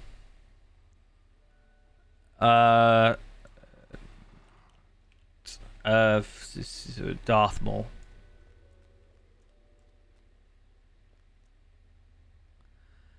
Yeah. I already have it. Mainly because I really like that Ahsoka v Maul fight. But there is It was no cool. time to mourn. The orcs are nearly upon us. We will defend 3 locations, my friend. It must be enough.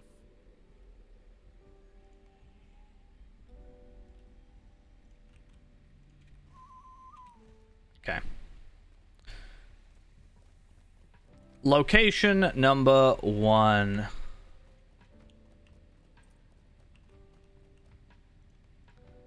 I just think the bit with the glass looks cool. And also the bit where he's like fighting, 'cause he was imprisoned and he fights through the like hallway scene. That's cool.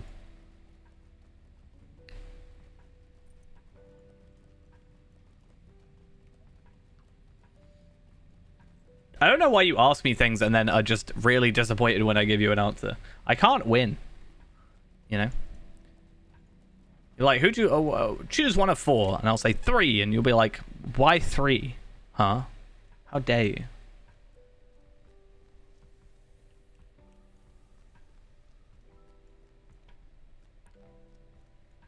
Anything but 3.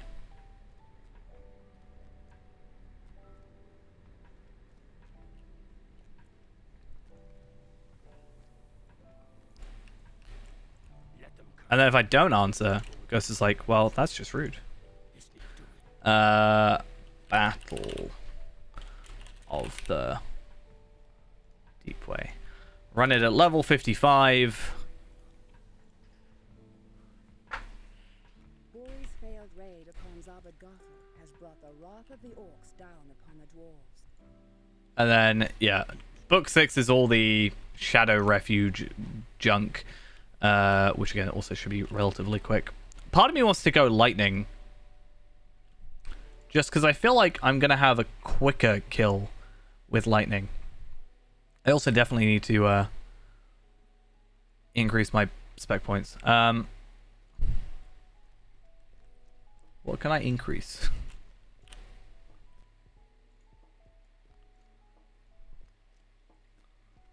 I think for the most part I'm actually sorted, right? I don't think any of the scaling gear is like something we care about too much, to be honest. I think it's just kind of there because it is. Hi, how are you?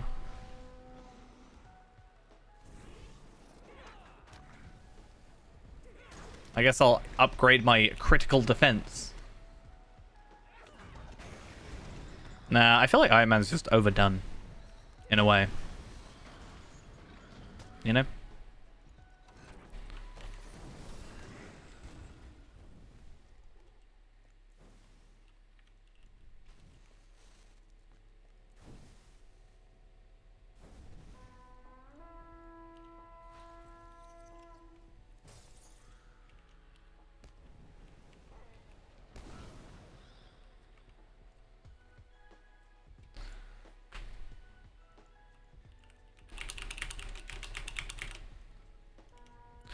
Oh, Ghost, by the way, you're going to have to really focus on the reward track next season in 12 days because there's pets, right? There's pets that you can only get if you complete the reward track.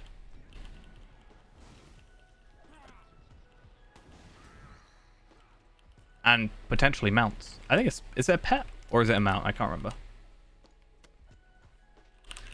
Isn't it a donkey? Yeah, donkey. There's this mountaineering donkey, and there's possibly more as well.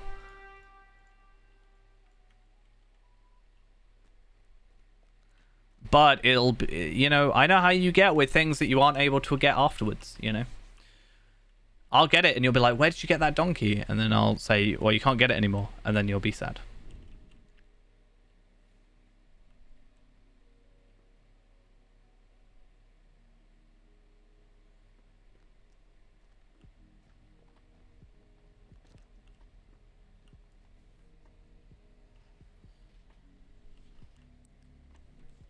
I'm pretty sure Ghost hasn't done anything with the reward track.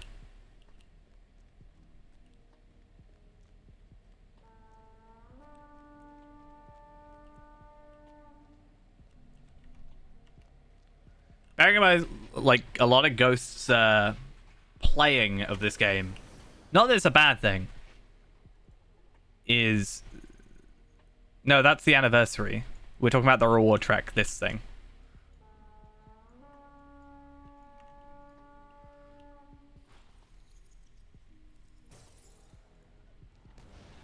which I think answers our question.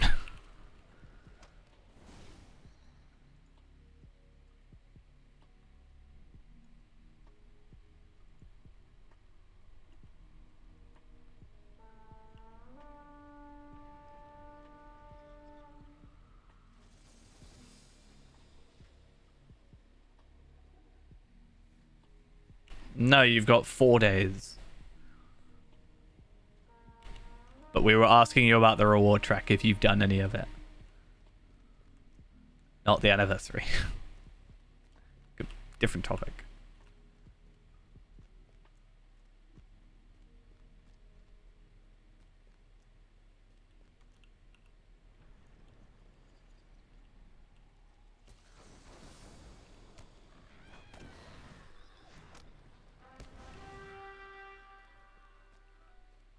Tunnel by the north barricade. I'm not really too fussed about the side stuff.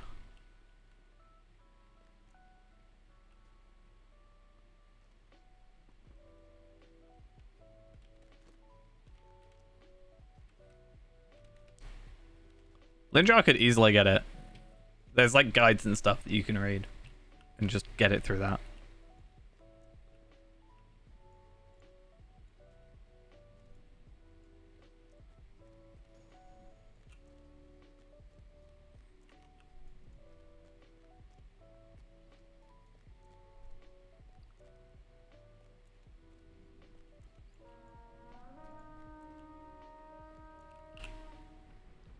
Alright, scathing mockery.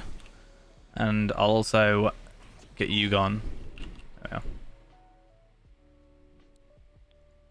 I did not kill that thing, but apparently I did.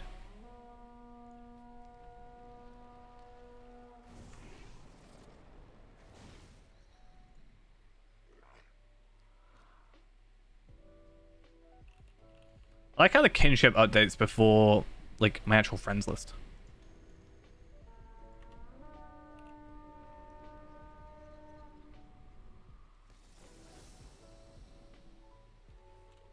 These are nice skills for quests like this, or skirmishes where you can see where the enemies spawn. Because they take a little while to actually sort of exist.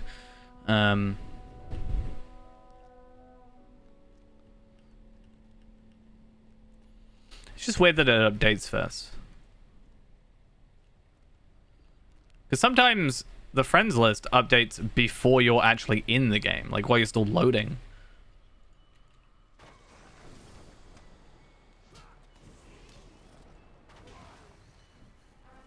Cool.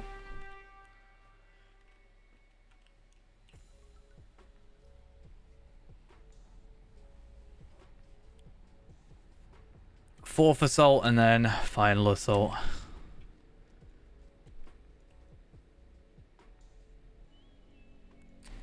I just don't like the waiting. At least the last one is kind of better because you go, right, I'm ready for the next tier. Like, I'm ready for the next quest. I'm ready for the next wave. Whatever.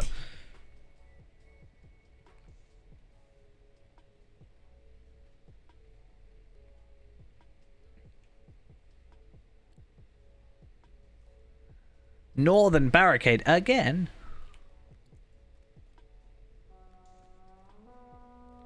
So it's the final quest in the quest line. So you have to do year 1, 2, 3, 4, 5, 6, 7. So it's not just like one quest and done, Ghost. It's a whole quest thingy that you've got to do. That's why you were put off from doing it.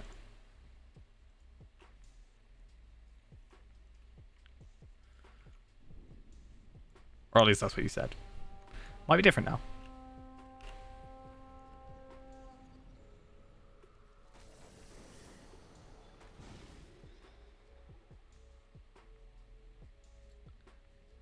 You can get it. We'll get it for you.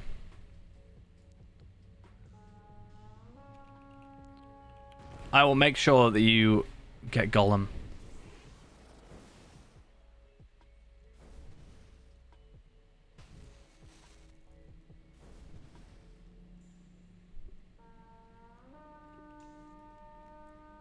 Because otherwise, it'll be 2 years in a row you haven't got it. Because you didn't get it last year, and then you were like, I'll get it next year, I swear.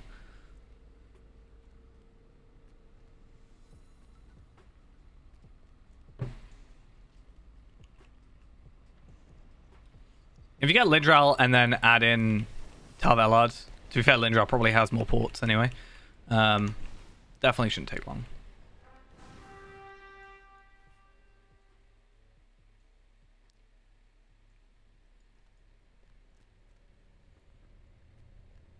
Because you don't have to do all of them. You only have to do one from each year.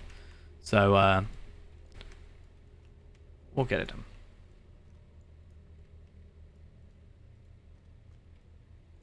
Yeah, that's what we've got to do. I think Feyran's already done them, so I don't know if I can redo them again, but maybe Palpatine can go do it and then we can group up.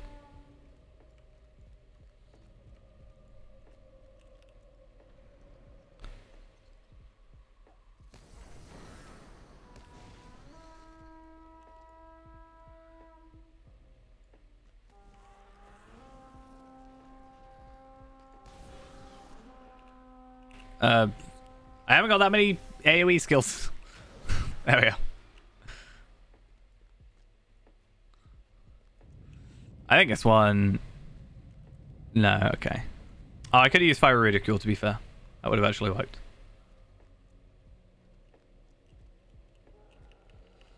Yeah, I'm pretty sure I did them last year. I would have to double check, though. If not, it shouldn't take too long. To be fair, with Tarvelard, I would maybe like to get the whole year 11 ones done, but maybe I will actually wait till next year for that. Because he's still got a few missing locations because of his creation, I guess. Alright, now we gotta go to the Way of the Smiths, which is always fun. This one's not too bad in the Way of Smiths, I think. Well, yeah, his creation. He was kind of slightly rushed in a way because, you know, we wanted to get him to 130 ready for Gundabad. So I farmed him up to level 64. I already had all the maps from last year anyway, so...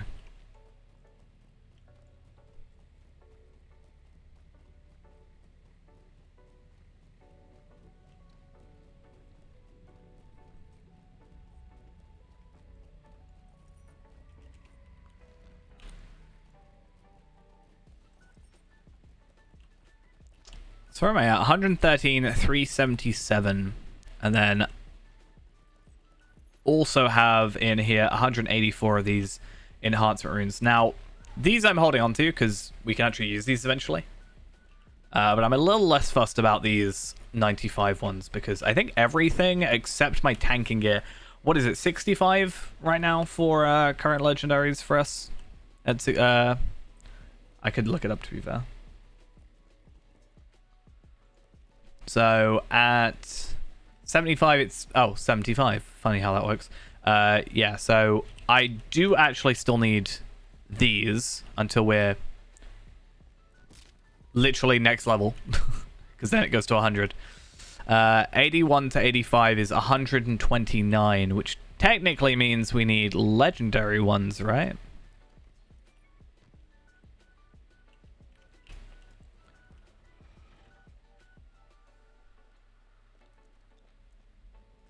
Nah, I like getting my quests done, so.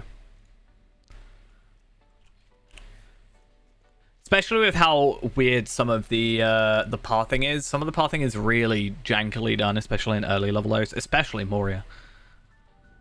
Which makes it even worse that it's the only form of travel.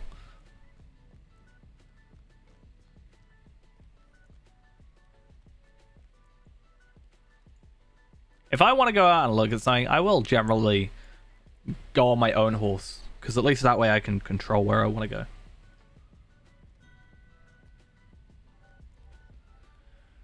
Oh, it's just going to be really awkward. I'm going to mithril coin it up. How many mithril coins is it per? I don't know. 2 mithril coins per? It's going to be an expensive time.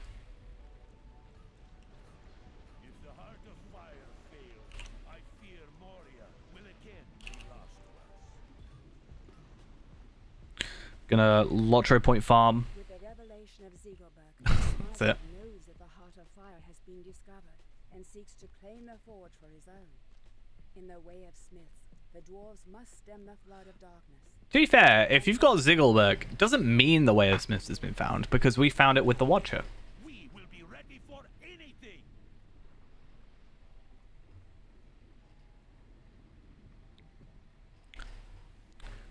My water has gone, like, warm. And just means it's not very nice.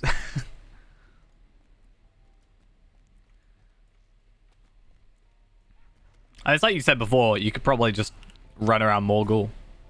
Make a small fortune.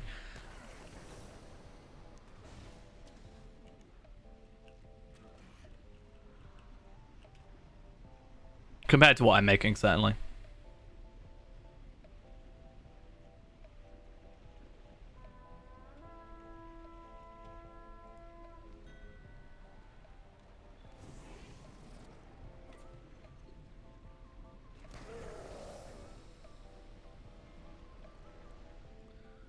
What a lovely looking skill. Western Forge, no.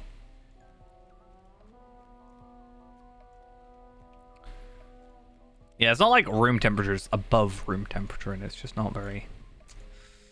I had ice in it earlier. My first glass of water today had some really... It was really nice because it was icy. And now it's just like warm. Second glass was fine. Third glass.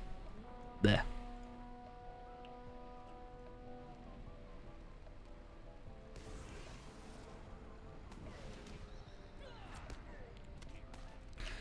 Instead of having a glass, I really need just like a flask type thing, right? Keep it cool.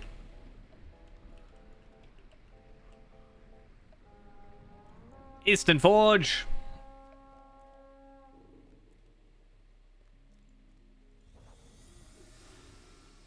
Let's go try and kill stuff. I hate how slow I am for it, but I think in some regards it expects more people.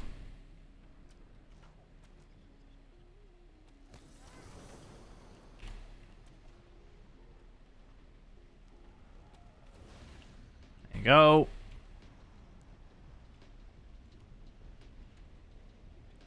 Where are they going to spawn from?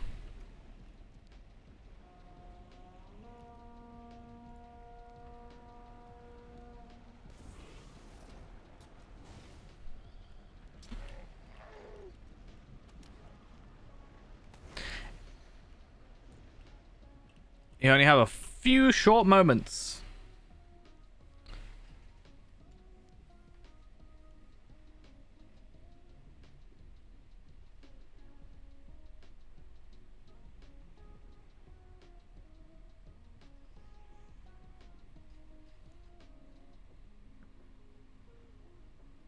Now we just gotta wait until it tells us where it is.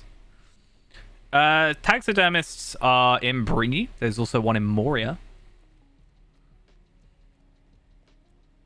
Don't know if there's a particular difference between which ones do what.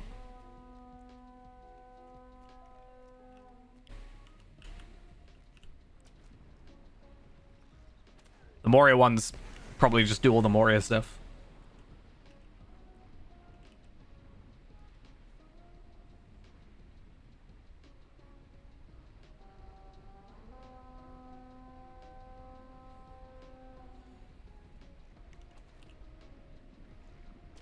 Okey-doke. This has a maximum of 3 as well. That's why I like using Scathing Mockery, because it's actually got 5, but I can't use them like 2 in a row, right?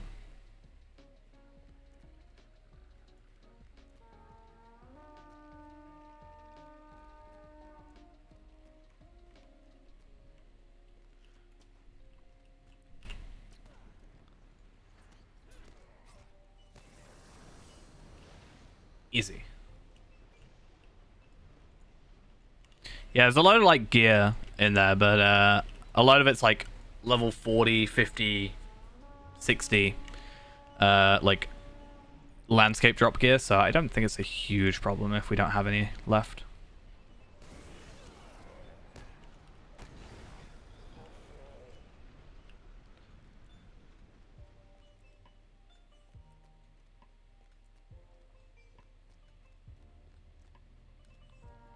Back and forth, back and forth. Come on.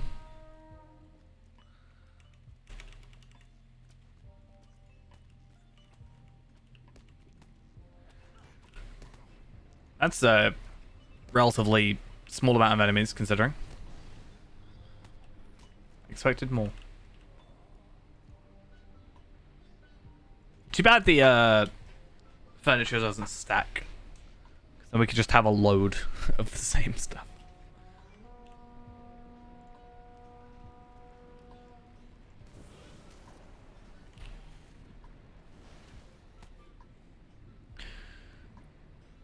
And final assault, which should be up at the top, which is nice.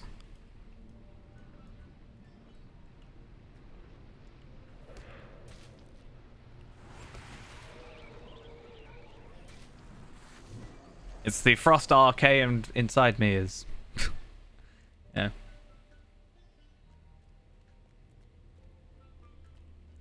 It's dead.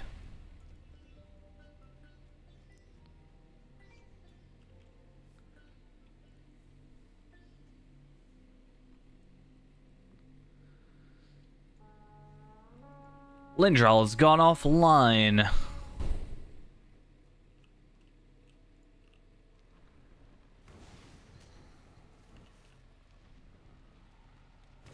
In a fight, Red would win out of the two. Depending on the amount of morale. Against the boss, Red will do better because it has higher DPS. But, that said, on a PvP fight, you may do better with Yellow due to the sort of more immediate damage. That's a good spend of 100 marks right there. You could have bought, you know, some Mathams with that.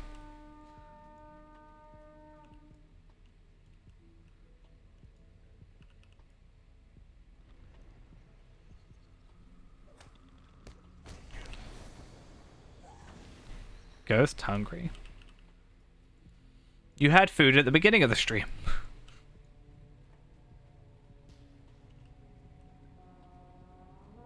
That's what I'm saying. Like in a PvP fight, like one-on-one, I think Yellow would win. But against like a boss with more damage, I think Smoldering Wrath sort of will end up killing it quicker. Not just Smoldering Wrath, but obviously the damage over time as well.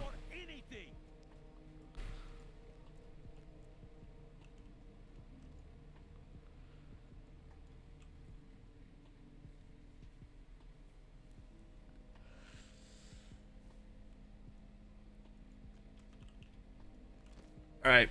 After... No, not this one. I've still got to do Battle of the 21st Hall. Oh no. That's kind of annoying. Yeah, I start to do Battle of the 21st Hall, and then I at least get one Shattered Tracery token.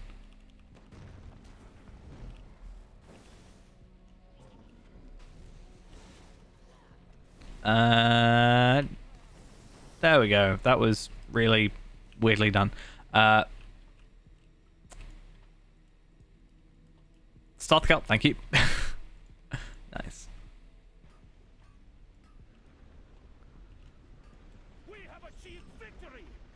And defense of the 21st Hall, so I'm going to go to the house and then go 21st Hall from there.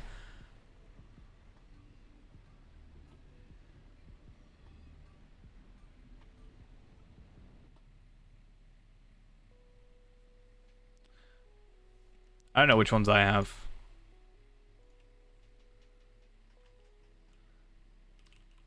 Let's have a look. Shall we? Sam Brock? Nope. Oh, that's not how you spell that. Nope. Nope. I have Ivar's banner.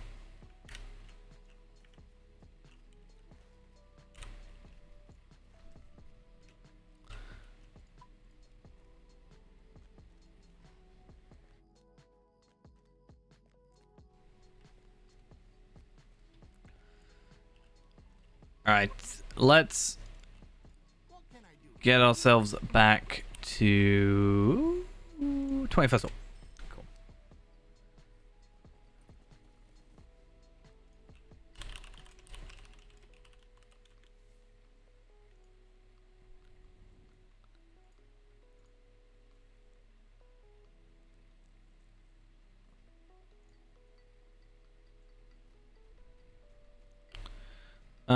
What was I doing? This way.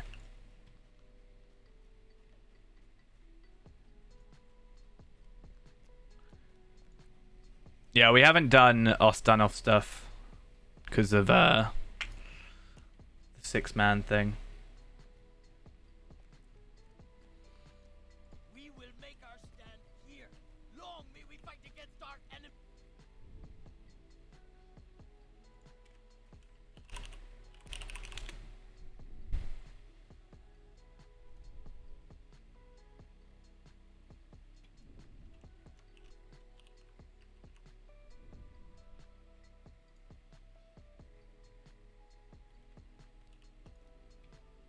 Oh, I keep thinking it's going to send me on a quest, but it's not.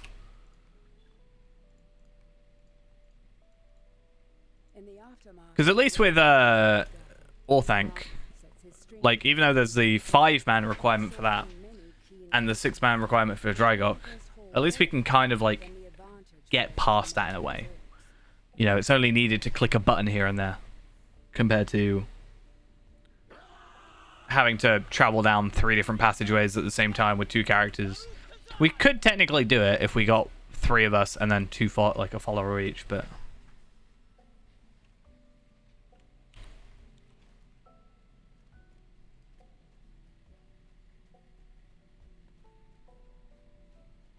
always from the east.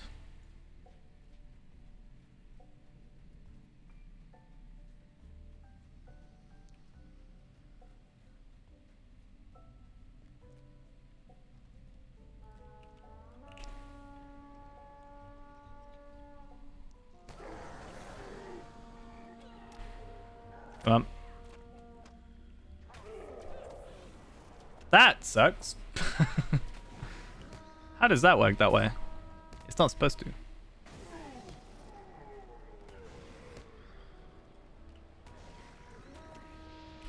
How to take lots of damage, right there. There you go.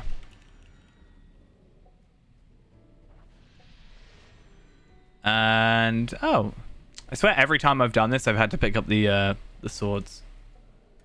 Do you see the thing about the thing that included the thing? Very descriptive, Ghost. I'm very proud. No. Victory is ours this day. Baruch Kazan. If I knew you were chatting about, then maybe I would. This always feels to me like a beta version of the 21st Hall. It's weird.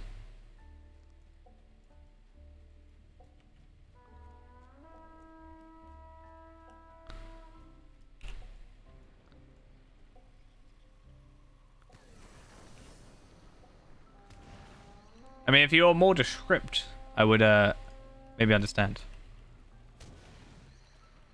I only have like 2, I think, to be fair. From that.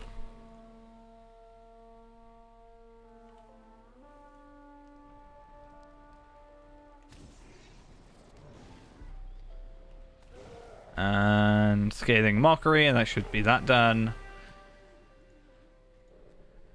An enemy scout has been sighted somewhere.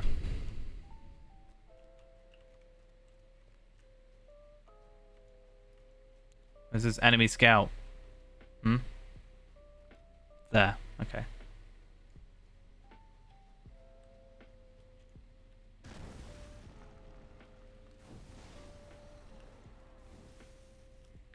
Easy.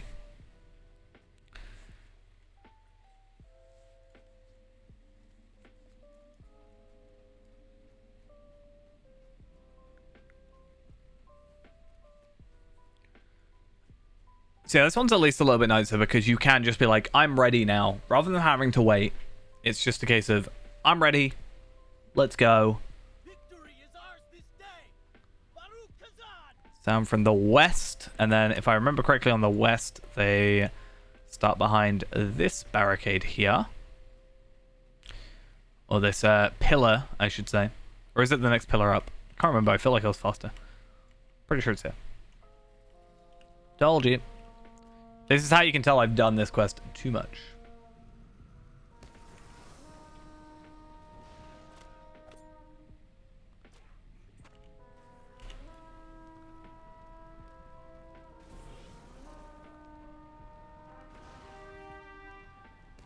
Done.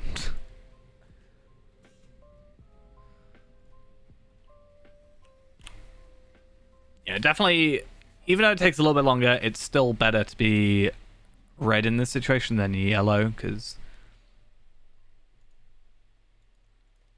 there's not really much AoE there.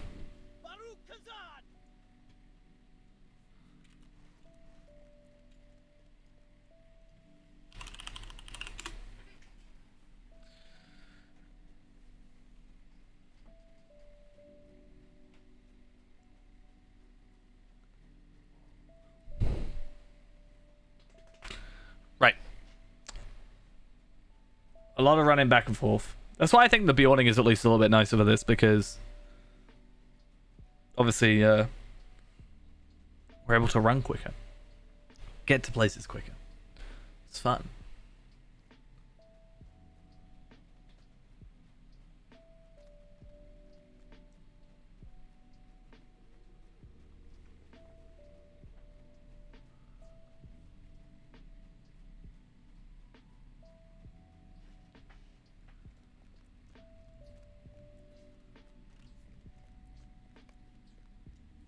Okay. So now we need to defend the northern hallway. Yeah, but it'll be on cooldown, I assume, because he went there before. And then had to go to Moria. Champions don't get the luxury of multiple travel skills as much.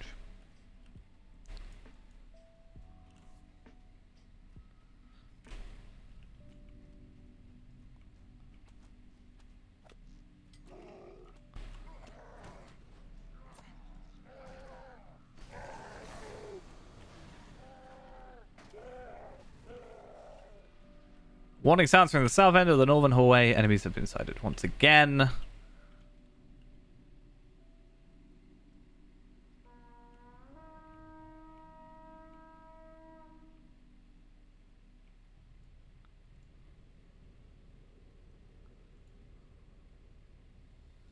Why do they have to, like, divert like that? It's very odd, the way that they choose to do these things.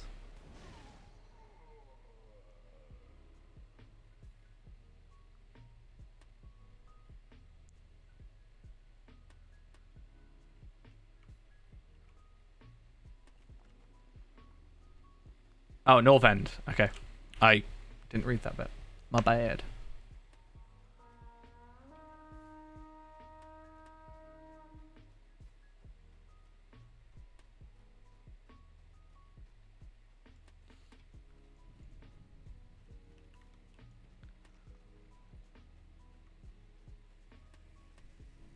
They don't seem to be aggroing.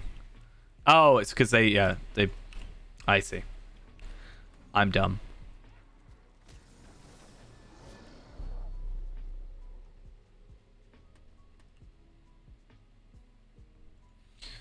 Yeah, the thing about pre-battle Minas Tirith is it's a bit difficult to get to as a 75.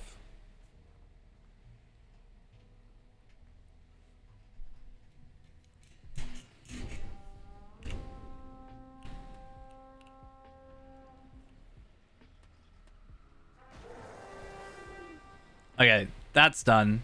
So we're on our final bit of this quest. And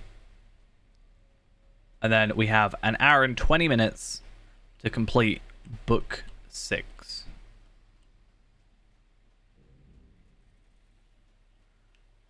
Hopefully doable. Let's go finish this one, because why not?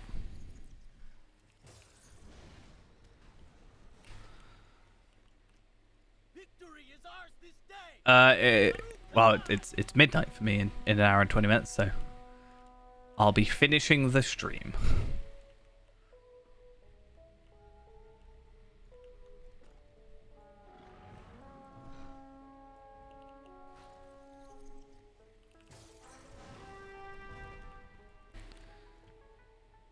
Victory is ours this All right. Baruch Kazan! Victory is ours this day! And I don't know if we have to go back. Okay, Chamber of the Crossroads. And then we should be good. So that'll now give me the Enhanced Runes level 50 rare, the Shattered Khazar Doom Tracery, which will put my number up to... How many do I have now?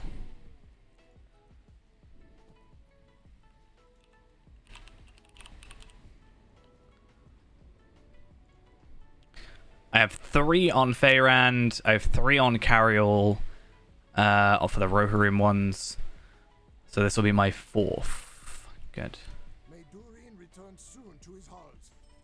Would say it's the most dated thing about Lotro, but what also holds up well. I can think of a lot of like dated things, but at the same time, I'm not sure if some of those things hold up well. Are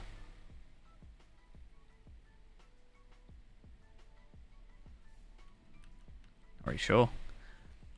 I think in terms of data stuff, I've been saying the not the UI necessarily, but the launcher is a big one that I've been sort of talking about a lot recently. Alone. We must seek new allies. We cannot stand alone. We must seek new allies. Cool. Let's cheat a little. No, really. I'm not sure about Feebad though. I'd like to, but yeah, that's what I was saying. That's why I wish there was like a bound to kinship style of thing that would like sort of fix that issue. You know, one slight thing. You could be like, this is bound to the kinship I'm in. I have fallen into the well many times. It is the best way to get to the waterworks after all. No, pick up. There we are.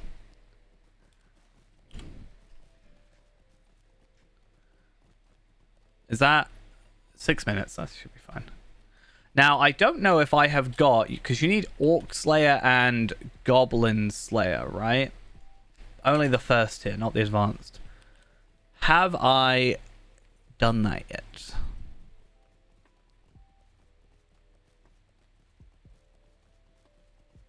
It looks like I have completed both advanced ones, so that's good to see. That makes sense why I haven't been seeing any Slayer things for ages. So if you place them, someone can move their position on the hook, but they cannot take them off the hook. If I remember correctly.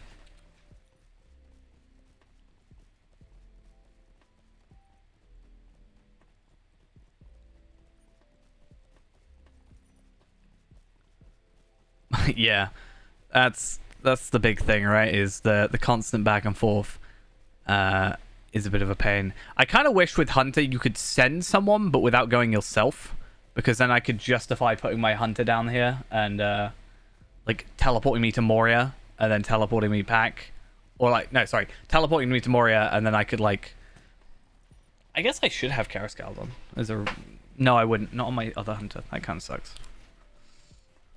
Or a captain.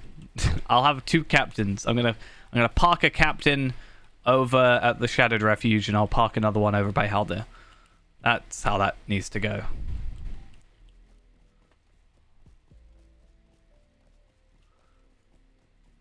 Tarry a moment and speak with me. Oh, I can just skip to... oh yeah, of course I can. I'm level 92, of course I can.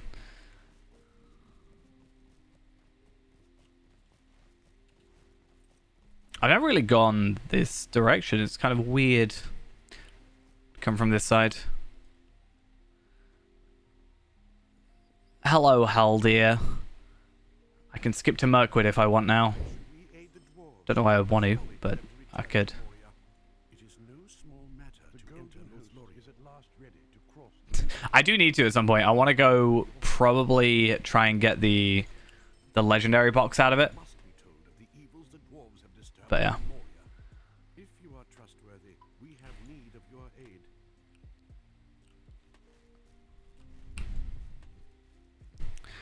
At least I do have the advantage of the return to Karis Galadon, racial skill.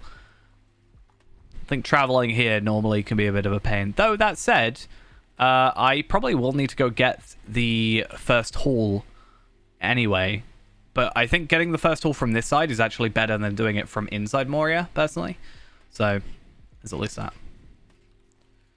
Because with this, I just have to run past. Whereas with that, I've got to, like... So there'll be a little button up on your map that goes into decoration mode. Then you can right-click on any of the hooks, and then it will show in your inventory with like a little sort of display thing which ones can be put on it, and then you can change its rotation, height, depth, and stuff like that. XYZ positions, etc.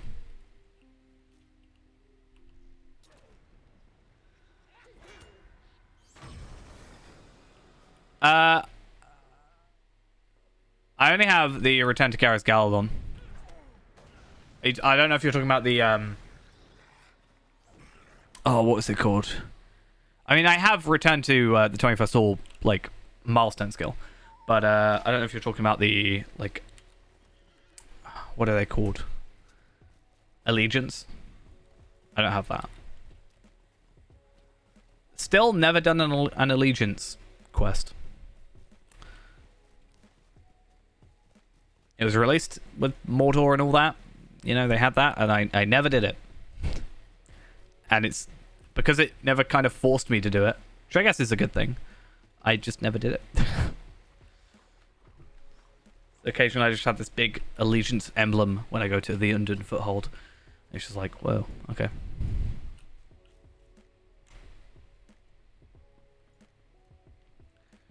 You have my thanks. Okay, now to go for that. Now, luckily, I have a War Steed, so I can at least speed up some of this problem. Sustaining bolt damage.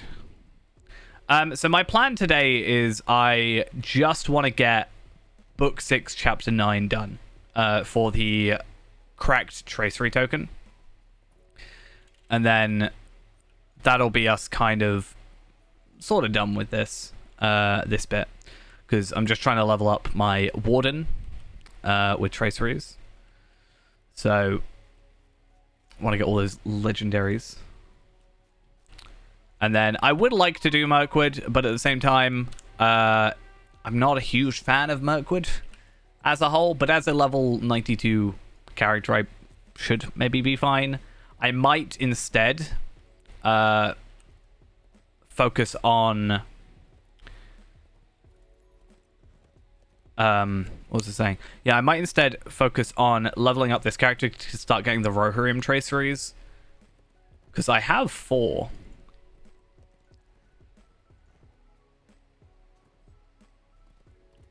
Right? I have 4, I think.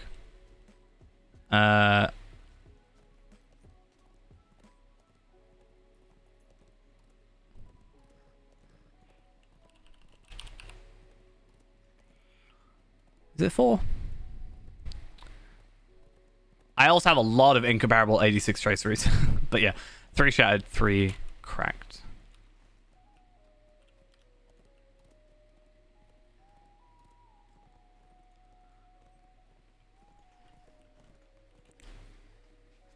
Yeah, I'm mostly focusing on getting the tokens, but it would be nice to be lucky with the boxes, getting a level 50 box, hoping it drops that last thing. But the problem is, the further I get into building the weapon, the harder it is to get the drop that you want, right? 'Cause the less likely you are to get it. So kind of frustrating. Right, this should be relatively easy now because I do have the Shadowed Hall And also I have Karis Galadon, so I can just auto ride down there and then just drop off halfway through. I should have gotten this Stablemaster over here. I still wouldn't have been able to fast travel, but I will get that probably next time when I have to go to the 21st hall, or from here down to Haldir. I'll pick it up, and then I can go from there up to here, and then to, yeah.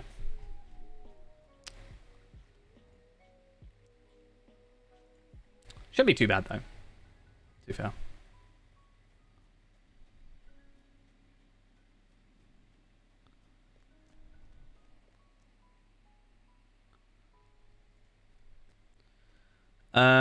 Shattered Refuge.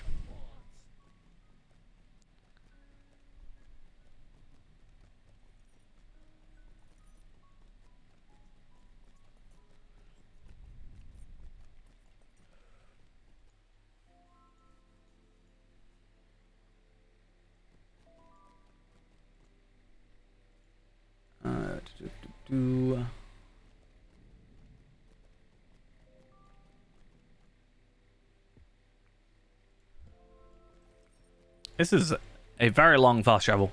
There we are. Hey there. Thank you for the raid. Much appreciated. Thank you, Forcebound, for the follow. All excited for some Moria action. Right, let's get off there. I don't know why I'm getting on the on my goat, because I'm about to get off my goat. It's not even a goat, it's a boar. It's not the same. Moria is a good old place. Mostly here personally for the legendary tracery token right now.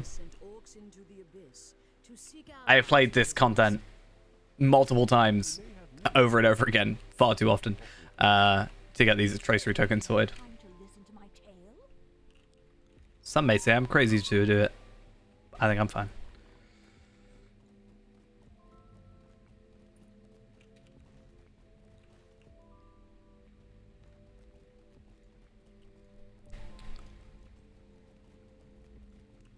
On for 14 years. That's fair. I've been playing for just over 10. So I'm in my double digits now. Finally. Can you play the evil side? You can do monster play. That is a thing. So you can do PvMP, which is player versus monster player. So you can be, you know, an orc, a warg. Not really my cup of tea, not gonna lie. I've tried it once, so didn't quite enjoy myself too much, but it is possible.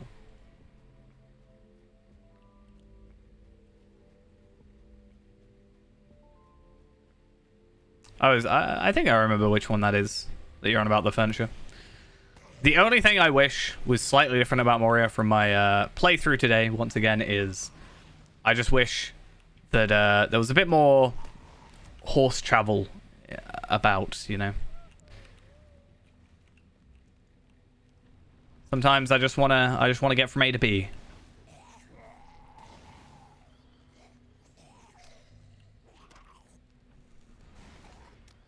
You dead yet? I didn't hit him. Nice.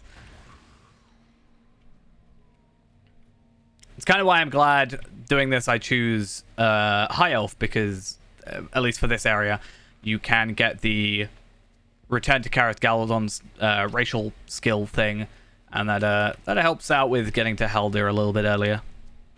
Also, I tend to find, I was just saying, like, going from the 21st hall to the first hall, I find it harder doing that than I do going from here to here. Oh, what am I doing? I also should get a decent amount of virtue experience for this, because I will have the Explorer Deed. Let's just jump down.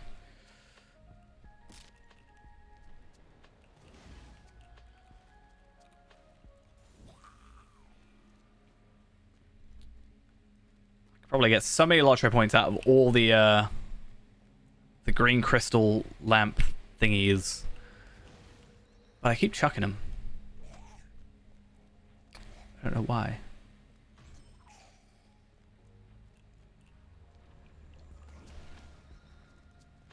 So it is nice, to be fair, to have the Bjorning instead sometimes, because Bjorning has that very nice travel boost. Was it 62% for Wanderlust?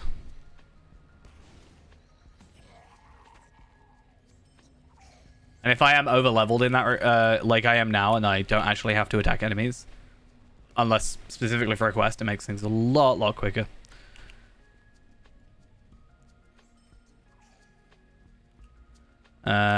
Let's take both of these out together. Nice. And what else do I have to do? Defeat... okay, get the orders. Cool. I don't know why I didn't do that at the same time. Like, there was clearly a crossover here.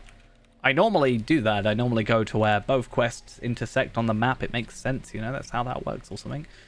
And, I didn't do it. I don't know why.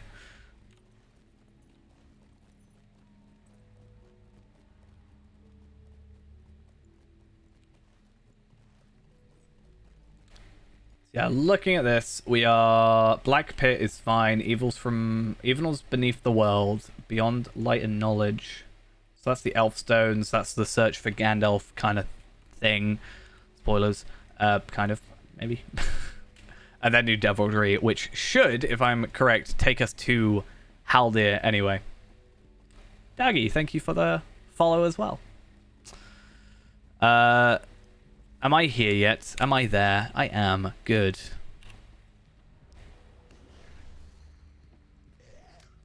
Damage over time makes me lazy. I know that for a fact. Because I'm just like, yeah, you'll die in a minute. Don't worry about it. I'll leave you alone. By the time you get to me, it'll be over. Let's find the last one. Here it is.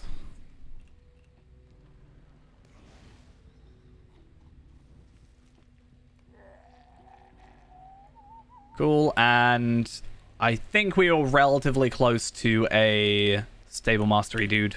Goat dude, whatever you want to call him. Dwarf, maybe? That's correct. I don't know. Which way is it? This way.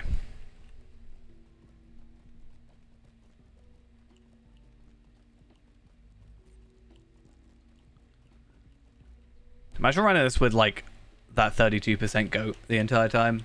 I feel like that'll be terrible. I think it's pretty easy to get rewarded a better goat just by doing some actual, like, questing that isn't epic.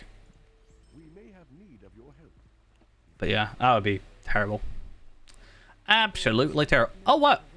Oh, I totally forgot that I get a second one of those. That's nice. I kind of think I knew because I was talking about getting two, didn't I? I was like, oh, I'll buy two of these. Clearly, I'm not being very clever today.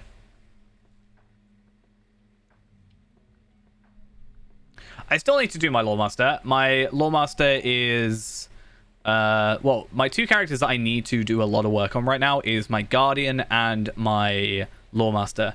My Guardian today, I've just kitted out with some new armor because I realized I was like 5-10 levels under leveled on my armor, which is a little bit worrying and concerning, especially considering he is my metalsmith and therefore will craft his own armor, and I didn't do that.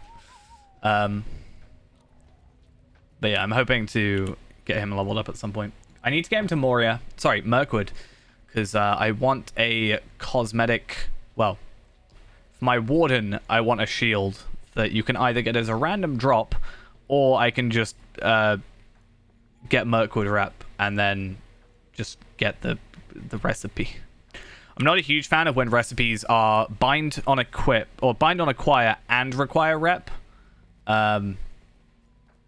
because it's a bit of a pain, but it makes me work. I'm not sure. Ghost would probably be the one to ask that. He's sort of the decorator, I guess. Yeah, but I do have, like... I actually have 3 Guardians, which is weird, technically, right? So I have Akar, which is my actual Guardian. my Voxra, who's higher level, but I wouldn't class as my actual guardian, but she's a hobbit, so I don't know what that says about me.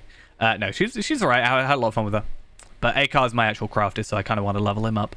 And Fee-Man, which, well, we don't talk about Fee-Man. He's died so many times. Problem with him is I've restarted him so many times, right? Because if he dies, we restart him. You know, I have to make a new character. And it makes me scared to actually play him, because I think especially now, with some of the lag that's been going on, I'm a little bit worried about dying as a permadeath. A little bit worrying.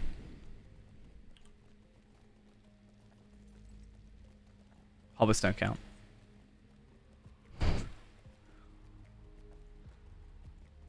I will say, at least the female hobbits look a little bit better. I knew I was going to die from that.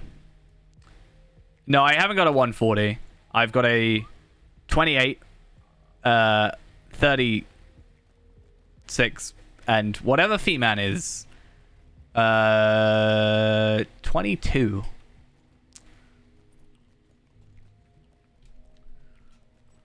Actually, I lie. I technically have a 120 Guardian on a different account. That's from a Valar, though. So I don't really count that as anything. But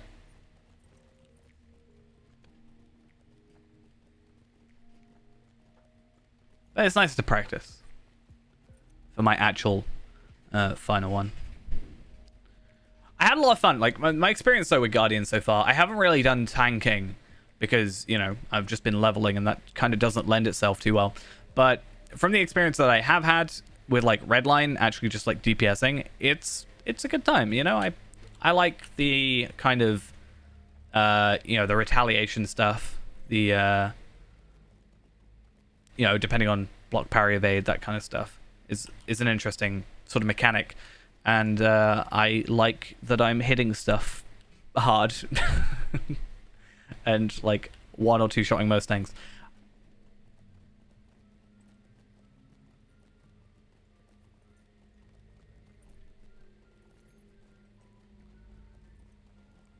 I think I can get rid of everything that's in there. Still don't know why my game likes so much when I sell stuff. It's not even too bad. 76 horses. I still need to buy my festival horses, not gonna lie. The last horse I technically got was the Yule Deer.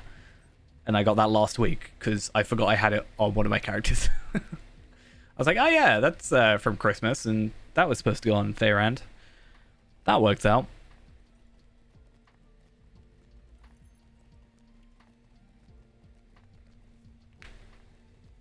But yeah, Fairand, I can't remember what I'm upgrading anymore.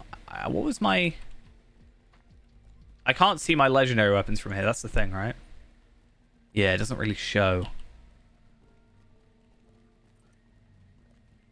Because so I need my legendary weapons, and then I need to finish off my gold necklace, and then I think we're all good after that. Maybe get a different ring. Can't remember.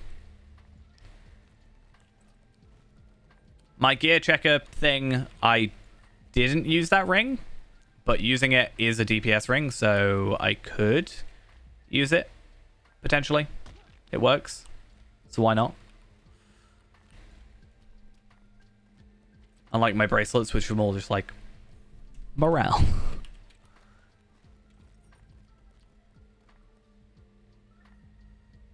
Alright, and then this way. I don't think there's a quicker way of getting up here, from what I can tell. But again, it doesn't really matter too much because, unlike normally, we're not getting aggroed, and that makes things a lot easier to deal with.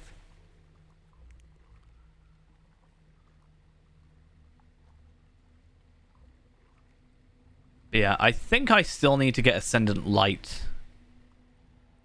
Both legendary. But I don't know if that increases my crit. I think it does.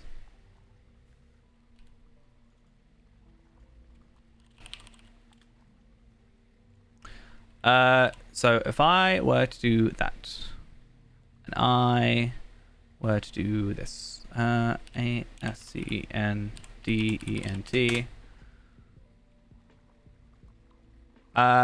then I were to do that, is the crit higher? Yes. Okay, that makes sense. I was like, there's no percentage thing that increases, and it's not like the lightning damage is going to increase. That is lightning, to be fair, but the same will go for light, I'm guessing. Yeah. So if anything, I might be able to squeeze a little bit more. Might be able to squeeze out a little bit more crit, and then potentially get a little bit more morale. It'd be nice if I can get up to what is Feyrand up to at the moment? That's not what I want. That is this one. Nope, this one. There we are. Feyrand is up to, I think 28k would be nice. Getting there. Right? It's not too far off. Very, very doable. Maybe. Well, to be fair, I should be on 28k with the earring. Sorry, necklace. So we're all good. We're all good.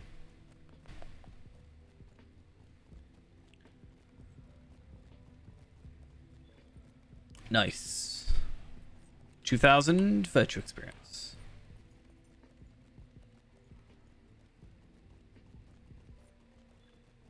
And too bad I don't have a war goat. That would be interesting. I could maybe run faster.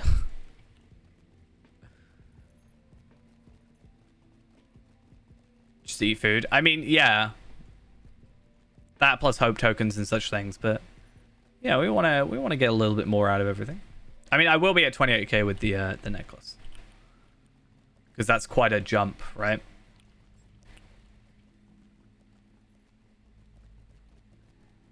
It's like 100 vitality boost or something, which is 480 morale for me.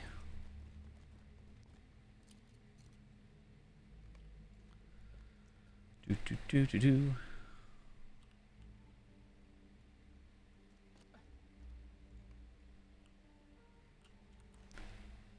That's how a real hero makes his way back.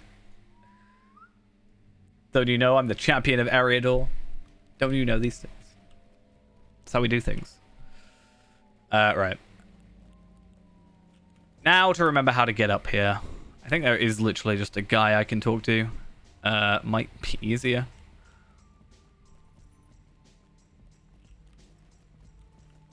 There he is. Well, yeah, sort of.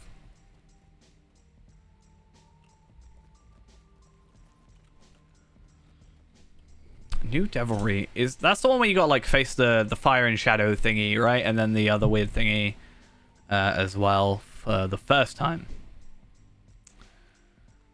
But I can't remember the rest of it. Or is it that one? Inspiration will be given to you if you do this thing.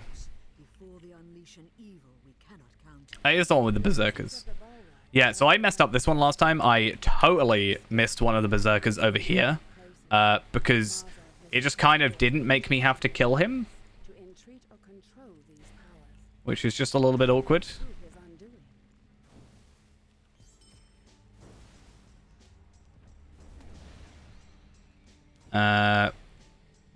Cool.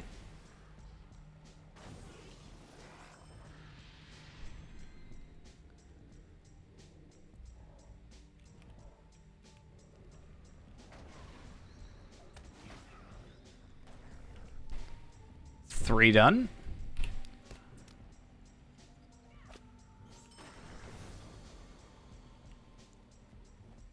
And then I'm pretty sure I can just skip these guys.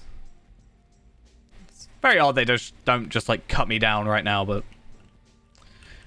it's whatever.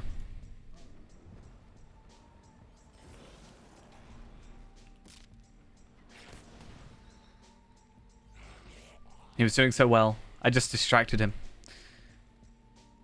He heard my footsteps, turned around, and that was it for him.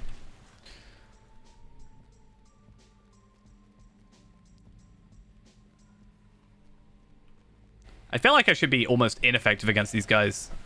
Unless my fire is just hotter. Maybe that's the idea.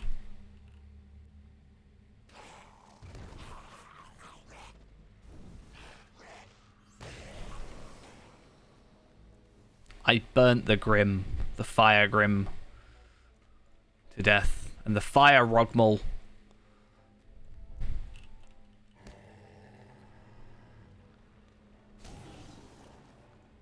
Are these guys going to attack? Because, okay, cool. I wondered if they would actually attack or not if I killed the guy quick enough. I've never actually, like, killed him quicker than whatever, you know?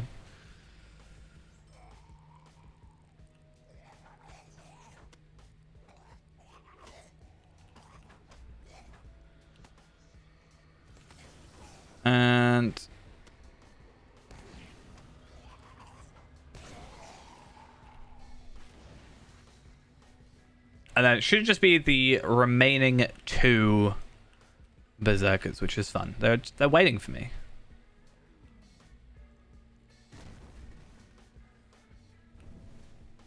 Or is it 3? Oh no, so it's the guy and then the 2. Yeah, that makes sense. That makes a lot more sense.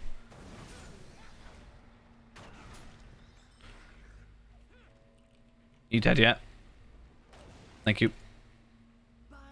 Have any of those dropped an infused adamant? Oh, they have. That's another tracery I can potentially get out of this. Where's my flame? There it is. Let's make sure we lock those. I do love myself some infused adamants. It makes me really wish I had, like... I swear they didn't drop when they changed the legendary system.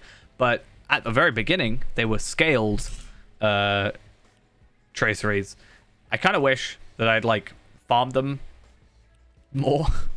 I got a couple done, but I didn't get too many.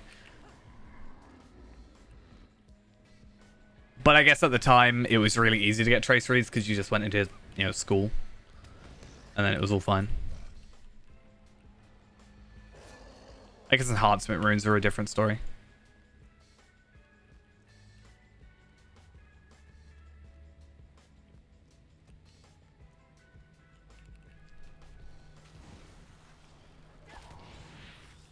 Okie dokes. So this is actually a combination of the 2 instances I thought were separate. Because for some reason I thought the rescuing this dude was different than the facing the other things quest. I think I can run his thing. I just hate the way NPCs aggro in this game. I hate how they return to where they aggroed.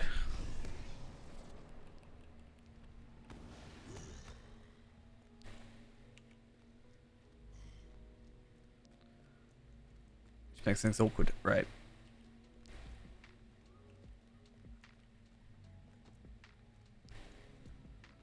Wonder what happens if I come in here before he shows up. Am I going to break an instance? Wouldn't be the first time.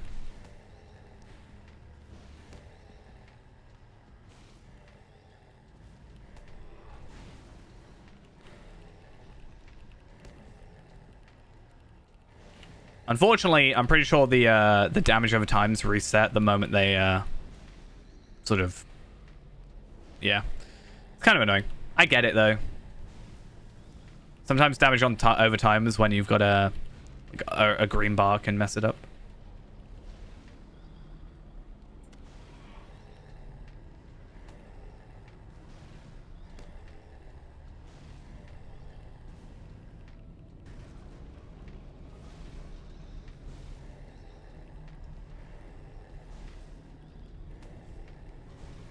And I killed the flame drinker, and let's kill the thingy. And I'm a little bit worried I'm going to break the thing, because maybe he doesn't... I don't know. Technically, I'm still correctly on the quest. It's not like the High Elf intro where I broke that because I was too quick. Surprisingly easy to break that instance. Not gonna lie.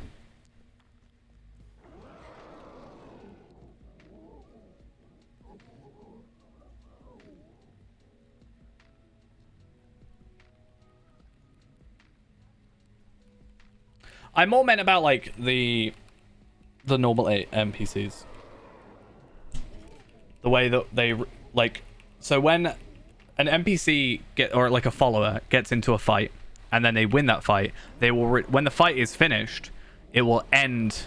They will return back to where they originally they originally aggroed, which is annoying because they aggro really far away, go really close, and then return back, and then move back to the original place.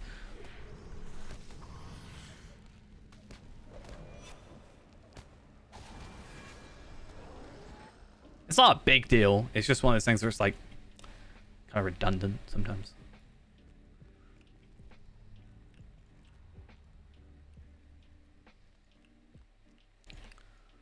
What color did I get? It's black this time. You have vanquished a great terror, but I fear that more danger. Oh, I thought it teleported us over there. That's weird. You must return to Lady Galadriel. Oh, and I also have now got 2 infused adamants, which means I am not going to have an odd number, which I hate odd numbers. I also need to double check my wardrobe. And...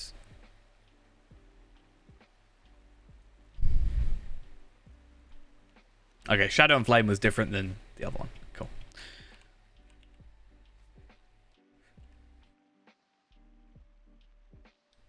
Okay. So, I should be able to go 21st hall from here, and then we should be fine. Hopefully.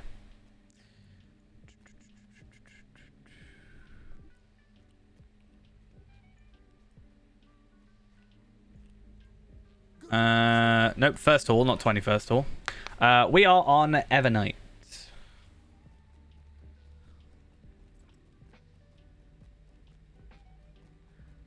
I mean, quite frankly, I just pick whatever I click.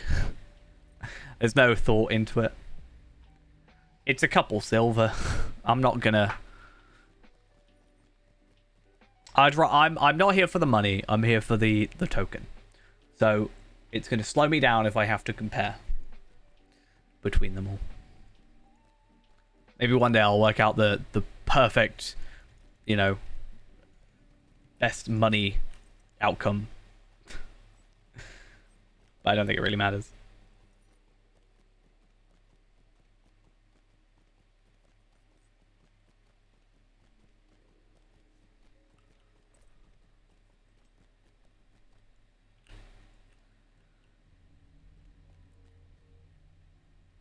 Okay, and... so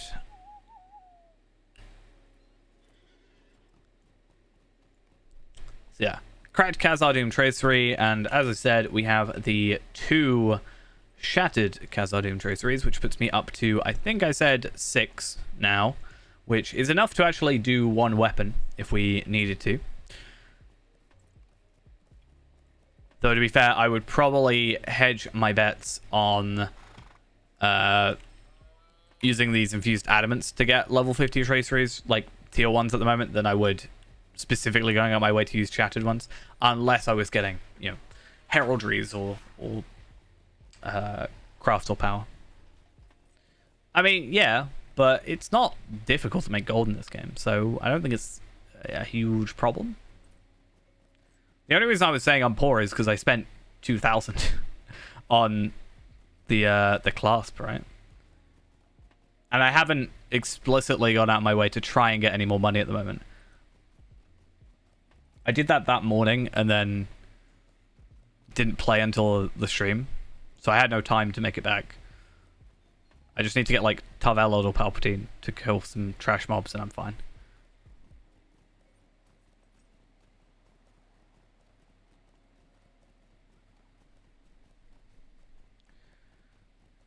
I think if I'm going to have a tank set up, one thing I might end up doing is also having... I might get a legendary base morale boost thingy. Multiplier. Opinions on the brawler after a few months in. I just don't... I haven't played it. I made it. I played it for 1 stream. I don't kind of have as much... it's not really a character I've been like, oh, I want to go play that today. I kind of forgot about it, to be fair. So I don't really have an opinion. I'm not gonna lie, it was fun when I was playing it. You know, landscape, but I'm not sure how it will go in any like group content.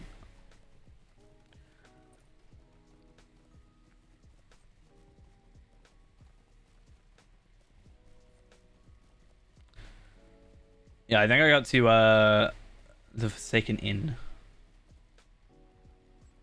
which isn't the greatest thing in the world. I mean, like, it took me like 5-6 hours to get 25-ish levels or something like that. But that's also on top of learning a class, gearing it up, that kind of stuff.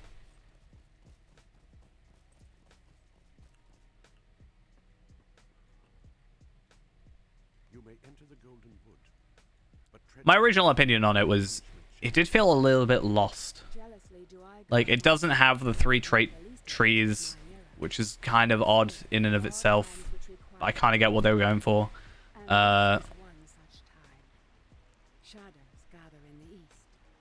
And also, it just seems, I don't know.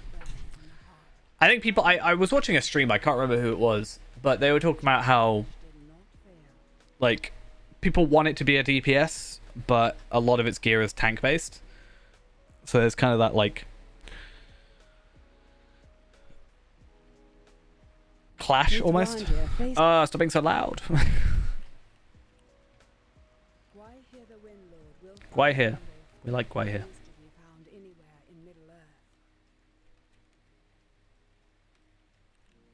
I just mean, like, you know, the yellow tree is just supplementary. But I do get it, like, for example, you know, Hunter, I'm not gonna lie, yellow line, I don't think anybody uses it. I've used it once or twice, but I don't think it's really a common thing.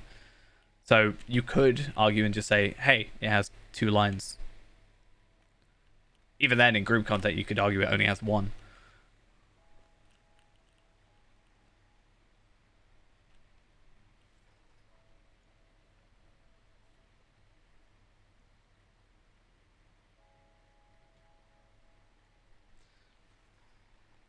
Wandalb is he's too loud. That's the thing. Apparently, Galadriel is now called Haldir. Just thought I'd let everybody know. It says talk to Haldir. I have to talk to Galadriel.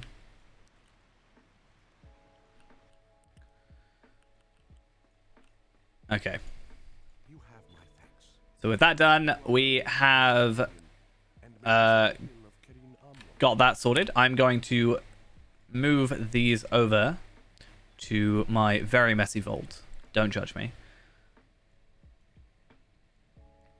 I have a lot of essences I need to clear out, and I was supposed to be transferring all this stuff. I never did. Because I got lazy.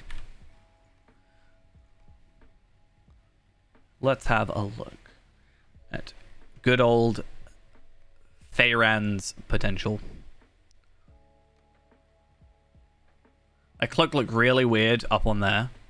I was like, why have I got a green cloak? And then I realized I don't have a green cloak. Well, I technically have a green cloak. I have a multicolored cloak. It's Feyran in them. Amazing multicolored cloak. Could I call it the amazing technicolored cloak?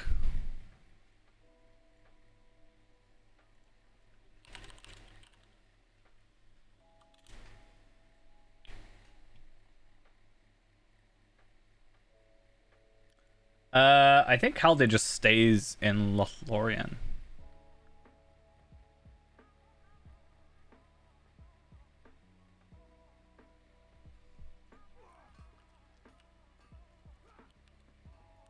It says here he does the Court of Lothlorien and then Volume 2, Book 8. Kind of all he's in. But isn't he the... Is it Haldir that's like the Warden's... like kind of base character? Or was that a different character? I can't remember. Come on, game. Finally above 30 FPS. Nice. Right.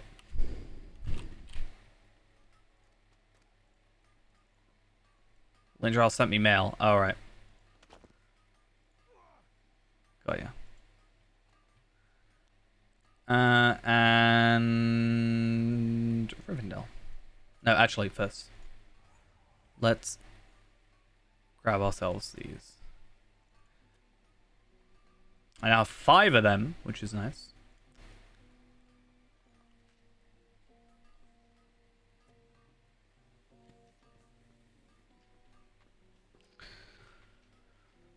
I might finish up the necklace tonight as well after stream. I'm only 9 away, I think I said. So I have 27 sigils. I need 36 in order to upgrade my necklace.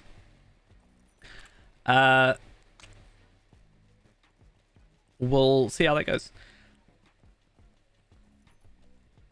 The thing is, because I was trying to get the chess piece for so long, I had to do Dark Knight Unleashed for ages, for absolutely ages.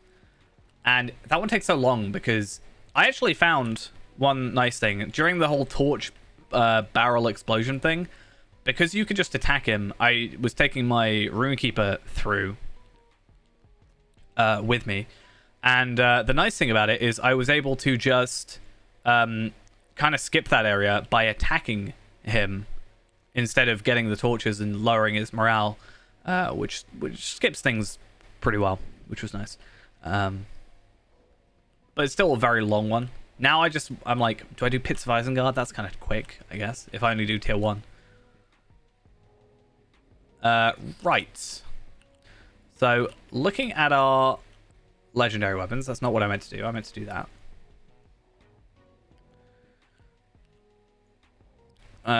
Sparrow, damage of time, surety of death, spear gambit damage. I think I said you need 5, right?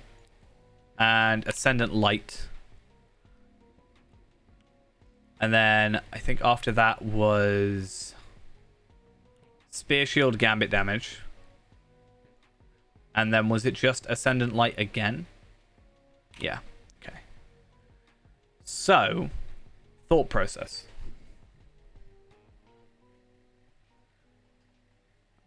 I'm probably gonna go ascendant light because if I get the boxes from Mirkwood, then I can potentially get that, I guess. I don't think I have enough though, right? I'm pretty sure Oh no, I do have enough. Okay, cool.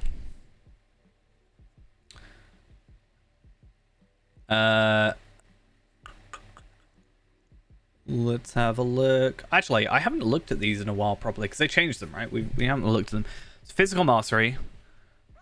I feel like, is there just a physical mastery with a set bonus? Because I feel like you're missing out if you don't get one with the sets, you know? In a way. Nope, guess not. Let's just go Ascendant Light. I need to make back that 1,000. Oh, that's alright. Good to know. That's a thing.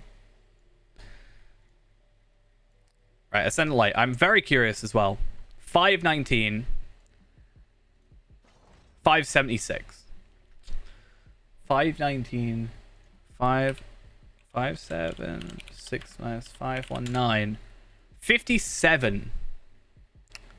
Plus another 57, I assume. For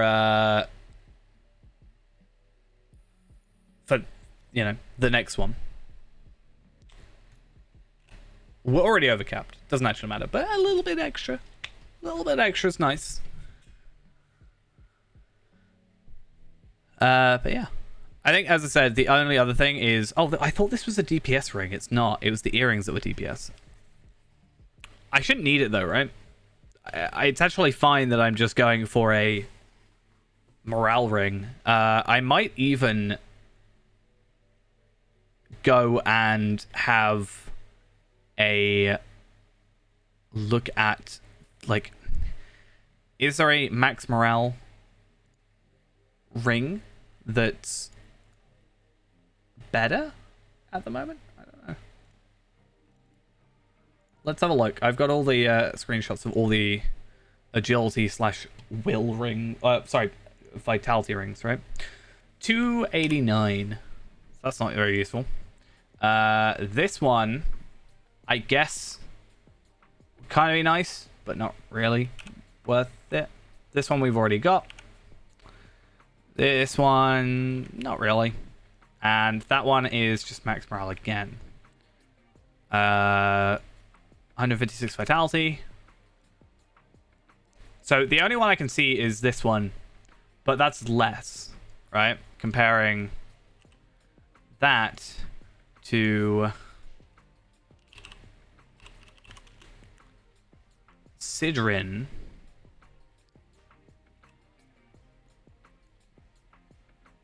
Yeah, less morale. So probably not totally worth it. What's the finesse cap? Does it tell us?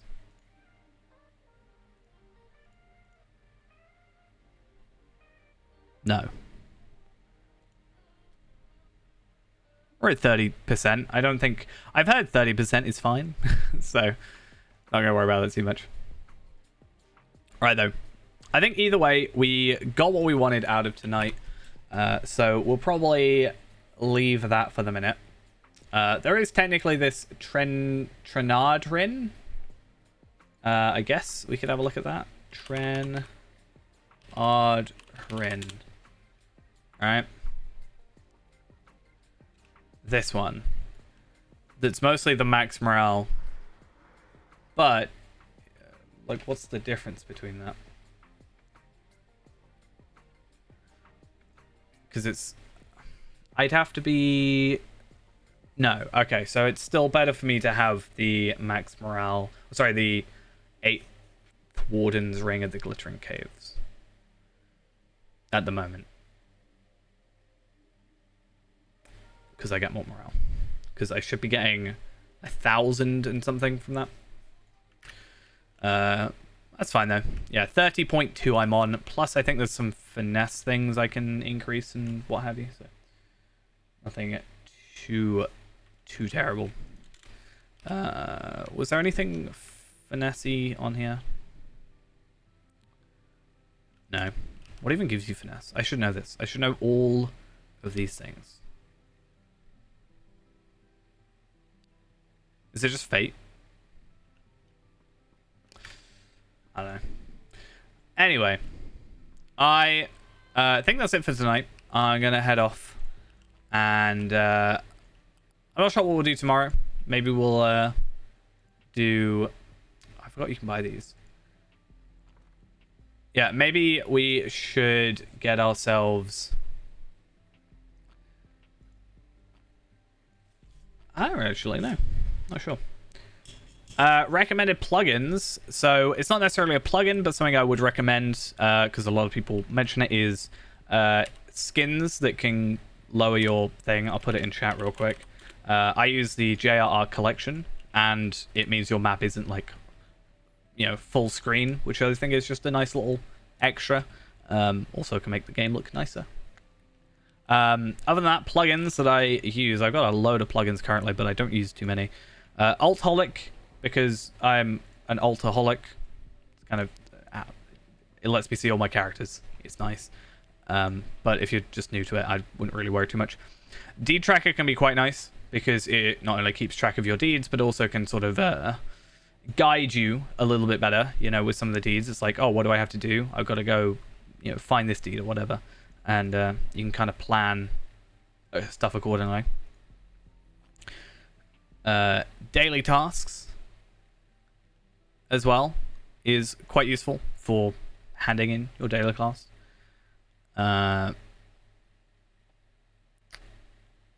Don't really know other than that too much. I personally use travel window because I like all my travel-y stuff just here, you know, rather than all over my map and all over my hotbars and stuff. It's just a nice, easy way to have it. And especially if you're sort of returning player, there's probably a lot of areas added in. Something that is quite nice is this plugin called Where to Play, which sort of gives you a brief outline of level ranges for content and where you should be at what level and other such things. So it's kind of a nice little push in the right direction kind of situation. A lot of people like Titan Bar as well. I haven't really had too many like great experiences with it because it thought I was in the Shire while I was in Mordor, which I guess isn't terrible, but not really something I'm too fussed about. But yeah, it's nice to see your total stuff. Apparently Reneborn has 1,153 gold. I don't think that's the case. It would be very nice if he did. I don't quite think that's that's quite correct. But yeah. Also, I guess it's not necessarily a plugin as well, but there is the bags. If you have more than one bag, a lot of people seemingly don't know this. They think it's a plugin, but you can, move your bags around and have just one massive bag rather than 6 separate ones, which I personally prefer, even if it does look a little bit messy at times. But I think overall, I prefer it that way. It's up to you, obviously. But yeah, that's generally it. I think if you sometimes plugins can get a bit overwhelming, so I don't like to have too many running at the same time. But I like to keep my sort of, this lets me track any of my items I want. So let's say I want a token. I can search in all my characters and tell who has what. That's just kind of nice. And if I want to look up an item specifically and see my stats comparatively, it's nice to have that. But yeah, I'm mostly for 10 years have been a hunter, so that's certainly where that's come from. But Warden as well is very especially travel centric, so it's very, very nice to have that extra little thing. I've turned off involuntary emotes. I'm very glad because I'm not a huge fan of them personally. Right, anyway, I am going to head out for the evening. I will see you all tomorrow. Not sure what we'll do yet. I did have an idea, but I completely forgot about it as I was going to say it. And that went well. Yeah, I think I said I was going to sort out a character, but I can't remember. Shall you admit something terrible? What's your terrible admission? Jealous of my outfit. To be fair, if I am on the lookout for another clasp to get you the cloak, to be honest. Part of me, I'm not gonna lie, has the cloak on just to show you the cloak. I do still love this cloak though. Outfit 6, I still love outfit 6. Not the shield. Oh, that's what I was doing, the shield. Yes, my guardian. But I do love my it's blinding. It's so so blinding. Yeah, if we can get you a clasp and we can get you a couple of scales, I definitely think we can definitely get you one of these. There's 4 different types, so you have to work out which one you want. I guess we can go through them real quick. I'm really bad at ending stream, but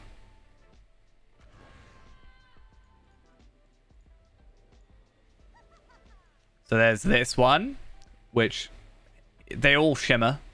I'm not a huge fan of that. There's also this one. I actually think this is the best looking one personally. I do like this one. I actually like this non-shimmering more than I do like it shimmering, but this one's quite nice. Then there's this one, and then there's that one. I actually really like that one as well. That's actually kind of cool. I just don't like this one that much. I think the other 3 are really nice. If I can, I would love to eventually get all 3. Even cosmetic. To be fair, you can get the normal ones cosmetically, I think. Can't you? Let me double check.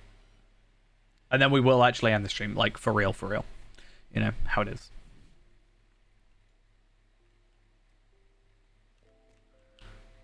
Yeah, so you can buy the 4 regular cloaks, but you just can't buy the shimmering ones, unfortunately. But So involuntary emotes, you can turn them off by going into social options and disabling the enable involuntary emotes, so that when I mainly turned it off when it was like Yulefest and you get, people force you to sleep, and I just find it really annoying when I'm trying to do stuff. So you can turn it off, which is nice. Yeah, I was gonna say, to be fair, out of the 4 of these, I think this is my favorite.